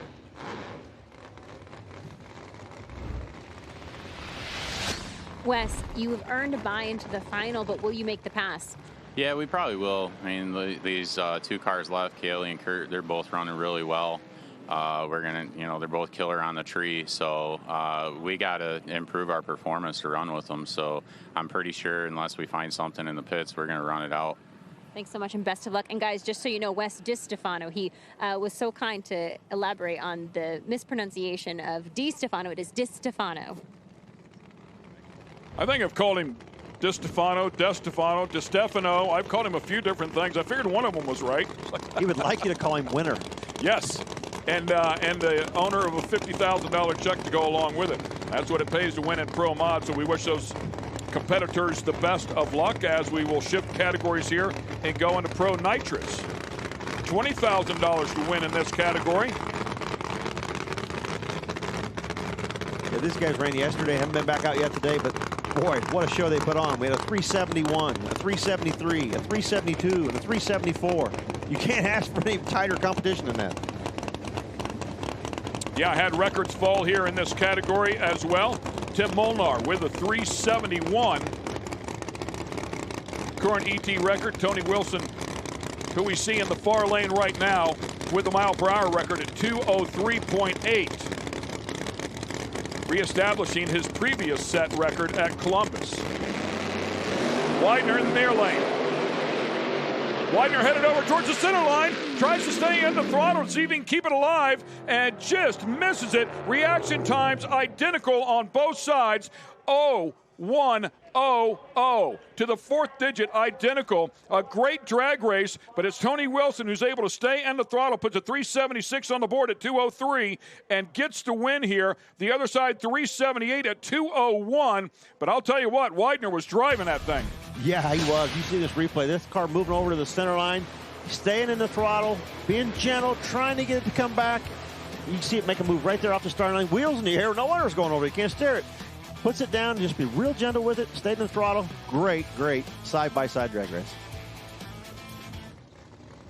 Callie Mills set to square off with Kurt Stedding in the final. Callie, this day is just going right as it should. Yeah, it's definitely going well.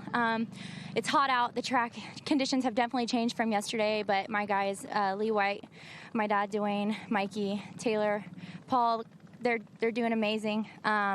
I just got to do my job, and I think we should have a good race. Kurt and them have been right on my tail all weekend. I don't know what they ran last pass, but I know I was low around 1 and 2, and I knew that it'll be a great race either way. If I can do my job on the tree, I have a feeling it's going to be whoever leaves first is going to get the win light. Thank you so much. Current ET record holder, Tim Molnar, he is lined up in the far lane. Put a 371 with a 3 on the board in round number 1. He's going to line up next to the two-time track champion here, and Jackie Sloan Jr., also a 2024 PDRA Pro Nitrous winner at the Northern Nationals and 2021 NMCA Pro Modified winner at All-American Nationals. Seasoned veteran, and Jackie Sloan Jr. Two great cars. Sloan with a 373 and a 9. In round number 1. Just a couple hundredths off of Molnar.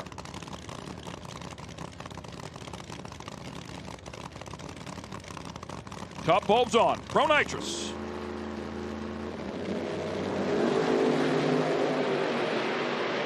Unfortunately for Sloan Jr., on the throttle too quickly, turns on the red light. That one's done. 377 with an 8. Identical ETs. At 377 with an 8, but obviously the winner of the two to Tim Molnar in an 038 green light.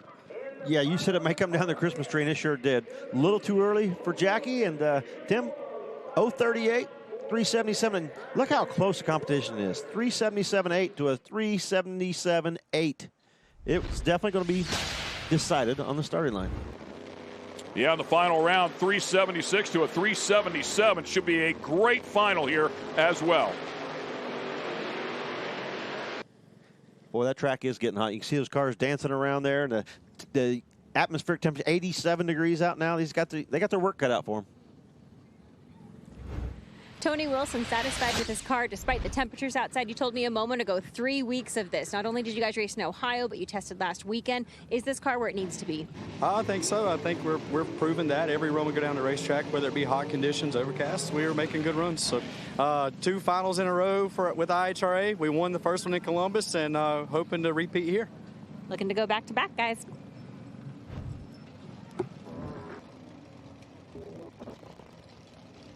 And we will shift categories here one more time and send it over to the naturally aspirated monsters.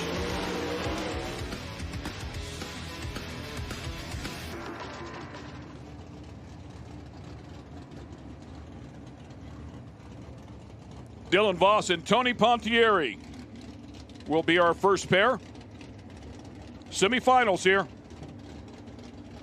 Trying to make it to the final with a crack at $15,000.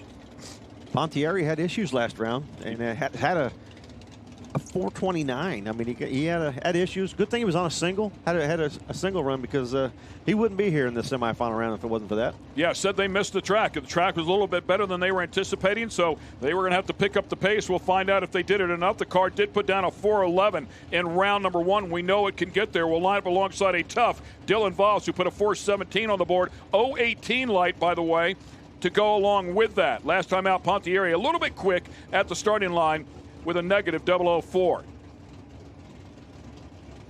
Pontieri, the number 2 qualifier. Voss, the number 6 qualifier, trying to get to the final round. Top bulb on for Voss.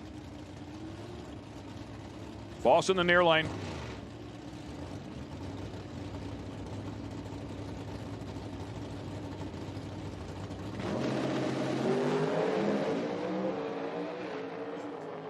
And Pontieri not able to get it to the finish line under power. 044 light for Voss. Goes 417. Last time out, 417. So very consistent here. Not sure if it's going to be enough to beat some of the other cars that have been a bit quicker. I mean, to put it in perspective, Chris Powers, 412 previous round. We'll watch him coming up here next in this next pair, but nonetheless has made it to the final, so he's going to have a crack at it, and you never know what might happen. Yeah, they've done a really good job all weekend, been very consistent, and that's winning rounds. Going down the racetrack where other guys are having problems. Pontieri didn't have enough clutch in it last round, might have had too much this round. Went out there and shook the tire as soon as he dropped the clutch.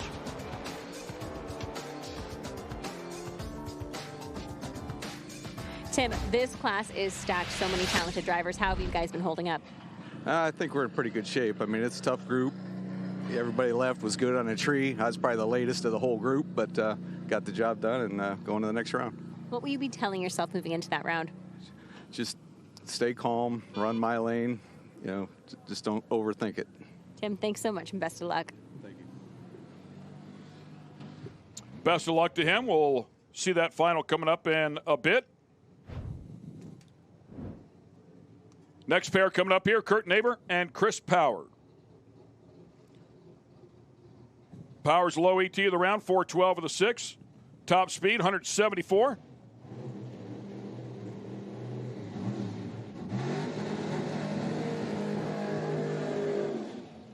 With that said, Kurt Neighbor, 026 on the light last round, 044 round number 1. I bring that up because if you think at 77 years of age he is an easy pushover, you'd have another thing coming.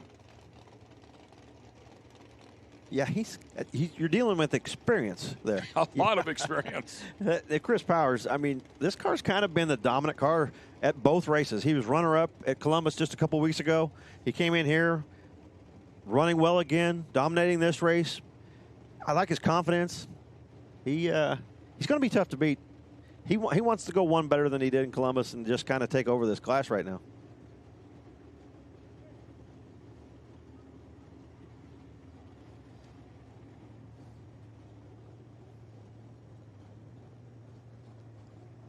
Final preparations here to move them up there into the box. Powers 412 in round 1, 412 in round 2. Neighbor had to find some steam between round 1 and round 2 and did so. Bumped the pace up from a 23 to a 15.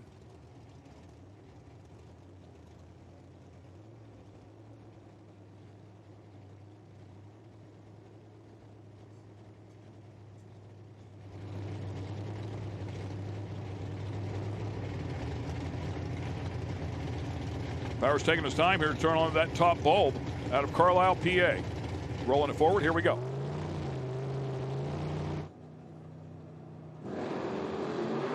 Red light. We saw Neighbor's car pull forward before, and it looked like it pulled forward again a little bit when he got up on the two-step there, and this time it cost him. Yeah, same thing we saw him in round one, where he put it on the wood and it started to creep forward. This time it didn't get away with it, just a little too much. Pulled him right through the beams.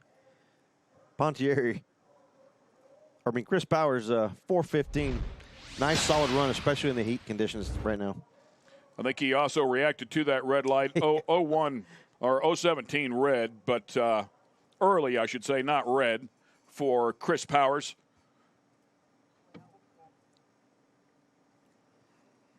God, I'm so sorry.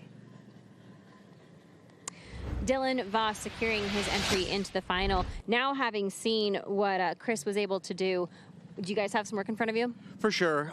We went 14 yesterday. We have the car. We can run just right with him.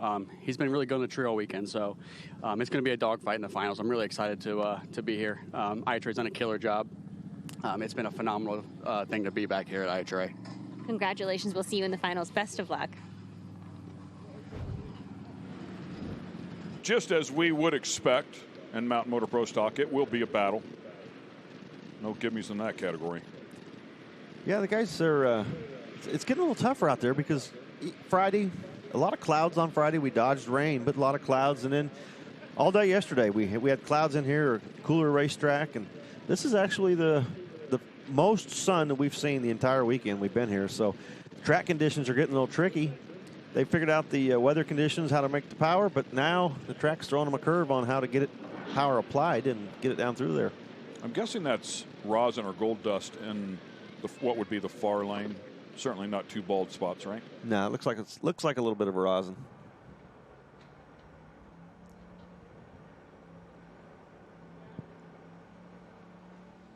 Chris Powers 4:15 with a 2.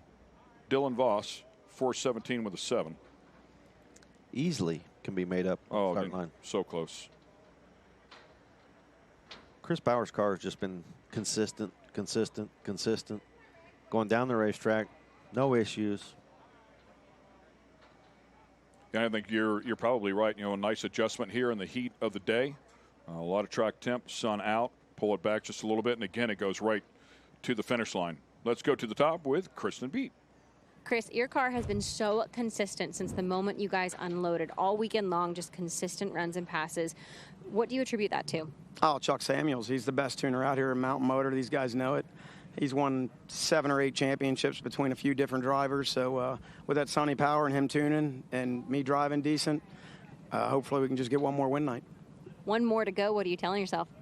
Just stay calm, relax, and just go up and do a good job. It'll be what it is at the stripe. Thanks so much, Chris. Very confident in his efforts, and rightfully so, based on the performance here this weekend. Yeah, coming out of Columbus, runner-up, you could tell. I saw it in his interview in qualifying. He felt like he should have won that race, So he came in here with confident that he's going to turn that around and take home the trophy instead of taking home a runner-up. And you know what that's like as a driver to go home with that weight on your shoulders. You feel like you let the team down if you don't get it done. It's not always the driver, of course, but yeah, you want to get that one. Yeah, or that win. I always want to win. And one more time, let's go to Kristen Beat. She is with Mr. Neighbors. Kurt Neighbor actually tapped on my shoulder and said he'd like to say a few words, so go ahead. I'd like to thank Daryl Cuddle and the IHRA staff for a fantastic weekend, 2 in a row. I can't thank them much for all the things they do for us. I really appreciate that. Thank you. Thank you, Kurt. Thank you so much. Guys, the reception from so many of these drivers this weekend has just been celebratory. They're enjoying their time out here. They're having fun racing again. The vibe out here it's just more community-based from, what they've experienced in the past, and it's really encouraging to see. So, Kurt said he's 78. We thought he was 77. Every year matters. Yeah, at that point it does, yeah. So awesome. I mean, how cool is it to see somebody this competitive at that age? Yeah, he's not in his rocking chair. He's in the. No, he's strapped in, putting the harness on. Out here making it happen. Living life, man. And she's right. You know, everybody you talk to here is just, they're having fun. I mean, even with all the struggles, the weather, and, you know, all the issues, and you're not hearing guys like, oh, man, let's get this over with and get out of here. And they're happy. So everybody's having a great time. They can't thank everybody enough. And it's went a lot smoother this weekend. You know, the more events we have, the smoother they're going to go. And everybody's they have a great positive attitude and having fun. Like I said the other day, I've never seen so many people smiling, but they're sweating and hot and miserable, but they're happy. It is a great atmosphere, and it is exactly, you know, John Montecalvo did a great interview there with Kayla. Great to have Monty back out here, and great to hear that he's going to continue to come back. He's been a big proponent online as well. Top Fuel Harleys, by the way, we're being told will be rolling up here in just a moment. But everybody, I mean, from the time you come into the gate and talk to the very first person in the booth, they have a smile on their face, and very, very kind. Everybody's very kind. So the atmosphere is just incredible here. We would urge you to come out and have some fun. Fan or racer, whatever it may be. Ryan Peary putting on the skid lid. Hoping that doesn't happen. These guys are tough as they come.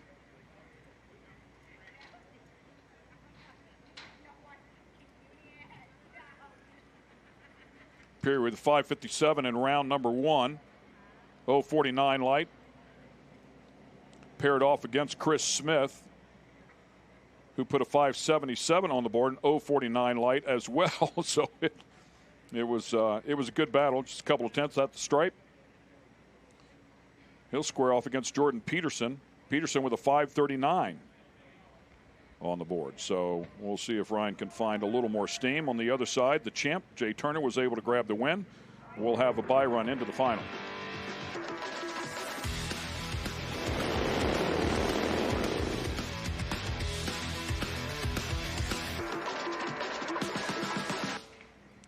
Yeah, these guys running that round yesterday, and we've yet to see them on track today, and this is their first shot at the totally different conditions out here.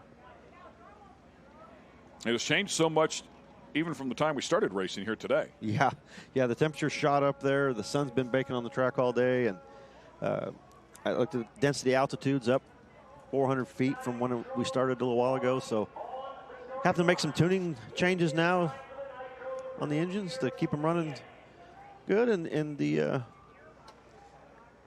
have to make some clutch adjustments as well because we got a hot racetrack.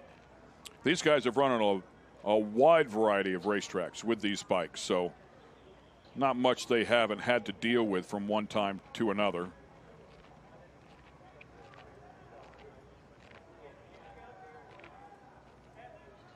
The size of that rear tire.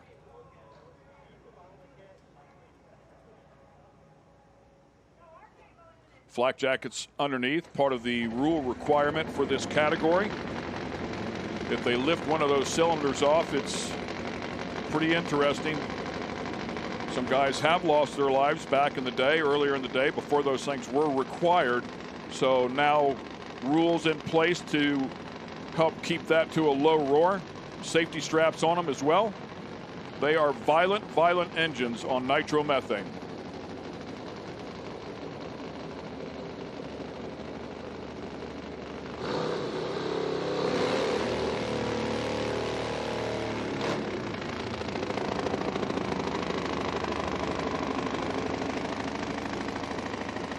Pull before flight, pull that pin out for the chute, so it is functionable for Jordan Peterson in the far lane. In the near lane will be the very tough Ryan Peary.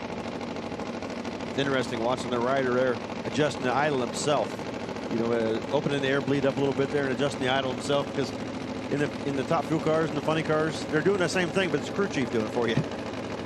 Peary's going to have to find some performance. Top bulbs on. Here we go. Top Fuel Harley.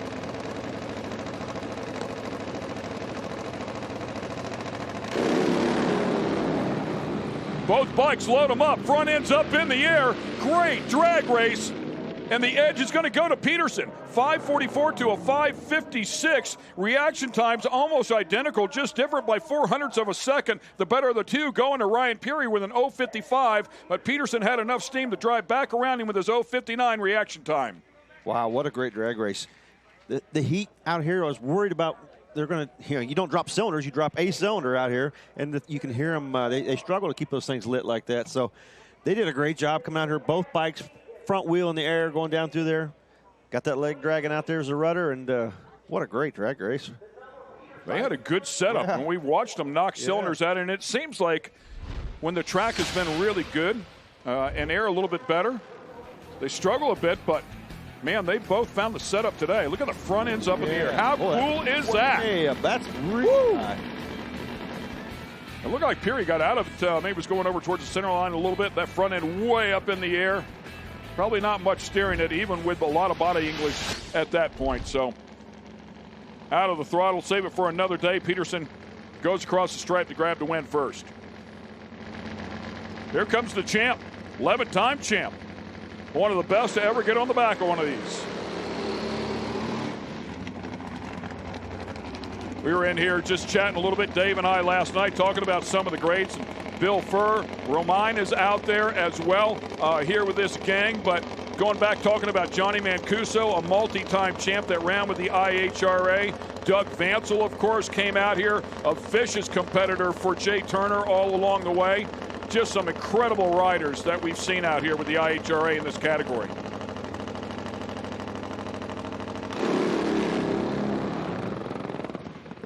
Well, I thought it loaded up and was going to head to the stripe under full steam, but lost a hole right away. So he's going to have to go to work on that one because Peterson has been on his game. Yeah, Peterson's bike can run really well. 5:39, 5:44.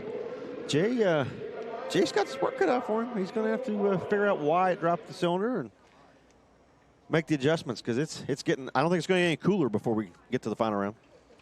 Yeah, Peterson put that 5:39 on the board, and Jay Turner a 5:47. Jay Turner did qualify number one with a 5:42, but has yet to go as quick as Peterson this weekend. Don't ever count that guy out, though. A lot of tricks up his sleeve. He's been doing it a long, long time. You can see that rear tire wobbling around there. That was pretty wild to see the tire shake on a bike. By 4/100ths of a second. Congratulations, well done. You'll advance to the finals now. Out there on that run, you guys were so evenly keeled. How do you find the advantage? It was a little bit of, Mike Romine's tuning the bike. He had a spot on tune. It got out 60 foot, ran out of the tire, and was worried he was going to drop a hole, come out of it. Saw Ryan disappear, and that was that, I guess. You have been so good all weekend, having qualified second. Where can you improve, though? Well, the trick is right now with the track, with the sun being out, is taking enough out of it, make sure you get down the racetrack, and Mike's doing a great job doing that. So.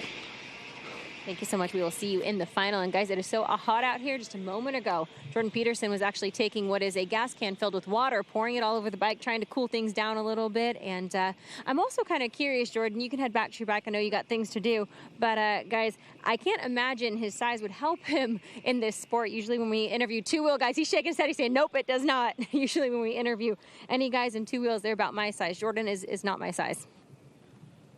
Yeah, I certainly would agree with you, Kristen, 9 times out of 10. However, on one of these bikes, loading one of these things up, maybe the extra weight does help them from time to time. I don't know if it slows them down or not. I guess if you do all the numbers, a lighter rider would be a benefit, especially if you can get one to stay lit down through there. But there's some big boys that ride these things, and they do a really, really good job. Seeing them hang off the side to help steer that thing. The body English, yeah, you need a little weight, right? I think that weight might be an advantage sometimes. Right. Yeah, just. And he was talking about Mike Romine. I mentioned them before. The Romine brothers are so talented that were out here. And Mike's really tall. Like, he's probably 6'3", 6'4". So, again, being able to reach out. If you look at Jay Turner, shorter stature guy, but he's so strong. He's just one of those bulky. I mean, he's a bulldog. Yeah, His nickname is a bulldog, and that's what he looks like. And he's able to muscle that bike around. But you're right. I mean, a light person, it's a handful. When you look at the size of that big rear tire, they put it on the wheelie bar, it becomes a tripod, and it wants to go whatever direction it's aimed at. So to change that direction with body weight and body English, you need a little bit of mass, and certainly Peterson has that. Yeah, that just convinces me right there. I probably shouldn't ride one. Yeah. You got some mass. Yeah. Wow. Mass with an M. Yeah. I don't have enough of that other either. You're pretty good in the funny car. I'm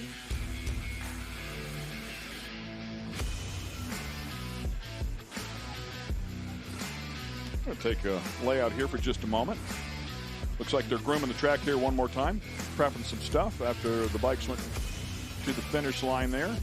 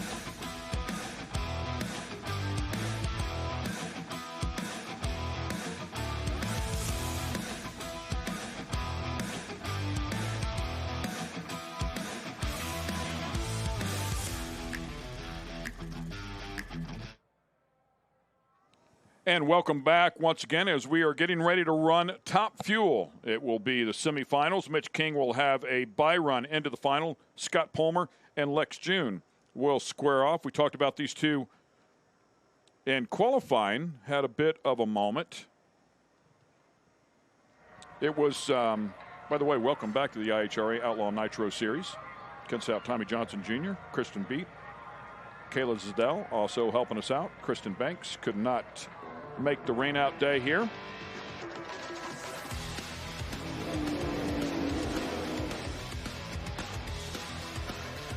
Top Fuel coming up next, as we just documented. We're going to see who starts up first, because when it came to qualifying, the way we understood it was Scott Palmer had told one of either Lex or one of the crew members, hold on just a second. They had something that they needed to do. They thought it would take a little bit longer, but clearly that message was not relayed. They fired up anyway, so Mitch King is going to come up here first, we hear. At any rate, Scott Palmer had some things to take care of, and even he was antsy wanting to get up to the starting line, but it took him a little bit to do so, and Lex was sitting over there idling. Yeah, they tried to communicate to Gerda that they needed to reset everything before they started the car, and she didn't get it, or somebody didn't tell them, and they went ahead and fired. And there was a pretty good difference in time when Lex had started his car. You were talking about it right off the bat. It was getting long. It was getting really long. And then Scott's guys didn't really realize how long it was taking. And like I talked to Scott earlier, and he says, you know, a couple of his guys couldn't make this race. There's regular guys, and so he had some guys come and helping. He goes, you take one of your guys that is always there and knows the routine and knows your program. You take that out of the picture, and it just throws everything off, you know. And it's one guy can screw up your whole routine, and it's kind of what happened. They got out of routine and hung Lex out a little bit there on the starting line a long time, but. And even they had some words and talked about it, and Lex said, you know, they had a problem. Okay, we get it. So he explained it, but I don't think he forgot it. And we're going to see. He did state that Scott will start before he starts this time. So yeah, we're going to see if that actually happens. And they are going to be the first pair, so it will not be Mitch King. So it'll be Scott Palmer and Lex June. And Lex talked about it. You know, being number one qualifier here was important because you had that first round bye run. Yeah. Hey, Scott did fire first. He's like, okay, I'll give you this one. Well, I think he said, okay, I don't care. I'll start first. I'll start last. They put that new blower on. Scott did not make it to the other end in his bye run. We'll find out how he does here. It's going to matter.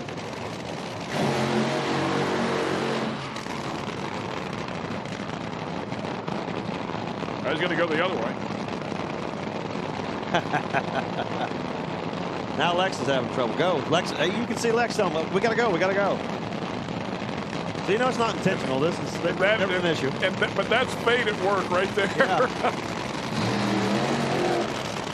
Nice flex. Short burnout. Yeah, short the burnout up. He knows he's behind the schedule here a little bit. Get back to the starting line so they can get ready to go. The People's Champ lined up in the left lane. Boy, saw first round was a lot of drop cylinders. The hotter conditions today, and just not having the fuel system quite right, and these guys dropping cylinders, knocking blower belts off the thing. So we'll see if they made the appropriate changes and keep it running on all 8 cylinders this time. The Flying Dutchman, Lex June, in the far lane, has not made it to an IHRA final. Would be a big moment for him if he can do so. Of course, Scott Palmer, our last event winner, was in a final prior to that as well. I believe it was right here at Milan, if I'm not mistaken, where he came up short to Bruce Litton. Problem for Scott Palmer. Lex June will go to his first ever IHRA final. Crew extremely happy, and rightfully so. 478, 171, 089 light for the Flying Dutchman. So not across the stripe, under power, but he's going to go to the final round against Mitch King. Yeah, the car left okay, got out there, and you could see it start spinning the tires and putting cylinders out on the top end, but Lex, he wants that win so bad. He just left it throttle down and get it to the finish line. He had no idea where Scott was at. Something must have broke on Scott's car there. The fuel out of the cylinder, right there, you see Lex's car haze the tires. Get it to the finish line. Quick pedal job? Watch it a little bit. I don't think he lifted. he felt smoked It out. knocked some holes out. Yeah, put a bunch of holes out and then went to the finish line. So yeah, the Scott's car, you can see the raw fuel coming out of the pipe. So obviously something broke and shut the engine right off. We'll get some help out there for Scott Palmer, the People's Champ, PBR sponsorship on the side. Great story. It's actually out there as well. You can read about it, but the relationship between him and the PBR boys, they come to a little town there, and they come over at his shop whenever they come to town to put on a rodeo and drink some beer, and they just developed a nice relationship. Finally, they came to him and said, man, what do you think about a sponsorship? He said, first of all, I don't want to call it a sponsorship. He said, second of all, it's not going to work. He said, because I changed my mind and I want to do things my way. And he said, you guys work with cowboys. I'm not a cowboy. And they said, you don't understand. Your train of thought is exactly like a cowboy. And it all magically worked out. Lex June will now make his first ever IHRA final in the Top Fuel Dragster class. Lex, congratulations. Just a moment ago, I saw you sort of checking the car out. What were you looking for? Did you feel something on that run that didn't feel right, or just checking things over? Yeah, the run went better, but we smoked the tires. I had to pedal it, and then we dropped a couple of cylinders. So I just wanted to see if you see any damage from the outside.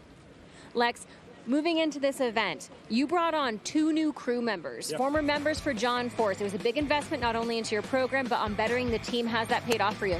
Awesome. You see it? We are back in time. We made the turnaround. Car runs perfect. I'm over the moon. This is what it is. And thank you, IHRA, to make it possible to do the investment for me to get those crew on board, because it will win us races. At least it will win us rounds for now. You said you had unfinished business. You took care of business. How good does it feel? Yeah, great. Well, listen, Scott is a great guy. We love each other. We really do. But you know what? When we're on the track and the light turns green, it's either of us, and we both want to win. So I'm happy we could do this. We will climb in the championship. You know, at the end of the day, you want to win because that's why you're racing. So cool. But he's the coolest dude out here. Lex, thank you so much. And guys, don't forget Lex June and his team partnering with Save22.vet. If you're a veteran at home and you're struggling, make sure you visit Save22.vet. And they bring former veterans out to the track. They can enjoy racing through diversion therapy. It's a really incredible program.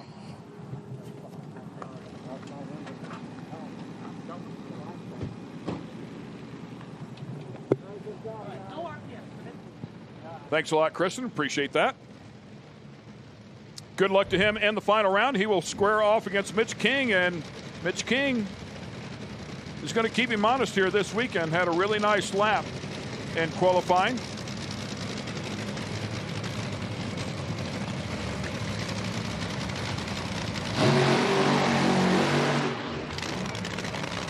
Boy, the idle was really low on Mitch's car. I was listening to it come into the tower here and like, woo! You might want to get the idle up on that thing. Should go in reverse, no problem now. Like Good point there.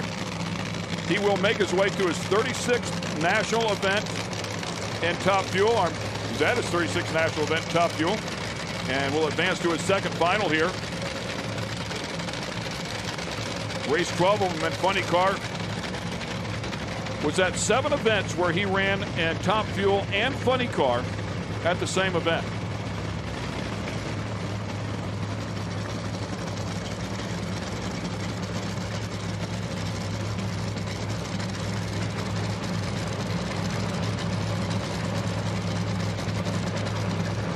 Just doesn't sound happy. No, they didn't race it, did they?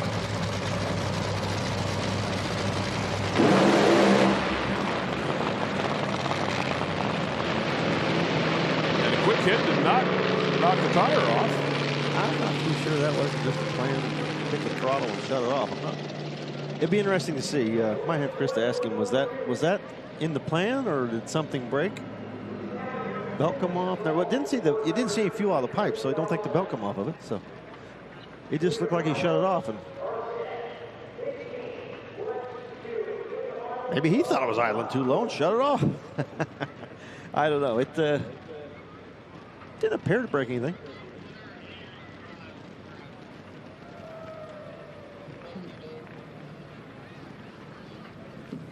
Scott, trouble off the start for you.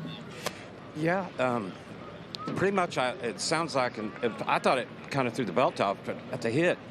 But I think what happened when I stepped on the gas, we got all these safety devices on here, and when I stepped on the gas, it either had pan pressure or something that shut that thing off immediately. So, you know, that's something we need, because we're running for 50 grand, and you have something go wrong that has pan pressure, and you oil the track down and make a mistake and cost yourself $100,000 trying to win 50. So all those safety devices save us drivers from ourselves, you know. So, and I'll tell you one thing, Daryl's putting on such a great series here that I can't thank him enough.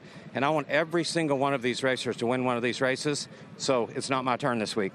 Scott, thank you so much. He will be headed to Sturgis in a couple days from now to enjoy Bike Week, but for now, headed back to look at the data and analytics and hopefully get that car turned around by the next race. Well, Evel Knievel Thursday and Sturgis should be quite a night. Yeah. I went over his pits, and his scooter they got, the old mini bike in the pit area there is all lettered up like the Evel Knievel cycle. I says, this Thursday night, Evel Knievel night, you sure you aren't jumping this thing in the pit area somewhere? And he goes, it's been known to happen. Yeah. There was a petition that was started from an internal team petition to end that at midnight on Thursdays, but it was immediately shot down by Tecklenburg, so. Overridden? Overruled. Asked me what I thought. I said, I really don't know what day it is anyways at any given time, so you might as well let it run to Sunday. Yeah, and those safety devices he was talking about, they are a great addition to the cars. The crew chiefs have the ability to shut it off if they see something from the outside. As a driver, you can't always tell what's going on out there, and they can hit the button and shut the car off, or they, like Scott said, the pan pressure switch, shut it off. And I'm watching it. I'm assuming that's what happened as well. So you hate it. You hate to lose, but it saves you a whole ton of work and a whole ton of money.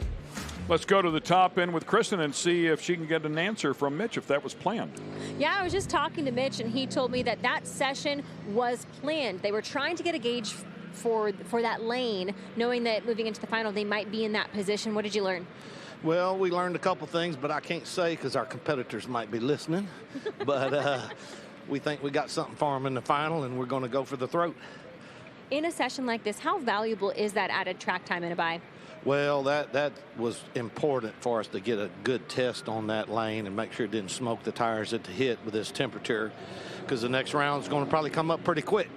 And we know we got a couple of good laps in the left lane, so we need to check that right lane out, and either one they're going to put us in, we'll be happy with it. Mitch, we'll see you in the final time to turn it around. Seasoned vet, and we will have a new winner in Top Fuel, so it'll be an exciting race there whenever we get to it. We're going to take a little break here in the booth and wait for some cars to pull up into the lanes. As you can see here, getting to the latter round, so they're giving people some time to prep. Yeah, and funny, of course, funny car guys were hustling after that delayed round, so they're hustling them back up here. We'll give them a little bit of time, and of course, you will not miss a thing. Keep it right here on Speed Sport 2 or YouTube, whatever it is that you are watching on. We'll be right back.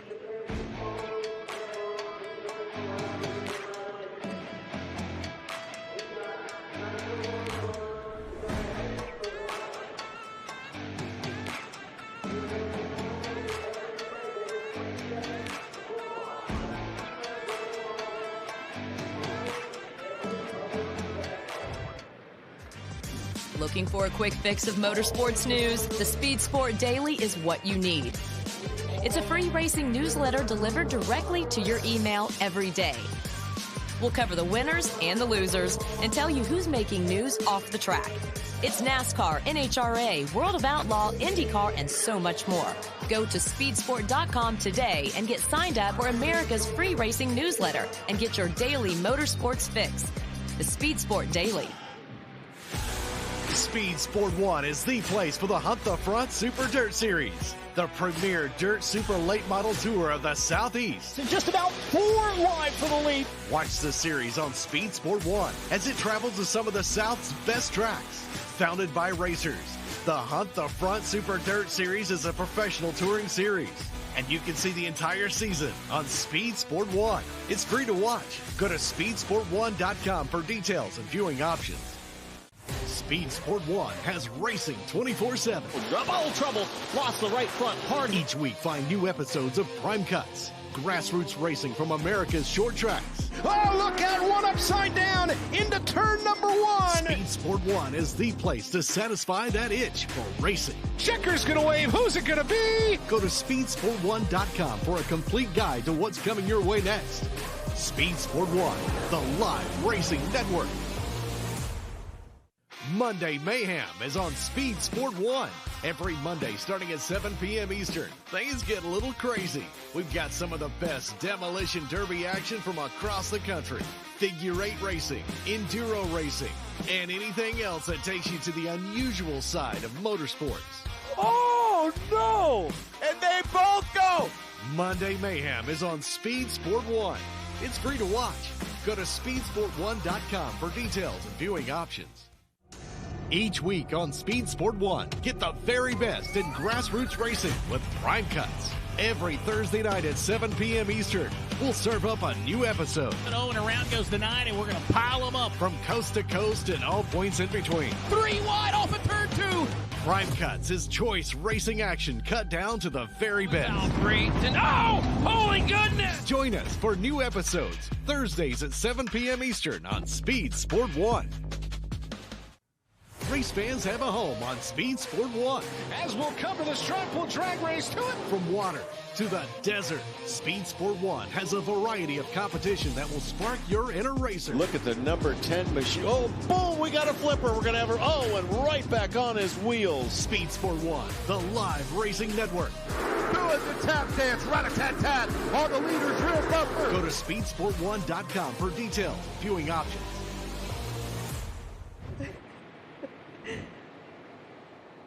Welcome back to Darana Raceway. I am here with Daniel, who is the staging lanes coordinator, and you have a pretty important job, and I want you to explain it to us.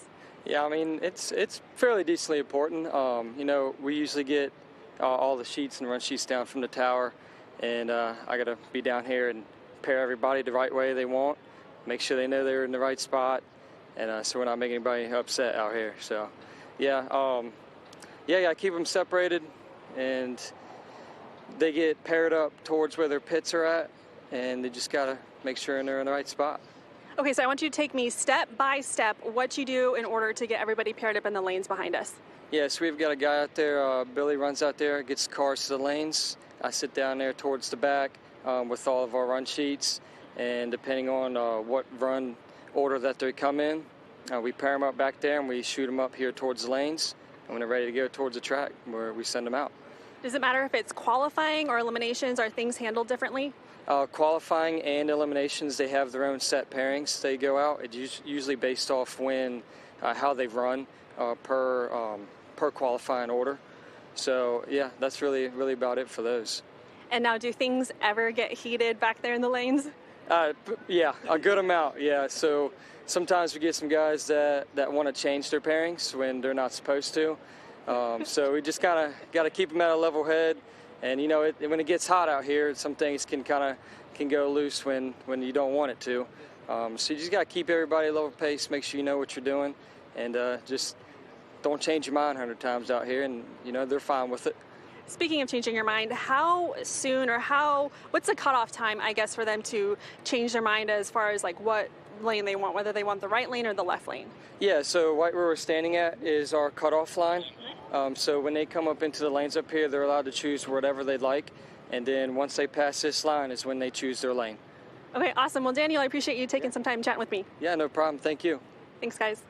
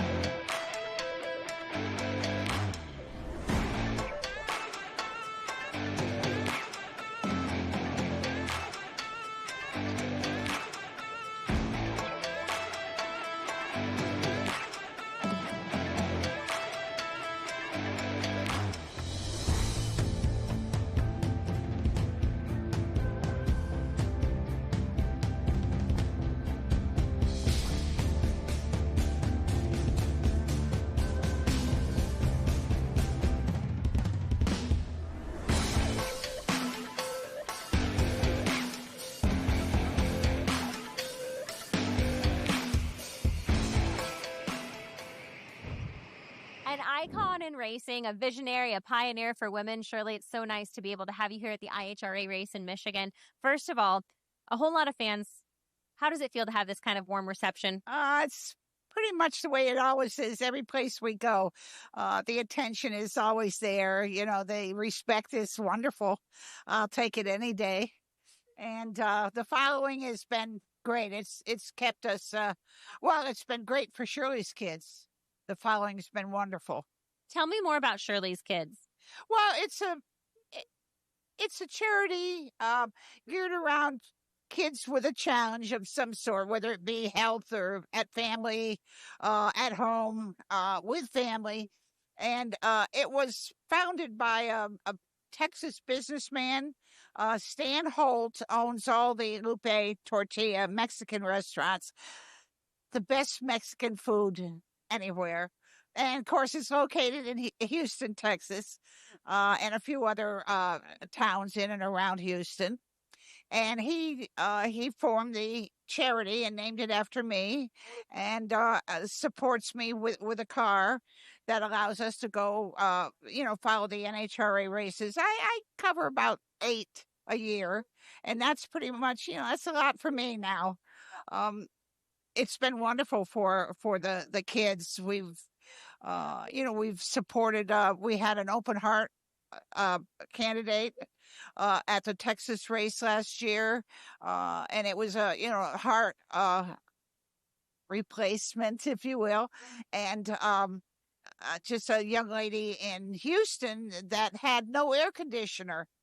And they were dying of the heat, so Stan bought them a full air-conditioned unit for their home, and just things like that. He's been there for just about anyone that follows the sport. It's word of mouth. How we get the children is they come to us through somebody tells somebody that tells somebody, and all of a sudden we have a kid on Sunday that we give them the best day at the races they could possibly ever want. And at the end, driver intro up on stage, they get to meet all the drivers one-on-one. And then at the end of the day, Stan has been known to give the kid a check for $5,000. So it's a pretty nice effort. That's incredible, and your philanthropy is so greatly appreciated by not only the community, but the world as a whole. Shirley, speaking to your racing career, so many accomplishments, so many accolades. You were truly a pioneer. You broke the glass ceiling for so many women, not only in drag racing, but in motorsports. At the time when you stepped into the sport, what did you have to tell yourself? Where did you find the courage to step into the car? Well, that was in the 1950s. So, I was lucky to beat the police in Schenectady, New York. But I started with the sport in its infancy, and I grew with it.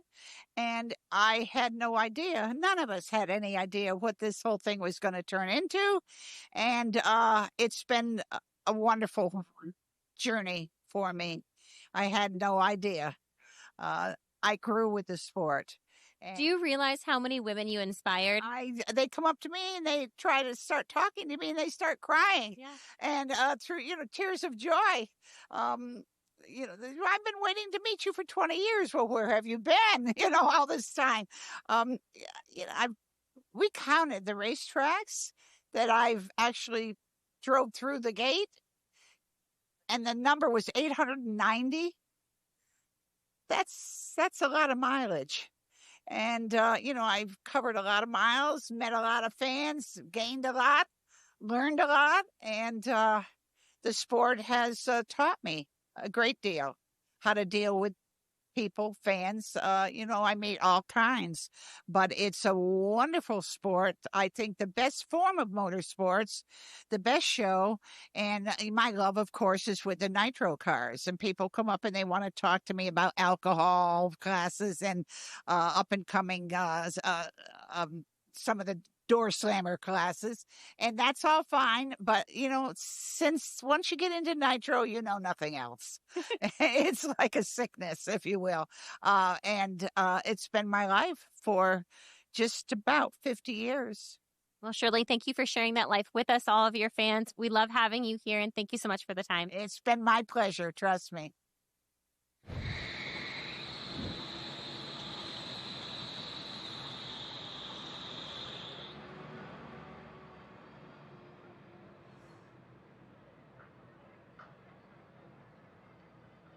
Matt, Nicole, and Dimitri here with me now. Matt, Blue Skies for Good Guys, a part of race weekend. Tell me more about that. So it's an event that we have every year that we honor veterans and Gold Star family members that have lost their loved ones in war, and also our first responders that have been killed in the line of duty. And so it's a 4-day weekend that we just love up on them. They get to meet other veterans and other Gold Star families. They get to go skydiving. They get to go to the gun range. And then we get to go on a parade with 200 plus Jeeps that's provided by Muddy Buddies. And so it's just an amazing weekend that we get to share with them. And Nicole, Team Fast Tracks, a part of race weekend as well. What can we expect? Well, we did a couple jumps into the race this weekend, and thank the Lord, the weather worked out for us. We got to jump the big American flag in as well as an IHRA flag. And it's just an honor to be able to jump Old Glory into such a patriotic event and be able to inspire everyone as well through our aerial displays. So we had a great time. And a lot of those displays are in honor of former service members. Speak to how meaningful that is. So every jump we honor a fallen warrior, and we will take a photo with them before the jump.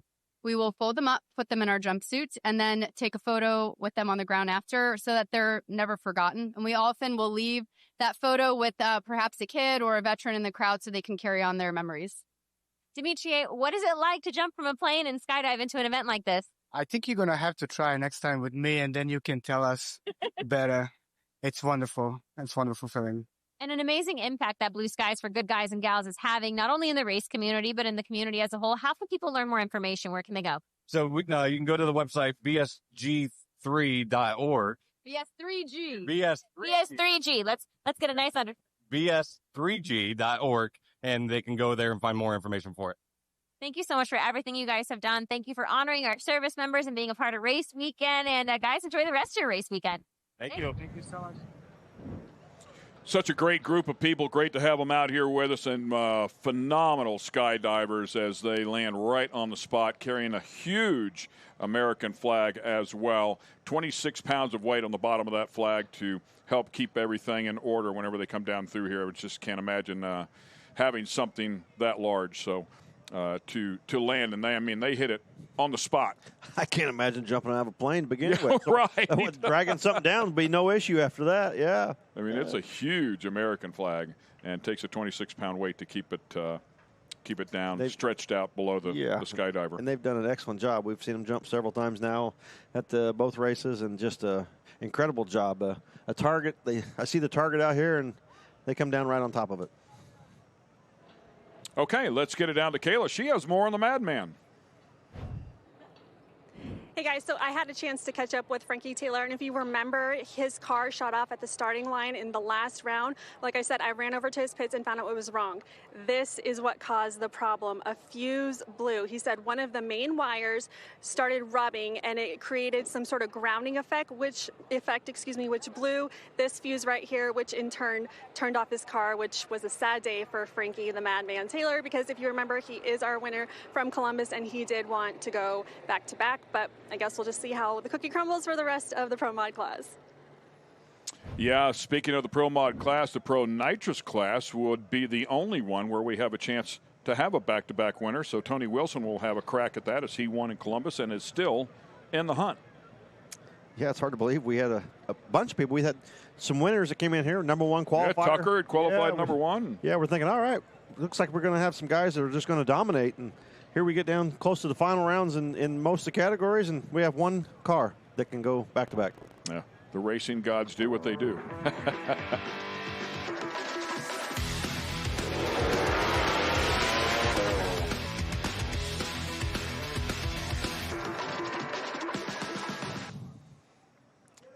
Ready for the semifinals in Pro Mod. P2 contracting car ready to make some noise back there with the door open, but first we will see Wes.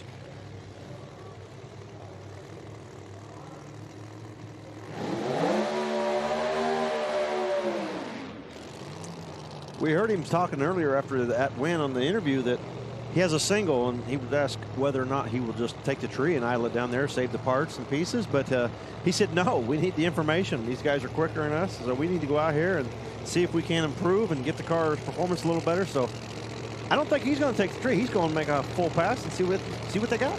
2024 track champion here in Pro Mod.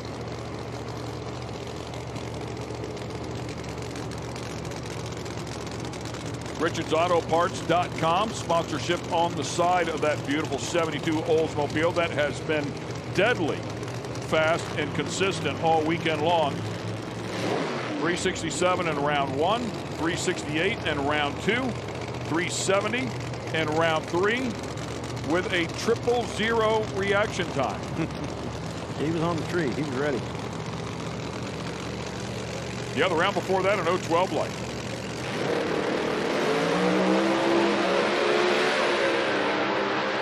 .038 light, and just as you said, he stabs it and runs it to the stripe. 373 with a 2 in the heat of the day. Yeah, it fell off a little bit from the round before, but it's getting hotter and hotter and hotter out there. So, you know, earlier in the weekend, they struggled in qualifying. They said they put a new engine in that thing, and it threw the balance of the car off a lot. And I'll tell you what, they seem to have it figured out now, because that car is handling way better than it was earlier this weekend. You can see right there, nice and smooth. Got the front end up, sets the front end down. Earlier this weekend, that car was all over the place. So they're getting that new engine and combination figured out. 038 light, so he backed off of that just a tick. I hate singles. I could never cut a light on a single.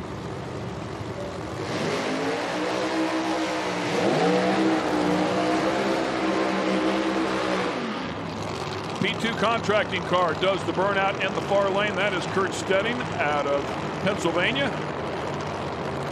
And Callie Mills out of Oklahoma. Two of the most consistent and consistently fast cars all weekend. Number 4, number 5 qualifier. Worked their way right through the field with some really great runs throughout the show. And each round, these two cars have laid down pretty close to low ET every round. Yeah, I mean, Callie, it was a day ago, put a 366 on the board, but here today, a 365, followed up with a 368. Kurt Stedding, a 367 in the last round, so the difference between the two, just a hundredth of a second. She was 030, he was 011. He was 369 in round 1. I mean, both of their performances have really mirrored each other so far today. This is going to be a tough race. What we love about the category.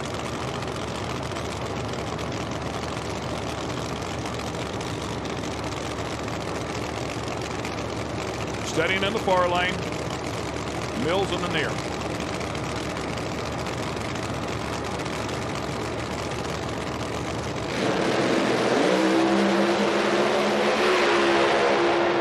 Callie left too early. It's over. Kurt Stedding will go to the final round, 368, and Callie's efforts, 365. Unfortunately, left too early. Once again, she had a great hot rod, but it will all be for naught. Yeah, she's going to be kicking herself. Go out here and run 365 in these conditions. Just left a little too early. They were both on tree. He was even early too, but once one goes red, the other one can't.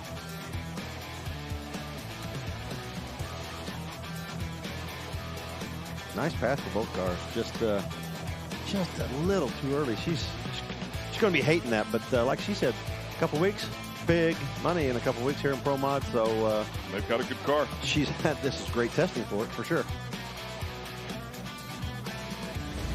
Wes DiStefano with a bye into the final. Were you satisfied with your findings? Not really. I mean, the car behaved. It went A to B, so that was good. We expected to go a little faster. I didn't hear 2 shifts, so maybe it missed a shift. Maybe it went straight from first to third. I'm not sure, but we'll go back and look at the data. Thanks so much, Wes, and best of luck, guys. You can go ahead, head back to the paddock, cool down a little bit. It's hot out here, and we'll grab Kurt coming up next. Yeah, and of course, he gets that thing to hit every gear down through there. Will definitely make a difference on the ET, and he's going to need it because Stedding is on his game. Yeah, that car's been super consistent all weekend.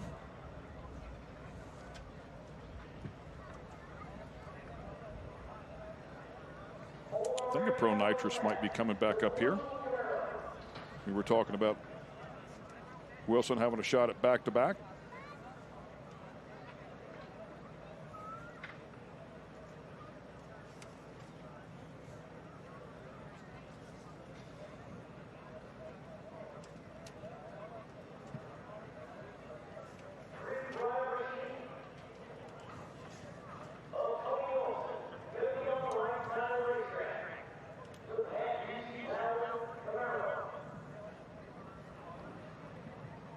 ET record holder taking on the mile-per-hour record holder.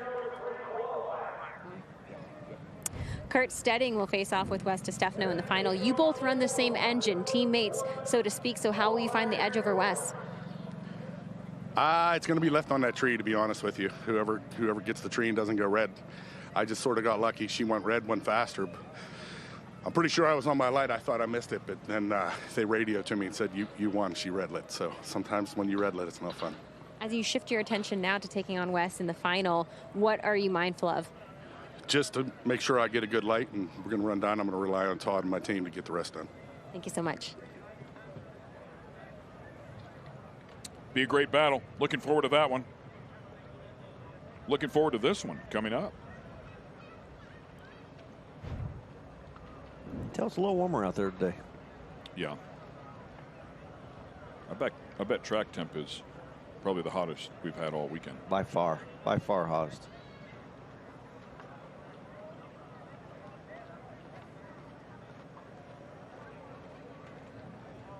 Down to the final round in Pro Nitrous when they roll up. Got one of them back there. Waiting on the other one. We saw Ricky Smith up here checking the track a little bit ago, so we know they got to be close and headed this way.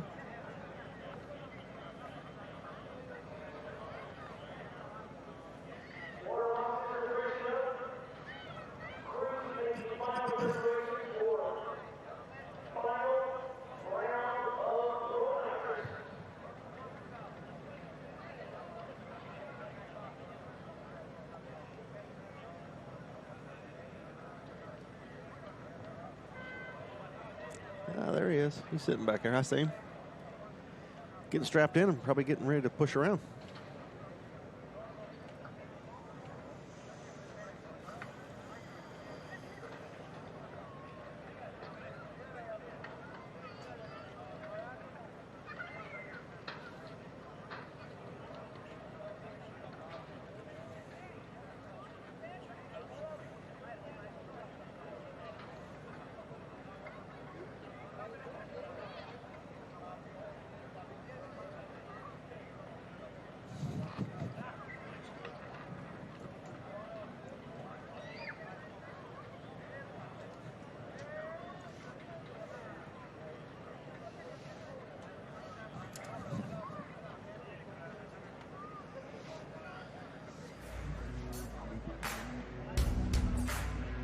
The group in the grandstands has gotten tighter and tighter underneath that shade tree.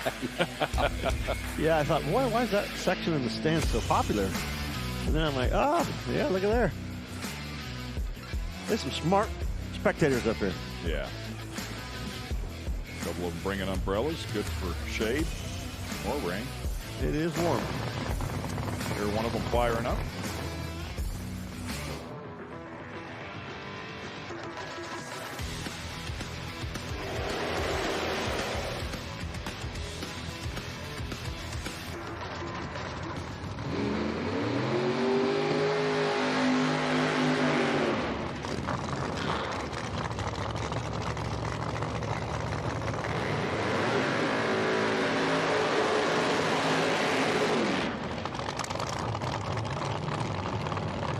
Tim Molnar and Tony Wilson. Wilson will be in the far lane. Molnar, the ET record holder. Wilson, the mile-per-hour record holder. Both set here this weekend. Molnar way out there on that burnout.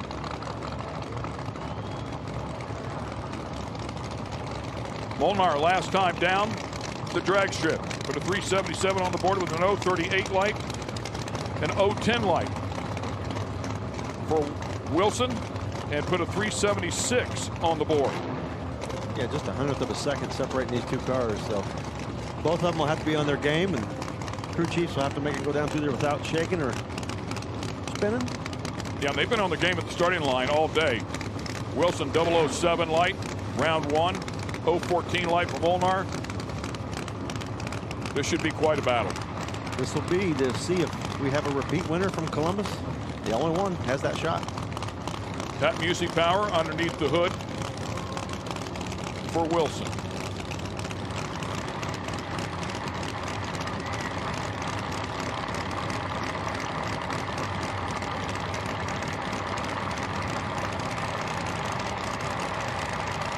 Wilson in, top bulb on.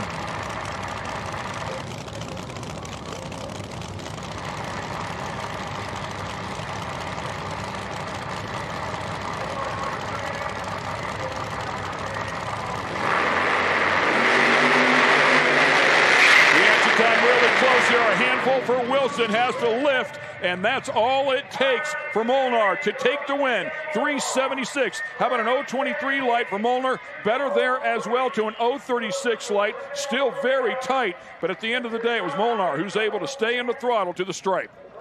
Yeah, and like we said, it's going to come down to starting line. Well, they both did a really good job on the starting line, but then it came down to the crew chiefs getting the tune-up right.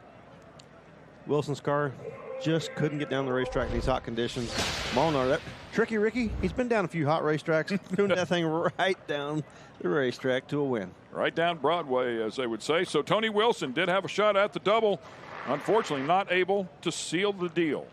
Boy, you can see it right there. Start spinning the tires and shaking, turn the car to the left, have to lift out of the throttle. And when cars are that close, one little blip of the throttle and it's all over. Great battle in Pro Nitrous, as we expected. Cars are so competitive.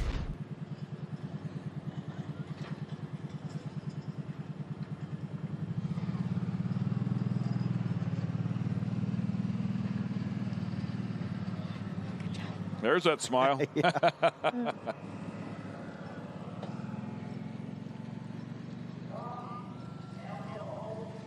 Nice payday, too, in Pro Nitrous for $20K. 20 large.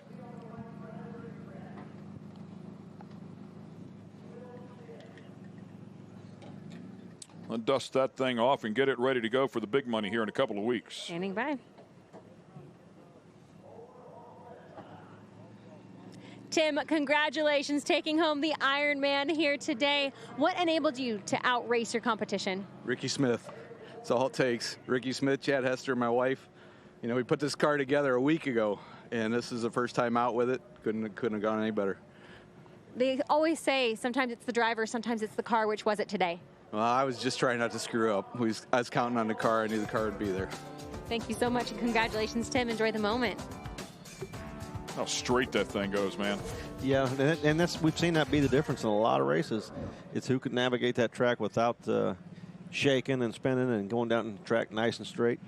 Huge difference. I mean, it's, hey, quickest way to get to the other end is a straight line.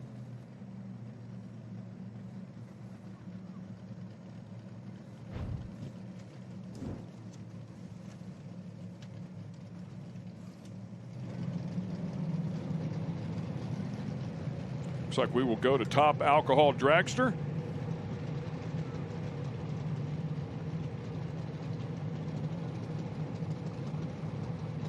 Pretty cool stuff going on here with the two cars.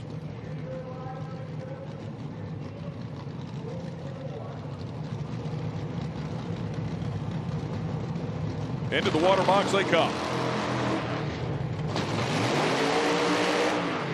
McPhillips in the far lane with a few people to thank. Daryl McComas, Nash Ruckman, Pops Rich Sr., of course, who's out here working with him. They want to thank our buddy Rico, and I'm sure Rico is listening in. Jackie from NGK, Rob and Bob Bonafonte, Brandon, Eddie, Lucas Oil, Rick, Chris, ARP, and of course Ashley and the Tony Stewart Racing crew. On the other side, thanks to Noonan Blocks and Heads, Trick Titanium, Jamie Noonan, typically the driver, but it's Will Smith behind the wheel. Will Smith typically a crew on the car when not driving. Will comes in here with the big performance advantage over Rich, and I don't think I'd count him out, though. He's pretty tricky. McPhillips family, his car has won a lot of races. We saw it in the final round at Columbus, just with a different driver. So if not for carrying the front end in the final, they were taking home the trophy there. So this is going to be a tough race.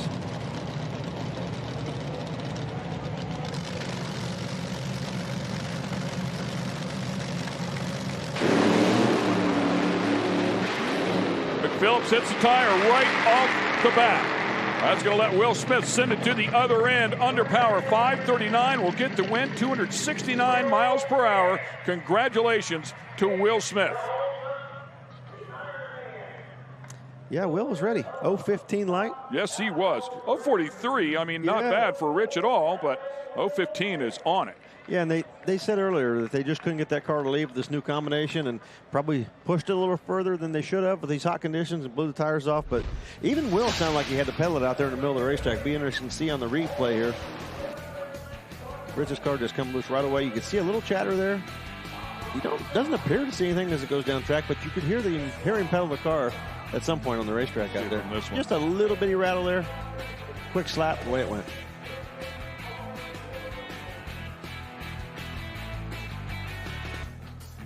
Congratulations, job well done.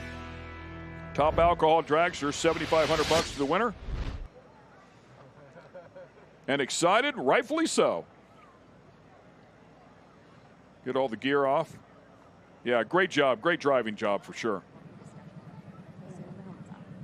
He was on the tree all weekend. Jamie's in trouble. Yeah. Yeah.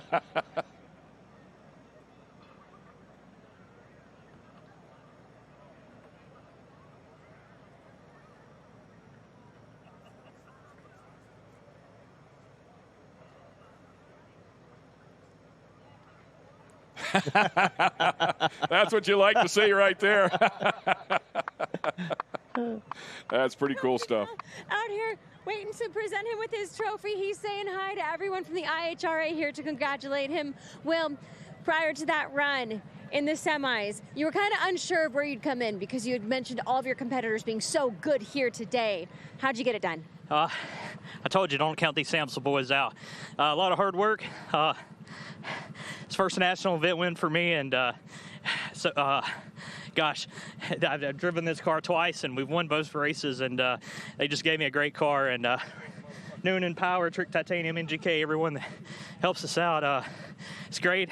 I got to take a second and just tell everyone, all the kids out there, and people, no matter what your age are, don't give up on your dreams. I've been chasing this thing for a long time, and I've got good people behind me to help me. And never give up on your dreams. Chase your dreams. Congratulations, Will Smith. Yeah, and you know, there's so many people with that story right there that they want to drive a car. They want to get as close as they can, and sometimes you become a crew member just to get close, just to be around it, and maybe find that opportunity. And he's done so, and he's made it count when he's gotten those opportunities. Yeah, he has. He is the definition of don't quit, keep chasing, because I've seen Will drive a lot of different race cars, and he does PR work for racing sanction bodies and does PR work for other teams, and he's put together deals, and he's rented Top Fuel cars and raced Top Fuel cars. We saw him in a Top Fuel car 2 weeks ago in Columbus. Well, once you go to Top Fuel, some people are like, well, I'm in Top Fuel. I'm not an alcohol dragster driver now. No, Will don't care. He don't care. It's a race car. He wants to be out here racing, and congratulations to him to see him get that first national event win. And Larry Morgan. Yeah, I was just going to say that was Larry Morgan that he went up and gave a hug to right away as well. All that hard work paid off. Some days you wonder, but it's scratching your head. Why am I out here again? Yeah, and that's why right there. Congratulations. That's a great moment. Great story, great moment. And hats off to the McPhillips team as well. So talented, so good at what they do. Making it to the final round. Just missed it a little bit there at the starting line. Yeah, and that Samsel car, like we said, Jamie Noonan drives that car. A lot of people have driven that car, and a lot of people have won some races in that car. So it's good equipment, and good to see Will get the most out of it.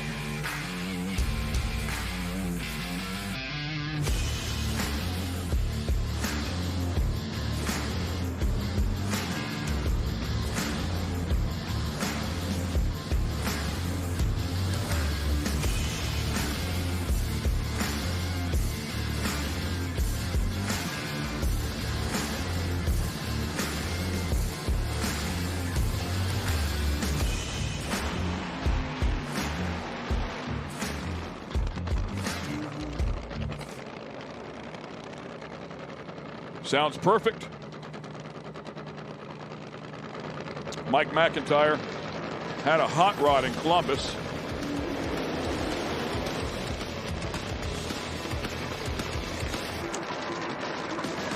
Yeah, Dale and Mike McIntyre put on an incredible final. Great side-by-side drag race. Dale coming up just barely short. Yeah, made it to the final, so it'll be back-to-back finals here for Dell. But yeah, Mike McIntyre had a hot ride in Columbus, was low ET, won the race. #1 qualifier as well. Dell looking to take over those numbers here at Milan and has done a nice job so far. We'll see if he can finish it up. But test pass here on the warm racetrack. That sounds a little better. It was idle a little slow when it got back there. They adjusted the idle, and that sounds much better.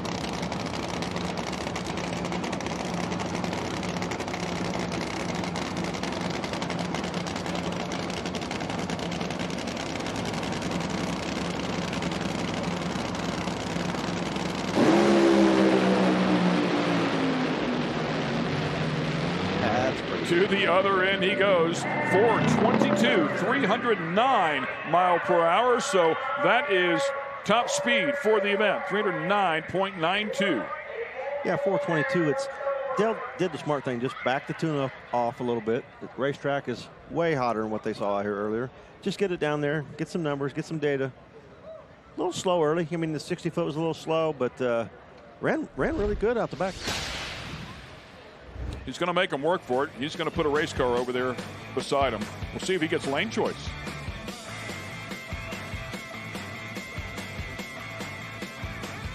I think he kept them all lit. Yeah, right, straight down the middle. Car looks safe, just the easy run. That'll bring up Jack White and Dan Hicks. If Hicks can make it to the final round, it will be the 99th different driver to race final and funny car.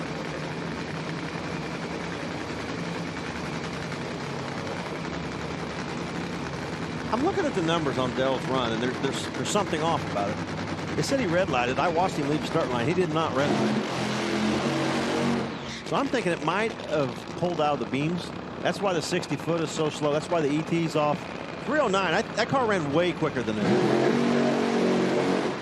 Interesting call. The seasoned eyes of Tommy Johnson Jr. Yeah, the back end numbers, they don't add up. The front sense? numbers, yeah, Okay. it just doesn't make sense. Gotcha. So there's something off. It either rolled out of the beams, something got caught in the beam. It shows he red lighted, but visibly watching it, he did not red light.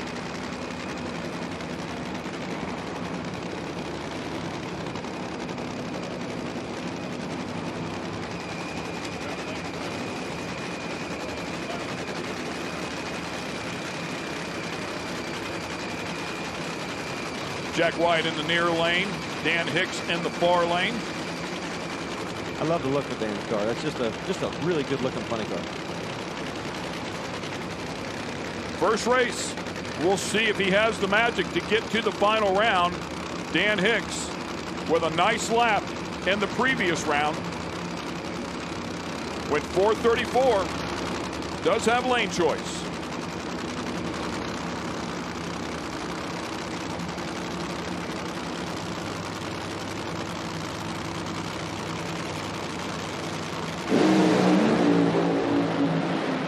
Going to the final round. How about that?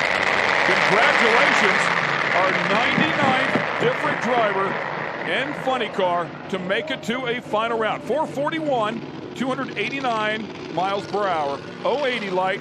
Just a nice job all the way through. You know, you would never know that was the second full pass on that car. I mean, it looked nice and straight right down through there. Sounds great. Doing a great job. He's got great help over there, and you can tell that there's people on that team that know what's going on. Jack's car, he struggled with that all weekend. Just could not get the car hooked up off the starting line and blew the tires off once again. But Dan Hicks, look at that thing, just straight. Hey, I'm just going to go on out here. It never bobbled. Nah, take it to the final round. Dale Worsham advancing to the final via a bye, but on a 128-degree track. What kind of data did you collect? We definitely from the first run was 115 to almost 130. We a couple adjustments. It was definitely a advantage to get a bye right then because we could push it a little bit and see what was out there. But based off what we're doing at Columbus and then here, the car ran great. You know, for all our sponsors, Toyota CP, Mobile One, everybody out here. I'm just got back to the final. I really just want to finish where I started in Columbus and end up with a win here. So we're going to do our best. Top speed of the weekend as well. Congratulations. We'll see you in the final, in a heated final.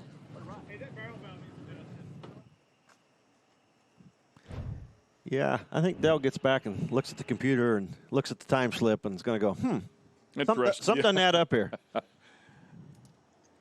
I'm sure they can back into all that with their data from the car, correct? Yeah, they can. They'll recognize it right away. Mm-hmm. Yeah.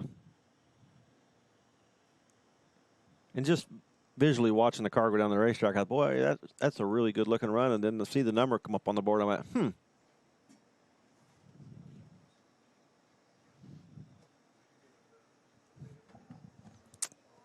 Looks like Mountain Motor Pro Stock. Up next.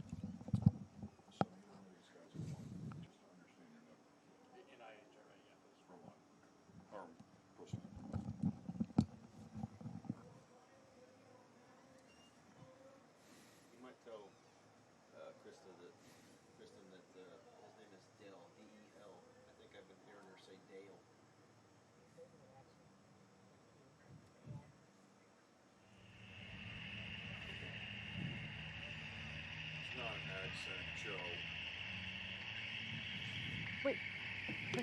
Yeah, I was going to say.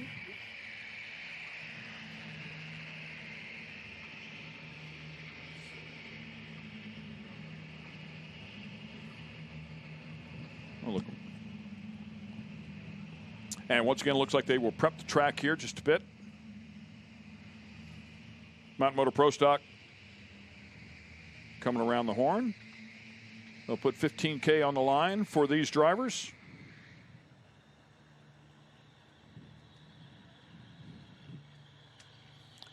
Guess who got the last interview? Dan Hicks, not Scott Palmer. So who gets to say the last word?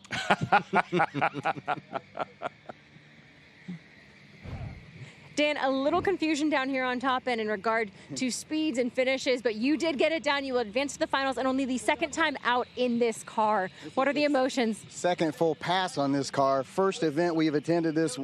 This is it. This is the first outing. We're going to the finals against Del Worsham, legendary guy. I watched him my whole life, most of it anyway. He's not that old. But respectfully waited for Jack in the pits, give him some time to get their car fixed. You can always be that other guy. Maybe that's me someday. So we waited. We want to race somebody. And, man, Dom Lagana's turning the screws. Hey, right here. We're making the right decisions, and so far I haven't screwed it up. So my boys, Donovan and Blaine, my wife Karen, my brother Steve, we're getting it done. I mean, we're getting it done. We're kind of still putting the pieces together, like tools and, stuff. We're just not quite 100% there, but we're making the most of it. We're not totally new to this. We've ran some good fuel altered races in the past, so we're not totally green, but this is the first time in a big show funny car, and we're in it to win it, fellas. Dan, congratulations. Whoa, yeah! And guys, this is a car he painted himself. This is his baby. Yeah, we've been talking about how good that car looks, so did not realize he had painted it himself, so very impressive there as well. And again, more man hours. And we'll stand by. We might have a little update from Del, because Del Worsham just called Tommy Johnson Jr., so maybe he'll fill him in and see what happens here, see if we can get some legit numbers off of that pass. It seemed like something funky had happened there at the start. In the meantime, Mountain Motor Pro Stock will be coming around the corner here. Looking forward to Chris Powers and Dylan Voss, who will square off. Second final round for Chris Powers in a row. Of course, went to the final round in Columbus and came up a bit short against Jerry Tucker. And he'll square off against Dylan Voss in his first final as well. So we will have our 77th different winner in the class.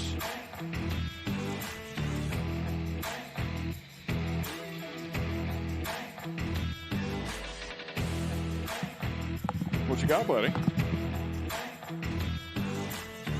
To make sure that we knew he didn't red light. He said there's something wrong with the beam. Something must have been hanging down underneath the car, or the beams maybe are a little too high or something. He goes, I didn't red light. I wasn't that fast. And he said the 65. I go, yeah, I started looking at the numbers and they definitely didn't add up. He goes, good. I'm glad you caught that. So he definitely knows that it wasn't the correct numbers, and he said the car ran a lot better than that. They're going to go back and look at the computer, and he was on the return road coming back, and he knew I would know. So he called me to see. Did you see that? Yes, I saw that. So yeah, they know they're good, and I think he's just concerned that the stage beams are set correctly and everything is correct, because I assume he's going to want the right-hand lane again. Great phone call. Good to have a guy up here that they'll just call. Yeah. Usually, I've been getting a lot of texts, but that was the first phone call. Like, oh, I guess I better first pull the phone call headset from off. a funny car driver coming up the return road. That was cool. Yeah, he said, I didn't do this. And I know the 60 foot's off. I go, yeah, we saw that. I said, I started adding the numbers up, and they didn't add up. Hear the rumble of big cubic inches.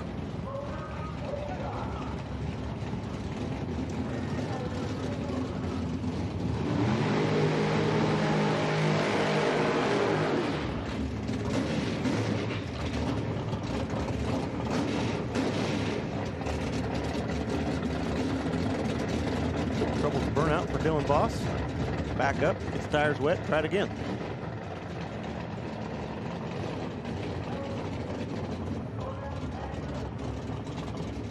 Chris Powers with lane choice will stay in the right lane or far lane.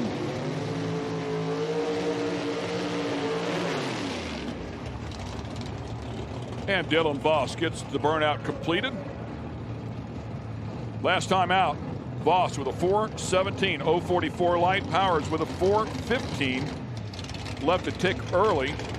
Competitor Kurt Neighbor was way early, so kind of reacted off of Kurt's early reaction time.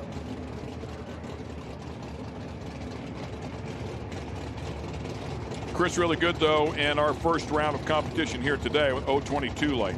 It'll be tough. 0:18 light for Dylan Voss as well in the first round today. Both of them can get up on it. As we talked about, will be our 77th different winner in the Mountain Motor Pro Stock category. Checking things out here before they go. That wheelie bar setup so critical. The Jerry Haas cars, Sonny Leonard race engines. He's very proud of as well. And of course, the Voss boys are also proud of their racing engine built in-house. Jerry Haas race car.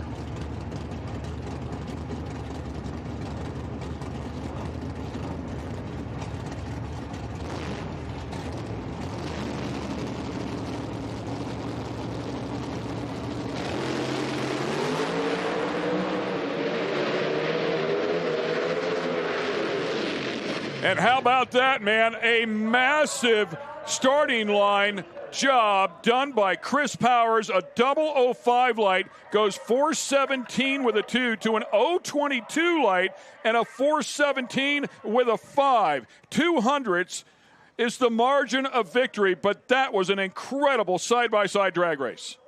Both those guys knew how important the starting line was going to be. Chris Powers, double 05. 60-foot time. 0.9968 for Voss, 0.9969 for Powers.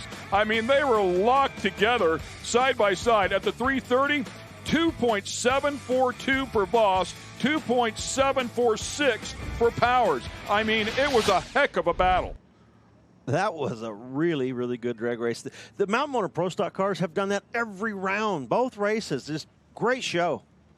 Congratulations to Chris Powers, runner-up in Columbus, comes back here. Winner. You could tell from the start of the weekend he wanted this one. Well, what a great battle.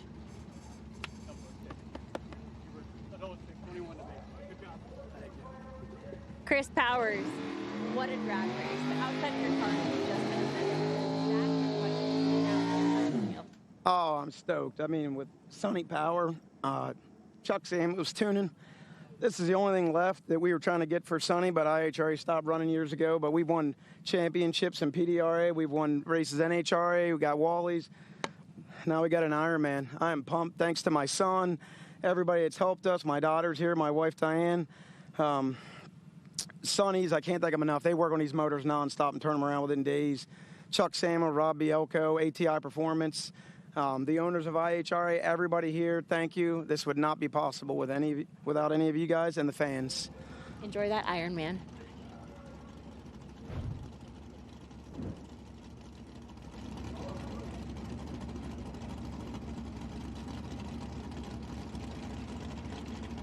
And we go back into our Pro-Am category in the 1090 class. Sean Pitts in the near lane. Scotty Reinshield in the far lane, and Scotty goes red by 0.03 of a second with the Corvette.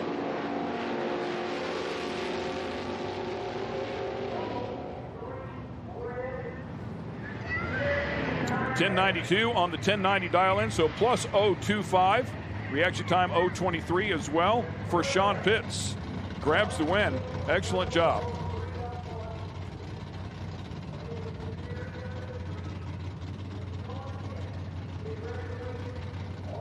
And looks like that was the final in the 1090 class as we go into stock. This gorgeous 69 Camaro A stock automatic. Pretty sure there was a stick car here too. Wasn't there an A stick car? Maybe not. Oh man, that car's gorgeous. I don't know, but my dad, last race car my dad owned was a 69 Camaro. Looks just like that. That's not a 69, I believe, though. Well, maybe it is. Can't see the side. Yeah, 69. All right, cool. My dad's got one just like that, but my mom still has it in the shop down there in North Carolina. Yeah, looks just like it. Harold Thompson Jr. in the far lane.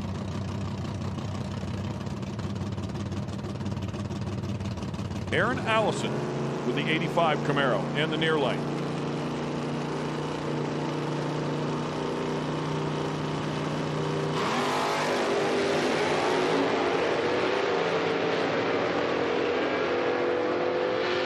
Great wheel stand there out of Thompson Jr. Better the 2 reaction times to the winner here. It is going to be Aaron Allison. 029 light, nicely done. 1098 on the 1096 plus 025, 1053 on the 1052. And that is plus 015, but gave it up at the starting line with an 059 light. Love them big wheels up launches. Oh, yes. Oh, that's so cool. Moving into quick rod.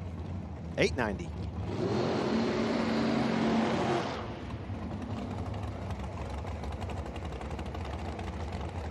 Chris Fields and Steve Taylor. Chris in the near lane.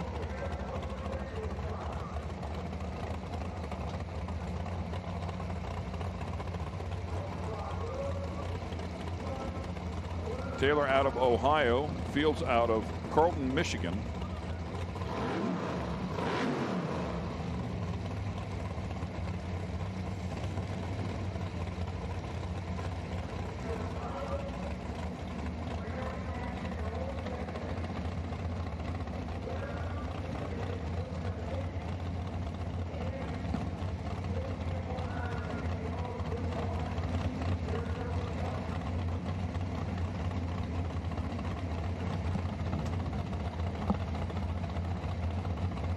And top bulb on here for Taylor. Here we go.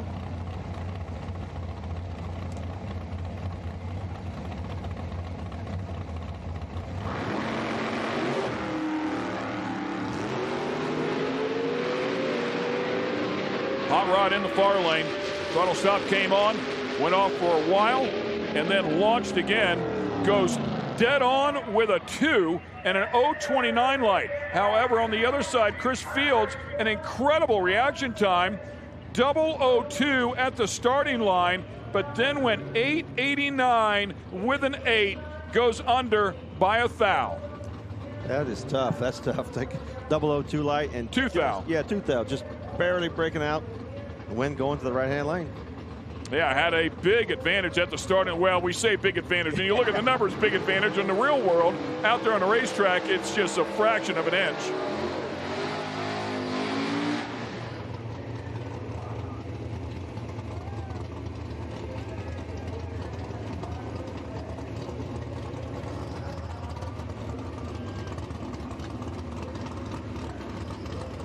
Saw Atkins' car early on in the week, and I love that 69 AMX. Just spectacular example of one of the AMC AMXs. And then, of course, the 2014 Ford Cobra Jet for Chris Ruzicka. Red light for the AMX. It's over. Missed it by 0.03 of a second.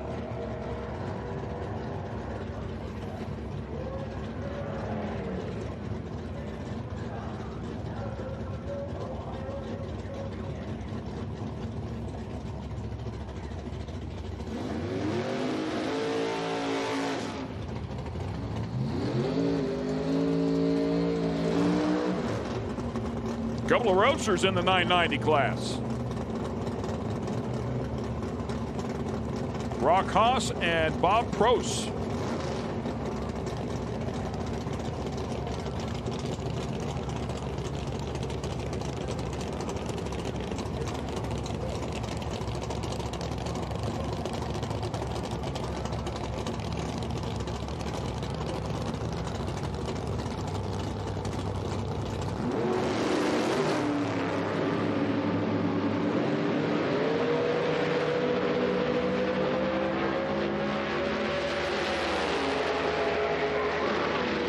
Hammered out all the way down to the finish line. The better of the 2 reaction times will be good enough to win it. A 008 light for Haas in the near lane and runs 996, so plus 06 on the other side, an 029 light trying to chase him down and breaks out at the other end.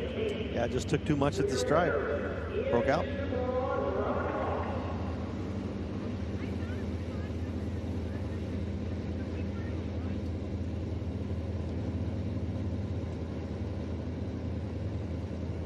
Factory Stock Showdown. Coming up next.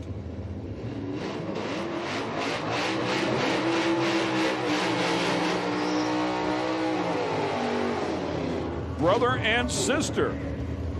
17-year-old Jaden lined up in the near lane.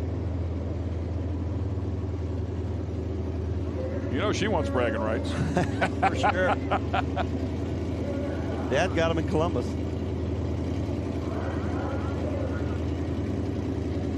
Taylor Deach in the far lane.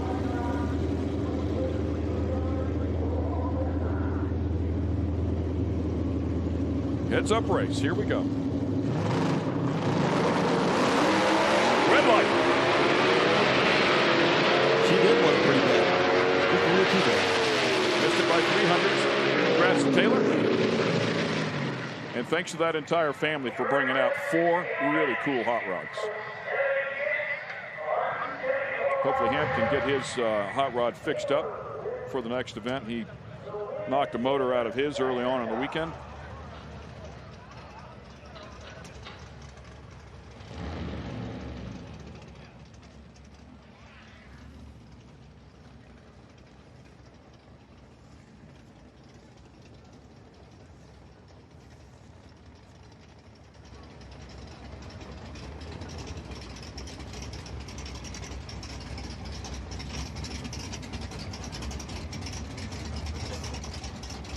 I would think Top Sportsman coming around.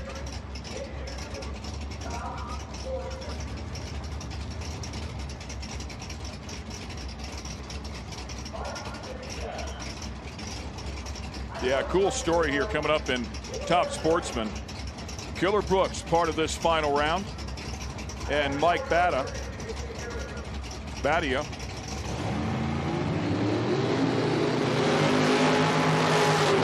Mike in the near lane and Killer Brooks with the passenger door open and the right lane.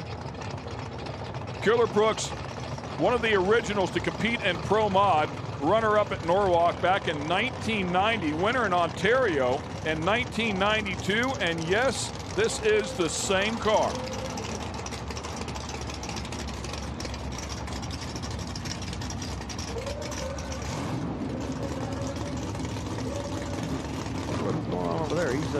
He's come on back a little further. We'll line the rear tires up. Yeah, there we go. There we got it.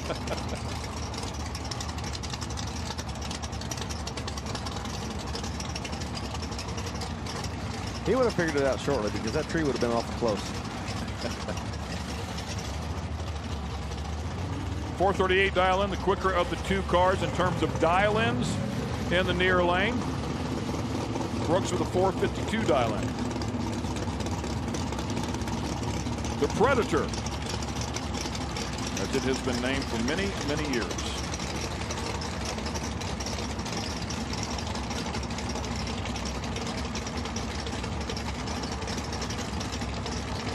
Rolls right in. Oh, backed up, okay. Turn that bottom bulb off. Give his competitor a chance to roll in.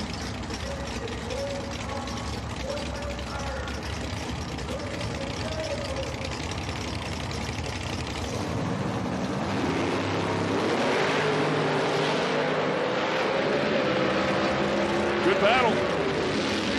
Killer Brooks with a shot at it and gets it done. An 0.34 light for Killer Brooks. Puts a 4.55 on the board on a 4.52. On the other side, an 0.55 light goes 4.40 on to 4.38. Again, better starting line advantage. Oh, so critical. Still getting it done. Still getting it done with the Predator. Great stuff. Thanks to Dad and Dave on some info there, too. Thanks, buddy.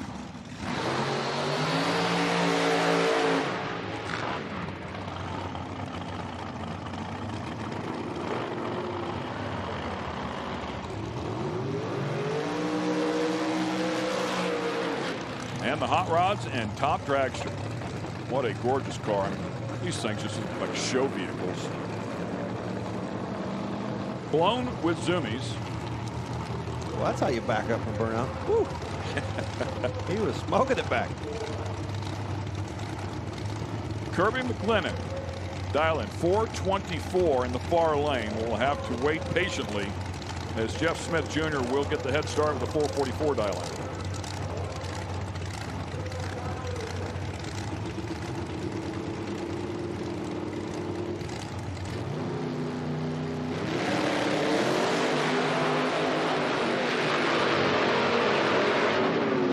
Did wait patiently, and he had the better of the 2 reaction times, and he's going to make him pay with a dead-on pass. 0.25 light in the front and goes dead-on with a 5 in the back. Nice lap there for Kirby McLennan. Jeff Smith at 0.40 light. Not horrible, but they'll make you pay in this category if you miss it like that. A 4.44, so he runs dead on his dial-in as well with an 8, and again, it goes back to the starting line. Yeah, those guys were, both of them on the tree, on the dial, knowing what their car's going to run. These guys are so good at predicting what the car will run. It's incredible. With the weather changes we've seen over the day, and both cars in the final, dead on.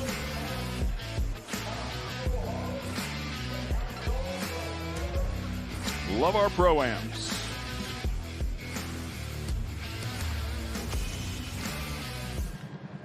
Killer Brooks getting the job done down here. How does it feel to go ahead and take this Ironman home? It's been a long time since I had one.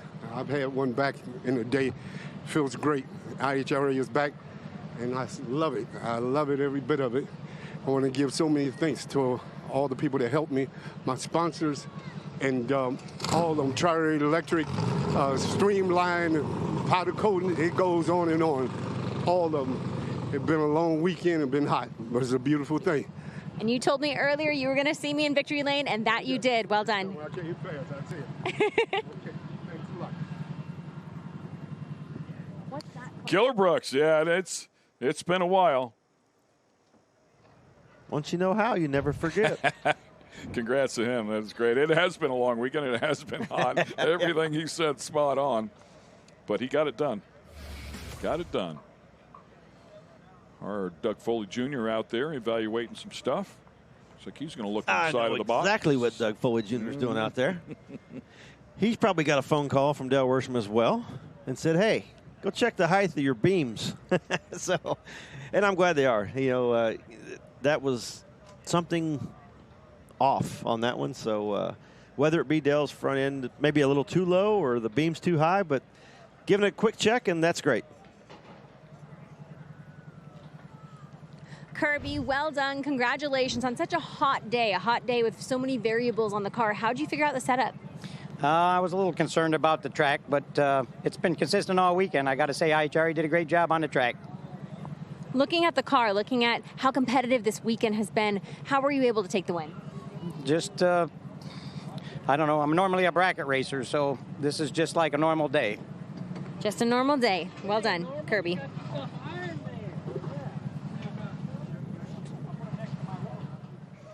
Just a normal day, man. Dead on, no problem. Just a bracket racer. Well, he's just pretty darn good bracket racer, it looks like.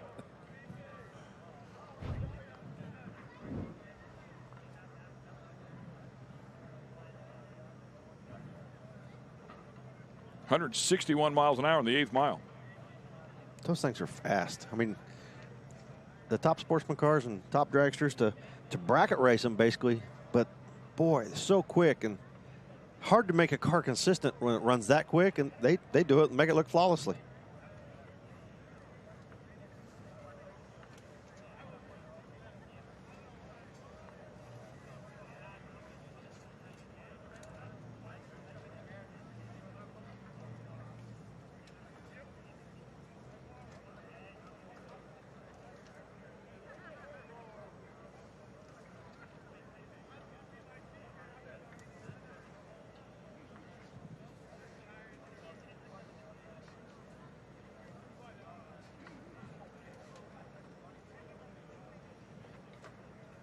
I believe our sleds are coming up here next. Rob Lowe Sr. laying some heat down in the semifinals.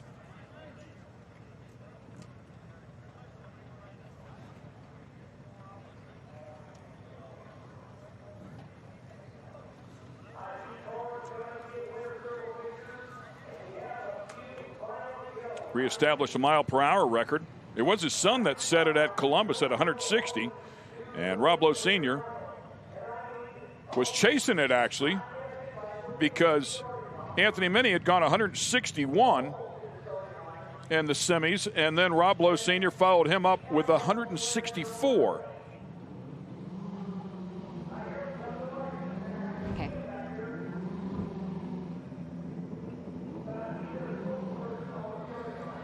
Roger's shaking yes.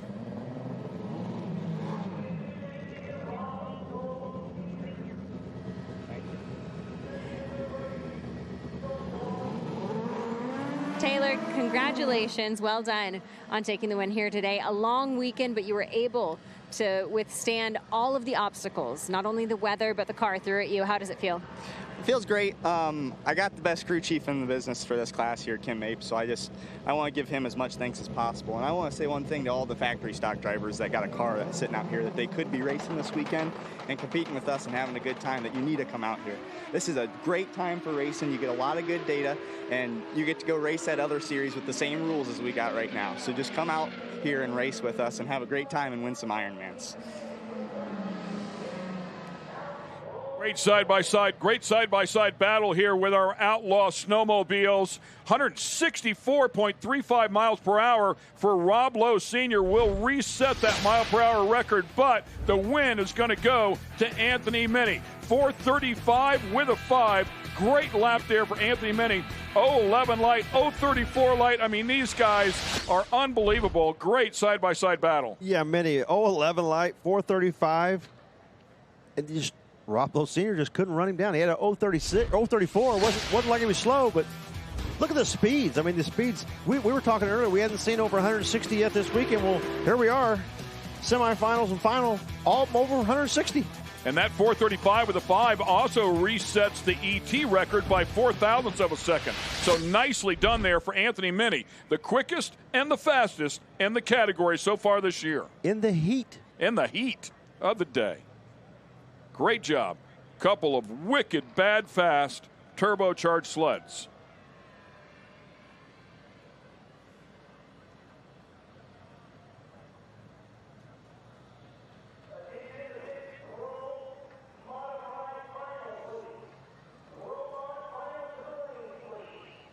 Just a few finals left. We can call it an event. Anthony, congratulations taking the win here today. It all came down to figuring out your reaction time. That tree with such a close battle between you and your competition. How did you figure it out? I'm not sure exact reaction time we had, but we had a good program tune-up started this weekend, and we just got down the track every time. 0.011 of a reaction time, an incredible effort out there, Anthony. Knowing the adversity you fought in Ohio, to now come back and earn this win with a rebound, what did that take? I mean, the team, Glenn Hall, our tuner, crew chief, that's what he does nonstop, and he came up with a solution and got it, we got the job done finally. Where will this Ironman sit at your house? Is it going on the mantle? Where's it going? Exactly, over the mantle. Yep. Enjoy, Anthony. Congratulations. That's great. I mean, again, emotional, man. Yeah, I mean, it's you can tell how much this means to these guys. It's serious stuff. It's a lot of work. So when you do get it done, it is emotional. I mean, it's all the hard work and the sacrifice they put in for these things. It pays off and it gets to you. And way legit competition sitting on the other side. And Rob Lowe and that team over there, he and his son, very, very competitive, very fast sleds. So great effort.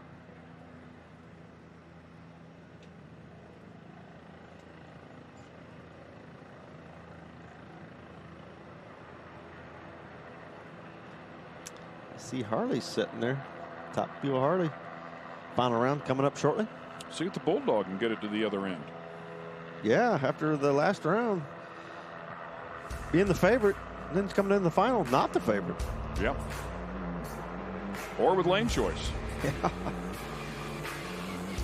I can just hear him now. I don't care. He don't care. He doesn't care. Line him up.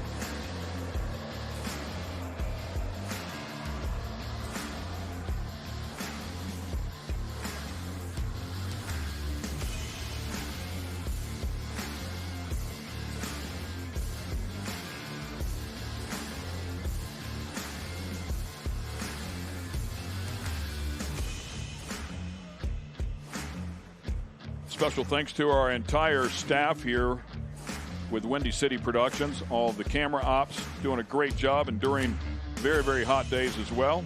Certainly our pit reporters out there getting beat up in the weather and the sun, the heat, the humidity. We appreciate all their work. Drone operator, incredible efforts and beautiful shots out of the drone. Hope everybody at home enjoys all that. We certainly enjoy bringing it to you.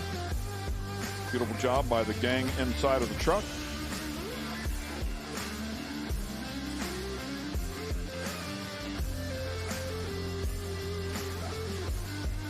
Obviously, thanks to the entire IHRA staff for everything that they've done as well.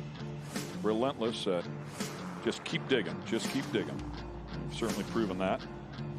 Top Fuel Harley coming up here next. We're talking about Jay Turner and, of course, all the championships that he's won. Just got they just buzzed the tower? Yeah, the track dryer just buzzed the tower. The track dryer, that is true. Everything he just said, all true.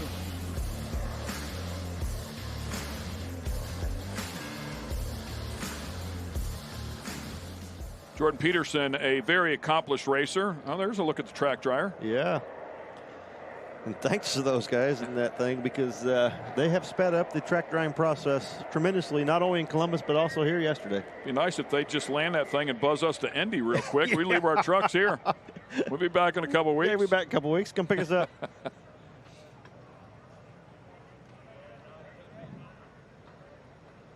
Massive back tire up in the air. That dude working on his tan. Water going down in the water box. So Peterson, a very accomplished racer, but would be, this is his first IHRA final. Would be the 23rd different winner in IHRA Top Fuel Harley if he can pull it off against the Bulldog. When it comes to Jay Turner, he stands at the top of the sheet with the most wins in IHRA and Top Fuel Harley, 17.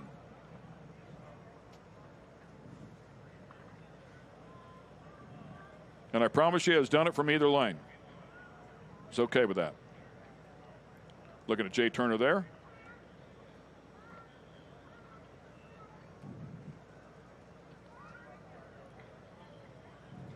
He loves it here. Chatted with him Friday night. Said he'd love to go quarter mile. It's a different setup with the bikes, too. A 1-2 shift versus a single speed.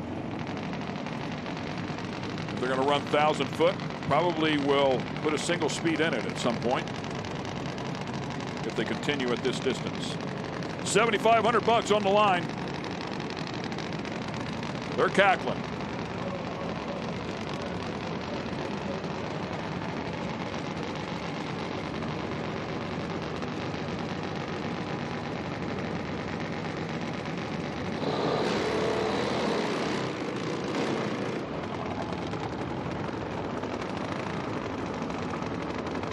Peterson's been in the right lane every run and had lane choice. I'm going to stay right where I've been having success. Right. In that far lane. Pushing Jay up here a little bit. Helping that bike out.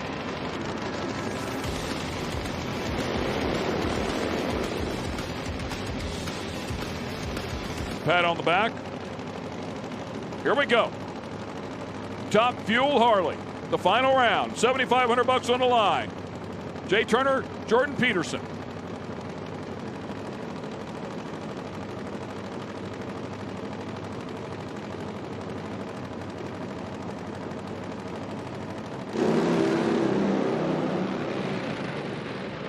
Peterson was working it right off the bat, as was Turner. Turner did get ahead of him. He's going to hang on. Both of them struggling to find the finish line under power, but they were not letting up. 061 light. Turner was chasing Peterson at the starting line, who put an 039 light up on the board. But he was able to keep chugging down through there, and it will be Turner who will turn on the win light. 6:36 at 130, a pedestrian 134 miles an hour, but well fought for. Yeah, both of them putting cylinders out, but it was Turner who put it out last and had just enough momentum to stay ahead and take the victory. But yeah, there we go. An ugly win, but sure is pretty. It still counts. Look at the body English. both of those guys. Oh, you could see right there when they put the cylinder out, drop that front nose. At this point, they're leaning forward, doing everything they can to be the first one there. Peddling.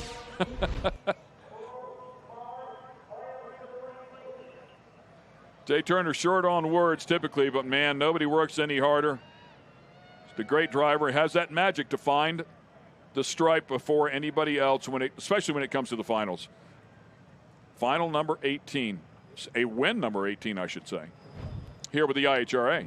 Way more than that career-wise. I can speak to the bike. Jay Turner taking the win here in Top Fuel Harley, one of the coolest classes in the IHRA on a day where bikes and handling are so important out there. What was going through your mind off the start? Well, it was ugly. It didn't want to idle, didn't want to run, then something stuck in the clutch before the tree was coming on. I thought it was going to pull me through, but it left pretty good and dropped the hole. I think it spun a little bit, but it's, you know, I've lost pretty a whole lot. So winning ugly ain't too bad. I like that quote. Lost pretty a whole lot, but winning ugly ain't too bad. Jay, enjoy this one. You're taking home an Ironman. Thank you, IHRA, for everything, and we're happy to be here. Yeah, those guys were super stoked. Really happy to be back. They were happy that IHRA was back and having the category, and plan on supporting it all year long. We appreciate them and what they do. A great group of riders, a great group of people, and once again, as this thing gains some momentum, we heard John Montecalvo talking about that a little bit earlier. It came together so late. They have previous engagements, previous commitments. But as things develop here and this continues on, I would expect a nice full field of Top Fuel Harleys. Yeah, I mean, they've had, a lot of people said, well, there's low car counts. Well, it did come together real late, and everybody already had commitments. They couldn't make them all. But the guys that I've talked to, they are going to try to support this. They're going to be at a lot of races, and non-conflicting events that they've already had scheduled, they will be there. I knew. That was a great line. I don't matter how ugly it was. It's still pretty. I've lost a lot of pretty. And that's a true statement. There's several races you do everything right and come up short. Here you do everything wrong and still get it done. Those are really pretty.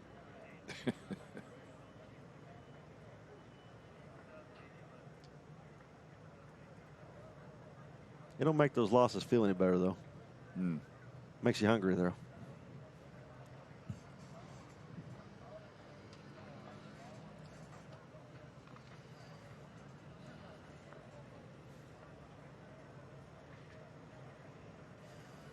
Not sure what's going to be next, but we're down to just a few finals left. Yeah.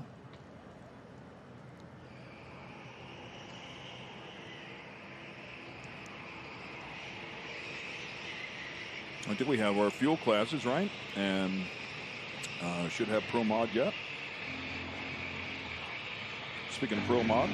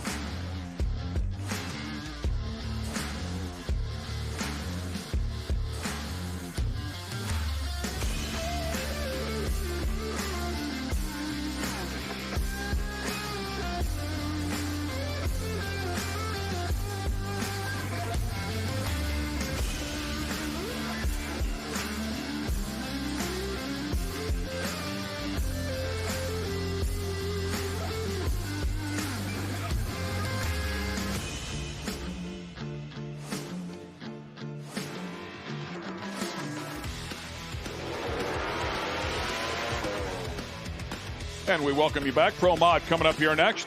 Will be a final round.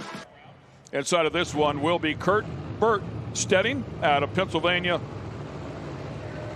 Pittsburgh, Pennsylvania, that is. Family racing team. Son is also a world champion in Pro Street last year, 2024.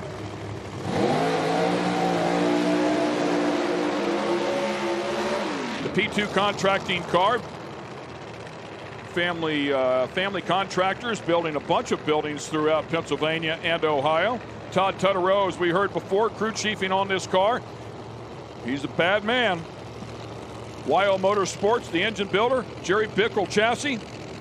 We'll find out how he does here. He's had a hot rod all day long. He's definitely the advantage and has chosen that right lane. It's been in the 60s. Well, round one today, he went a 370, but since then, 367, 368, and no doubt Wes is going to have to pick up the pace if he's going to hang with him. With that said, Wes had a couple of pretty good lights along the way too, so maybe he can find something at the starting line. But Wes's car went a 70, and then he went a 73 last time out. Wes would love nothing more than win here at his home track.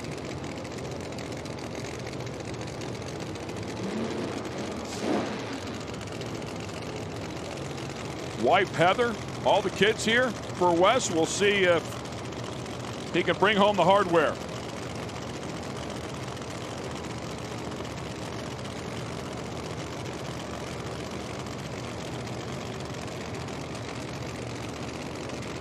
Will be our 60th different winner. Boy, both cars really having to drive those things, and a great battle once again. Kurt Stedding's going to hang on to it with a 368, had an 028 light. Wes did get him at the starting line. I mean, he was going to make him earn it. An 010 light for Wes goes 371. That's what that car has been doing pretty much all weekend. So again, very, very consistent, but missed it by 8 thousandths of a second. Both these cars so consistent all day long. 368, 371. Just like they've been running all day. Boy, Wes's car moving over to the left right there. Probably cost him a couple hundreds. Might have been the win, but Kurt Stedding, that car. Well, if you think it cost him a couple hundreds, it did cost him the win because they lost it by 8 thousandths. Okay, not quite a couple hundreds. Well, I mean, yeah, but honestly, it cost him some time, and it was that close. So, yep, great drag race. 028, and you're last to leave. Yeah. Great stuff, man. Wow. Absolutely love it. Trip zip. And Kayla's up there at the top end. Thank you. Kurt Stedding, you just won your, I'm assuming, maybe this is your first Ironman trophy. That is actually my first Ironman. All right. 368 with the 4, and you were just talking about your trip zip reaction time. Trip zip, yeah. Trip zip, it's not something you like to see, but I'll take it in the finals for sure. I mean, Wes, he's good on the tree. I watched him win a lot of 632 races being good on the tree, and we knew how to bring it. What did you do to prepare for the finals today? Try to keep your mind cool. You know, I knew my team was going to bring it. I knew Todd was going to put the right deal in there, and I let go of that button and I was ahead. It feels good. Now we have that $125,000 to win Pro Mod race coming up in 2 weeks. Will we see you there? You will see us there. I thank you to Daryl. He's done such a nice job and made this a really nice place to race, and I look forward to doing more of them. All right. Thank you so much, Kurt. Thank you. Yeah. Great stuff, man. So $50,000 richer to the 60th different winner in the Pro Modified category. What a great day for that team, and they have been so consistent throughout. I mean, they earned this one. Yeah, he got his 50 grand today, and we heard they're coming back in 2 weeks to try to get 125 grand. Could be a good couple of weeks. Well, the way that car's running right now, I'd say he's looking pretty good. He's the favorite going in right now. That shot right there tells you how hot it is out there. Yes, it is. But yeah, just in the heat of the day, that car is so consistent. So in 2 weeks, we come back. I mean, who knows what the weather will be, but if anything like these conditions, if I was a betting man, I'd put my money on him. He has been on his game, really, really good at both ends of the track. You get something to run that consistent, man. It builds so much confidence in the driver as well. Well, it just makes it easier to do your job. You're not worried about whether I got to muscle this thing down the racetrack. You're like, oh, it's going to go down the racetrack, so I'll just concentrate on cutting a good light. So, yeah, it just gives the driver a ton of confidence. Like we talked earlier, if you can get these pro mods to just go down the track and not have to fight them and get out of the groove and make a nice clean run, your chances of winning it go up dramatically, because that is so hard to do.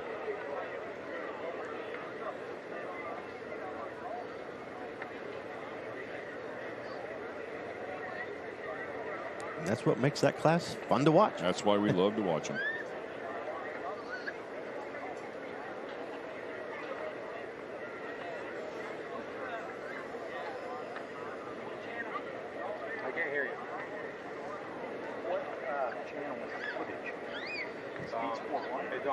I think it's on Speed Sport 1 right now. It's also on YouTube. YouTube and Speed Sport 1. You can Google YouTube right now and find the link. It's live. I just wondered if it was going to be a repeat. There will be. Broadcast network. Like it'll be either Speed Sport or YouTube. I don't think I get Speed Sport 1.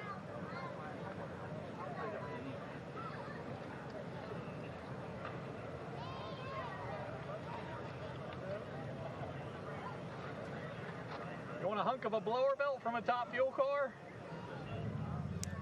I've only got 2 sheets left. Is that how many finals we got left? Like, I got a Top Fuel and a funny car sheet here. 2 to go.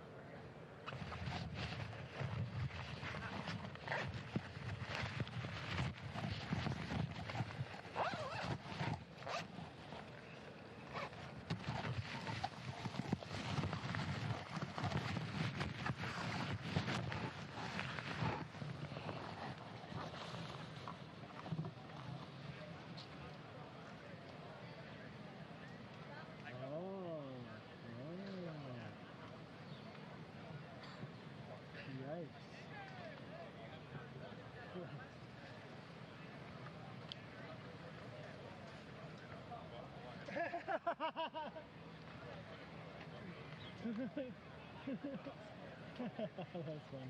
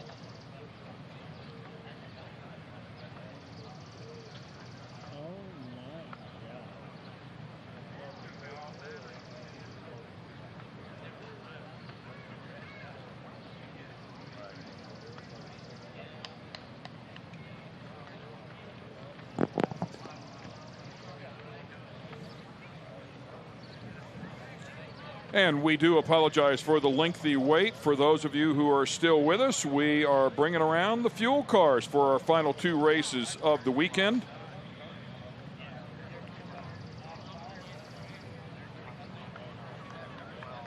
Kayla's up at the top end. She'll interview our winners as well. She is sticking it out with us. We hope you have stuck it out with us as well.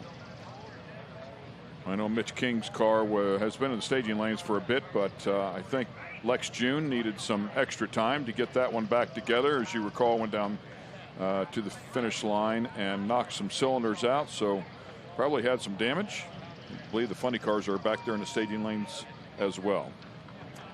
Funny cars are in the water box. Let's light them things. I mean, the camaraderie among the fuel guys is pretty good, and I heard there's several teams over helping Dan Hicks to get that thing serviced and turned around. But a little slow for everybody, but we're going to get there eventually.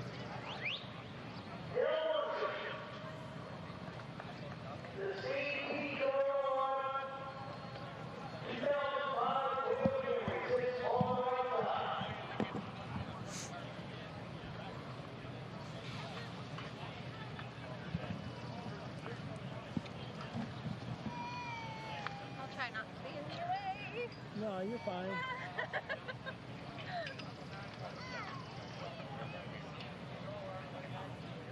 It'll all go very fast. The two coming up here will be Del Worsham and Dan Hicks, as Tommy was just referring to. If Dan Hicks can pull it off with that brand new car that has 2 full passes on it.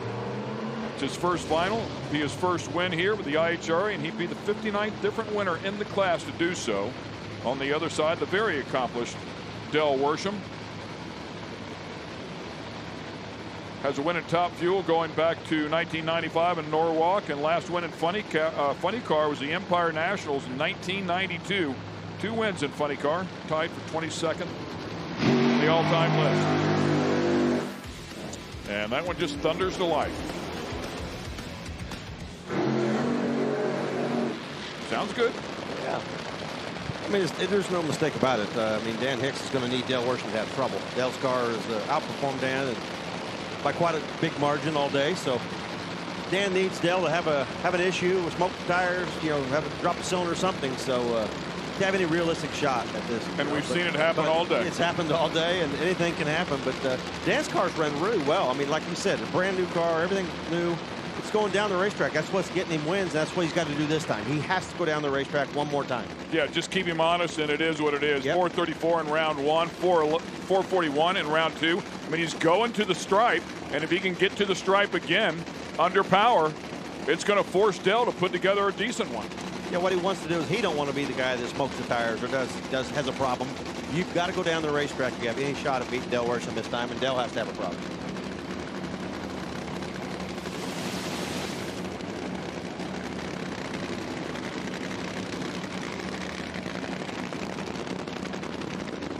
Del's car set, ready to go. Dan Hicks in the near lane, Del in the far lane. Top bulbs on, let's go. 50 grand on the line. Funny Car.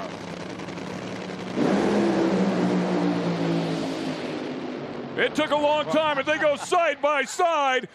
Excellent job there and a great race. Nice job for Dan Hicks. It's not going to be enough this time. Del will get the win here. An 076 light goes 408 at 315 miles per hour. It was a little wait, but man, it was worth it. Good, solid race.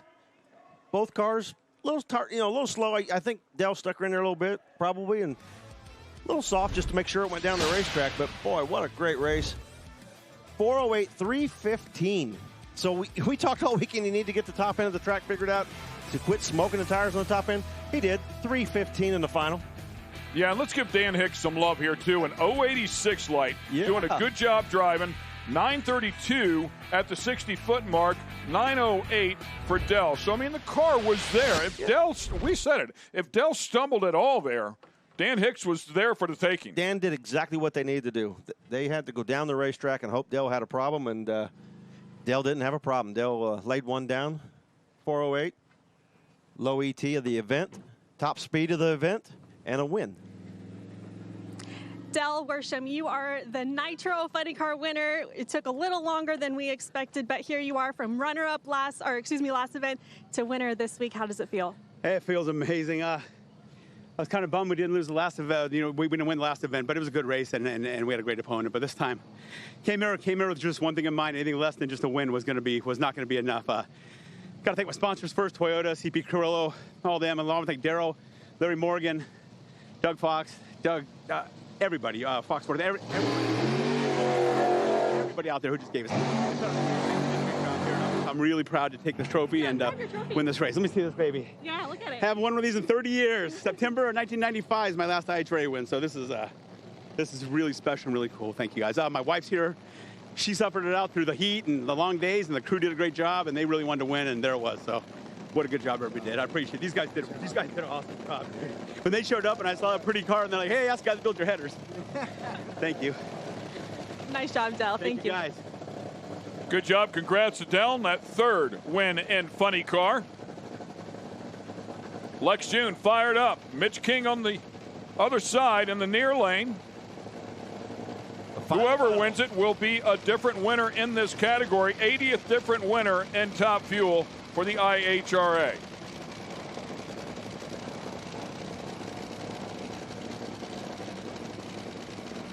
Lex had issues last time, came loose, dropping cylinders. Mitch King shut it off. Everything looked perfect, so we'll see who made the right decision.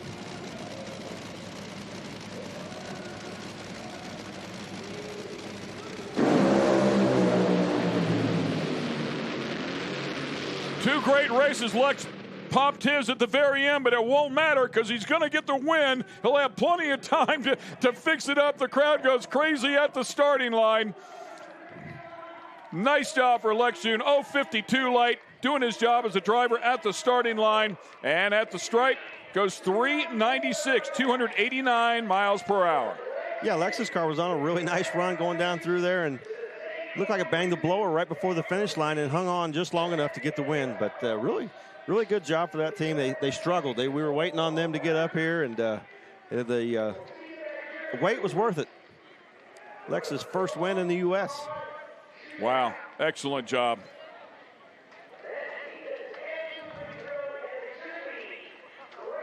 Career best for him over here as well in the IHRA. And the crowd ecstatic. So, yeah, it took a while, but all four cars down the track put on a nice show. He's going to need that 50 grand. He's going to go buy some parts right now. It's hurt. Yeah, they used it up. Look at this. Yes, congratulations, Lex June. You banged the blower here, but nonetheless, you guys got the win. Whatever it takes, you know, and this is the good Lord who helped us out in this. It's unbelievable. Thank you, IHRA. Put this all in place. Thank you. And we will be back for more. Never quit. And you guys didn't quit. You took some time in the pits to get everything together. Yeah, we had some issues. But my crew, it's unbelievable. You see what the crew is doing? They get us the win. Save 22, veterans, you know, this is the deal. We need to help them. We need to save our veterans. All right, I'm going to let you take your helmet off so I can ask you one more question. Here we go. Look at this beautiful trophy, guys, this Iron Man. As Lex is taking his helmet off here, and like I said, he banged the blower a bit, so what that means is he knocked it off and had a little bit of a fire up here, but nonetheless, he got the win and lived up to that motto, that never quit motto. These guys worked all the way up until the staging lanes, and Lex, what do you want to say now? Well, I want to thank everybody who helped me out with this. Our sponsors, IHRA. I cannot mention that. It's unbelievable what they did. And thank you, Scott Palmer, because he was in help in this, no matter what, to put this all together. But I don't know, my wife, yes, ain't she bitching? It's like she did it. Yeah. And sure, I helped her with the driving aspect, but we did it together. So. Thank you to all my crew. Tim, you're an amazing guy. The rest of my crew, you know, those guys put it together. But I can tell you one thing. We had a couple of times this day that I really had the feeling that the good Lord was with me, because he pointed me every time in the right direction. And at a certain point there was a big, like, I don't know what it was, an animal that landed on my hand. And he looked at me and he flew off again. And you know what? Then I knew we would win this race. And I'm not going to church every week, and I'm not really like I'm moving around like I'm an idiot, but I believe there is something up there. If we can help our veterans with that same token, that would be awesome. All right, guys. Well, Lex believes that he had a little divine intervention, and here's your Iron Man again. Awesome. Thank you. Guys. Nothing sweeter than that first one. Awesome. This is awesome. Yeah. I believe they're going to re-rack that and show you the run here one more time.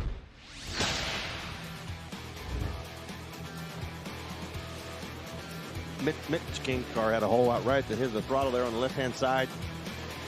Killed the performance of that car, but Lex's car was running good till it wasn't. It ran good enough for long enough to get it to the stripe first and grab that Ironman. And first career win over here. We congratulate him. So it's been quite the weekend here. 3 days, of course, a day of qualifying and a day of weather, it felt like. Got some racing in on Saturday and finished it all up here on Sunday. Event number 2 for 2025 is in the books. We are off and running. We'll be back here in a couple of weeks with the Outlaw Pro Mod race and $125,000 on the line. And then, of course, the Outlaw Nitro Series will be back in action at the beginning of September, and we hope you'll join us for that. It's been awesome to bring you all the great racing action. We certainly enjoyed it. Hope you enjoyed it as well. For all of our pit reporters, Kristen Beat, Kristen Banks, and Kayla Zadell, and my colleague, Mr. Tommy Johnson Jr., I'm Ken Stout. We'll see you next time with the IHRA. Thanks, Data Dave.